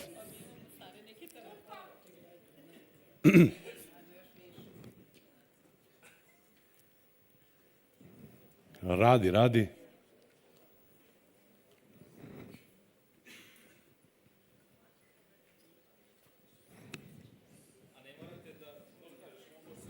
Tako je, možete da upišete ovu adresu ahaslides.com/DIDS 2025, možete i tako. Dakle, samo odete na domen, nego ja kao ajde, QR kod je jednostavniji. Dakle, ne zaboravite da tu upišete vaše ime, može bilo koje, ali pažljivo upišite svakako e-mail adresu. I dalje raste broj učesnika. Pogledat ću tvorca kviza, kada on bude rekao da je to okej, onda da krenemo. Ne. Probajte onda ovako, ahaslides.com/DIDS 2025. To bi trebalo da... Jeste za da krenemo, jel? Da ste skenirali ili ukucali svi koji želite da učestvujete? Nemamo nekih za sada, da kažem, žalbi tim povodom. Ako se slažete da krenemo, može? Može, ajmo Ilija, ide kviz. Ja ću čitati pitanja, vi onda imate naravno vreme za odgovor. Idemo na prvo pitanje. Ali nas ima. Bravo.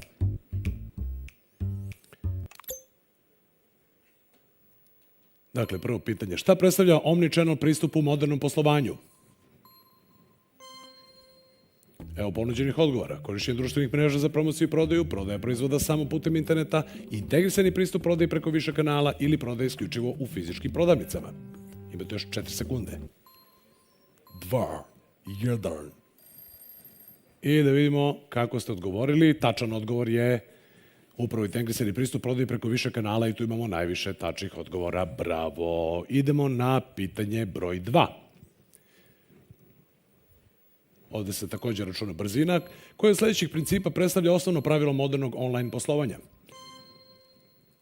Budi inovativan, budi tamo gde je publika, obezbedi bezgotovinsko plaćanje, obezbedi brzu dostavu.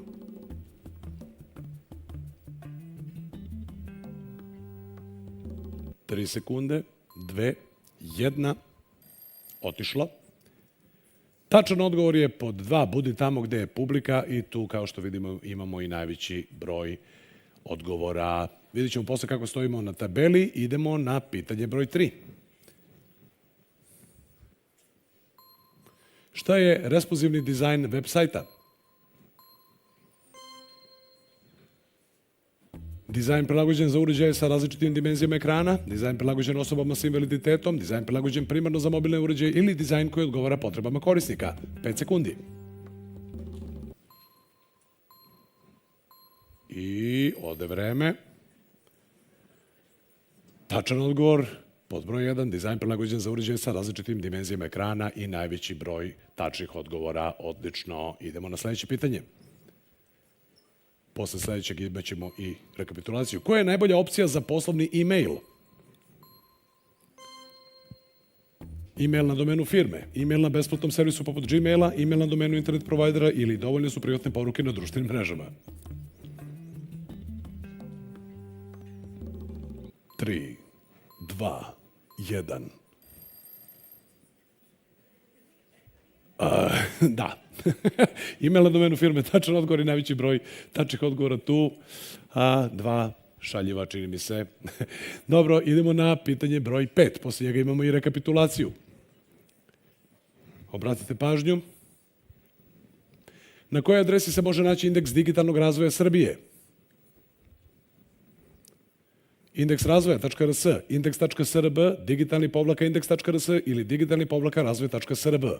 Ako ste pratili današnju konferenciju, ne bi trebalo da bude teško. 3, 2, 1.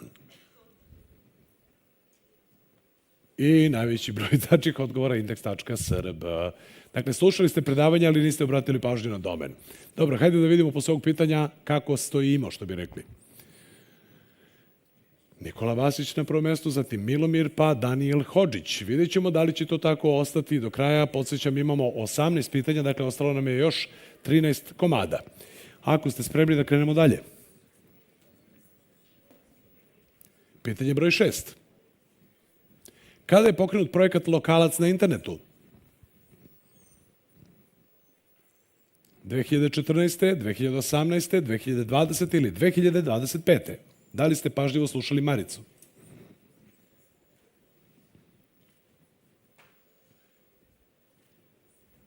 I ode vreme.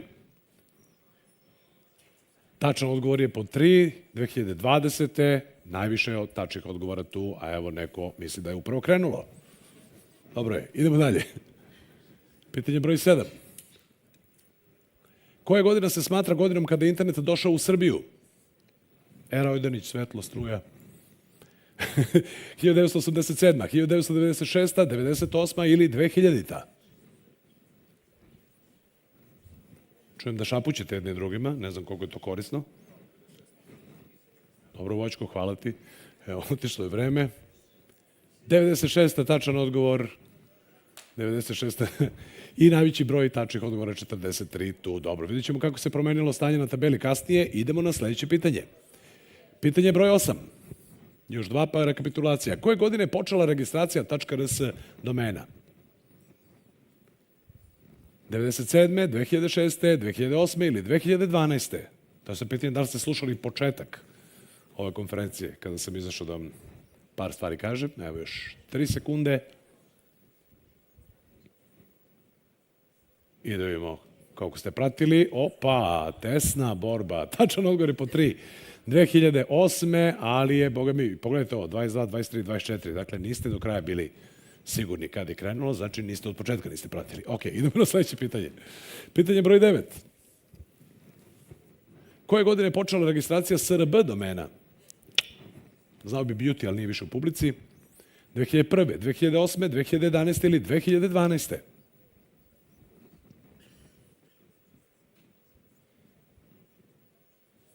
Sada se malo buni ono prethodno pitanje. I da vidimo šta ste slušali danas. Dobro je, 2012. najveći broj odgovora upravo tamo gde je i tačan odgovor, odnosno najveći broj tačnih odgovora. Bravo. Idemo na sledeće pitanje, posle njega ide rekapitulacija. Dakle, 10. pitanje. Kako treba tretirati odgovore velikih jezičkih modela poput chat GPT-a? Možemo ih smatrati uvek tačnim jer AI ne može da pogreši. Možemo ih koristiti kao jedini izvor za donošenje poslovnih odluka, uvek ih treba uzeti sa rezervom i provjeriti ili ne smemo ih koristiti u poslovne svrhe jer je to zabranjeno zakonom. Da vidimo šta vi kažete.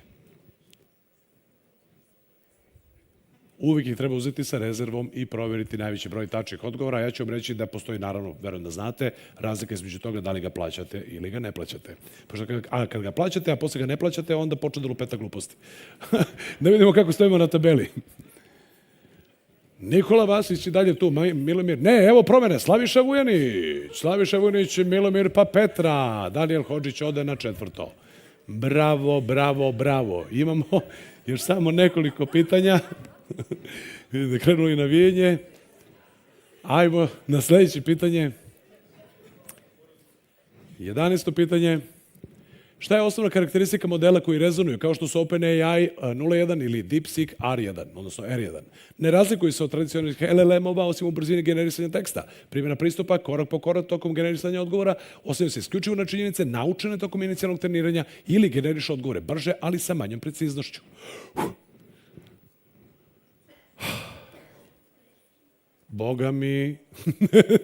Boga mi tesno, tačno odgovori po 2, primjena pristupa korak po korak tokom generisanja odgovora, ali vidimo da ste bili u dilemi ozbiljnoj. Dobro, idemo na sledeće pitanje. Pitanje broj 12. Da li Srbija ima etičke smernice za razvoj veštačke inteligencije? Da, ne, u planu je, ne znam. Nije moglo jednostavnije slobo, hvala. Će si bude. Da, ali najviše pogrešnih odgovora u planu je. Kako kaže, razmatramo. Razmotrit ćemo, da. Razmatramo. Idemo na sledeće pitanje. 13. pitanje, ostalo još 5. Šta od sledećeg ne spada u etičku primjenu AI u poslovanju ili poslovanju? Ne bežite. Obaveštavanje korisnika o tome kako se koristi AI u poslovanju, omogućavanje korisnicima da podnesu pritužbu u vezi sa primjenom AI, automatizovanje svih poslovnih odluka bez ljudskog nadzora ili testiranje AI u pogledu pristrasnosti i zaštite privatnosti. Još 2 sekunde. Boga mi, nije loše. Automatizovanje svih poslovnih odluka bez ljudskog nadzora, najveći broj upravo tačnih odgovora. Bravo. Idemo na sledeće pitanje. Pitanje broj 14. Koji srpski propis prenosi NIS-2 direktivu Evropske unije? Zakon o zaštiti podataka o ličnosti, Zakon o informacionoj bezbednosti, Zakon o slobodnom pristupu informacijama ili Zakon o elektronskoj upravi? 3 sekunde, 2, 1, kraj. Wow. Tesno, ali da, tačno odgovor po 2, Zakon o informacionoj bezbednosti. I idemo u sam finiš ovog kviza. Da li ste spremni za sledeće pitanje? Režija, verujem da jeste. 15. pitanje, sad će biti rekapitulacija posle svakog. Šta od ponuđenog nije od značaja za odbranu od ransomware napada? Instalacije redovno ažuriranje antivirus ili anti-malware softvera, primjena VPN rešenja za pristup internetu, redovno pravljanje rezervnih kopija podataka ili izrada i uvežbavanje plana za kontinuitet poslovanja. Još 3 sekunde, 2, 1, kraj. Da. Drugi odgovor je bio tačan, najviše imamo netačnih odgovora tamo po 4 izrade i uvežbavanje plana za kontinuitet poslovanja. Hajde da vidimo kako izgleda stanje na tabeli. Da vidimo šta će sada se desi. Hopa! Ode Milomir gore, Slaviša Vujanić, drugo mesto, Nikola Basić treće i PLB ili PLB na 4. Dobro. Hajde sada da vidimo kako izgleda to pred sam kraj. Idemo na 16. pitanje, ostalo još 2 posle njega. Koji propis reguliše zaštitu podataka o ličnosti u Evropskoj uniji? CCPA, GDPR, NIS2 ili DMCA? YMCA. Imate 9 sekundi. 3, 2, 1. Verujem da ovo svi znate. Pa da, većina vas zna. GDPR. Odlično, 48 tačnih odgovora. Ali ovaj DMCA, ja ne znam ni šta je, bolje da ne pitam. Ok, idemo sada na tabelu da vidimo šta se tu dešava. Da li je bilo promene? Tesno. Boga mi po broju poena gore, da. Znači, Milomir, Slaviša, pa Nikola. I PLB ili PLB. Idemo dalje, idemo na pretposlednje pitanje, 17. pitanje. Koji srpski propis odgovara evropskom GDPR-u? Zakon o zaštiti podataka o ličnosti, Zakon o informacionoj bezbednosti, Zakon o slobodnom pristupu informacijama ili Zakon o elektronskoj upravi. Imate još 7 sekundi.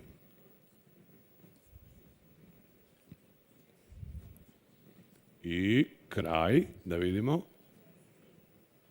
Zakon o zaštiti podataka o ličnosti je tačan odgovor. Bravo, čestitam. I idemo na tabelu ponovo da vidimo šta se tu dešava. Opa, Slaviša prvi, Nikola drugi, Milomir treći. Hajde da vidimo da li će tako ostati do kraja. Deluje da je veoma tesno. Tamo na vrhu, duva promaja. Idemo sada na poslednje pitanje. Šta je od ponuđenog dobra praksa u e-poslovanju ili i-poslovanju? Neograničeno prikupljanje podataka bez saglasnosti, korišćenje podataka u svrhe sa kojima se korisnik nije saglasio, deljenje podataka sa trećim licima bez ograničenja ili davanje mogućnosti korisniku da zatraži ispravku ili brisanje svojih podataka. Ode vreme. Naravno, najveći broj tačnih odgovora je upravo poslednji odgovor, davanje mogućnosti korisniku da zatraži ispravku ili brisanje svojih podataka ili obriši to sve što znaš o meni. Hajde da vidimo kako to stoji, kako to izgleda na tabeli, da li je došlo do neke promene. To je to. Slaviša Vujanić, bravo. Slaviša Vujanić, prvo mesto, ali bih zamolio da uručenje krenemo od trećeg ka prvom, dakle Milomir, pa Nikola, pa Slaviša. Da li je Milomir sa nama u sali ili nas prati? Milomir, izvolite. Sanja, izvolite. Kolege, ovekovičite ovo. Možete i preko tih tu stepenica, samo lagano. Centralna pozicija na bini. Izvolite tu kod DIDS slova, tamo da se vidi. Bravo, Milomire. Čestitamo. Može jedan aplauz. Dakle, vaučer 30.000 dinara, ali tako, koleginice, niste dali one 60, niste, dobre, bravo, čestitamo, okej. Šala mala, da li je Nikola Vasić sa nama u sali? Nikola, izvolite, a što bi rekao nekada predsjednik Skupštine Unković, pripremi neka se i Slaviša ako je sa nama. Dakle, čekamo Nikolu. Sanja poklanja. Ajmo, Nikola, bravo. Da, izvini ti. Čestitamo, bravo. Može jedna za publiku? Ništa. Dobro. I Slaviša, da li je s nama? Ajmo, Slaviša, 60.000 dinara, ali tako, Sanja? 60.000. Ovi drugi mogu samo da sanjaju. 60.000 dinara vaučer, čestitamo, Slaviša. Bravo. Može jedna slika za Instać. To je to. Bravo, čestitamo, Sanja, hvala ti najlepše. Dame i gospodo, nadamo se svi zajedno da su vam pored panela i predavanja zaista bili zanimljivi i ponovni susreti sa nekim vama dragim ljudima, naravno uz kafu i po neki zalogajčić koji smo vam pripremili. Verujemo zaista da je to važan deo ove konferencije i zato nam je drago da smo u sve izazove imali priliku da se ponovo družimo u ime RNIDS-a. Hvala vam što ste zajedno sa nama obeležili još jedan dan internet domena Srbije. Nadamo se da ispunio vaše očekivanja. Ja vas molim da ne zaboravite na anketu, jer nam je vaše mišljenje zaista veoma važno. Online anketa je dostupna na sajtu dids.rs.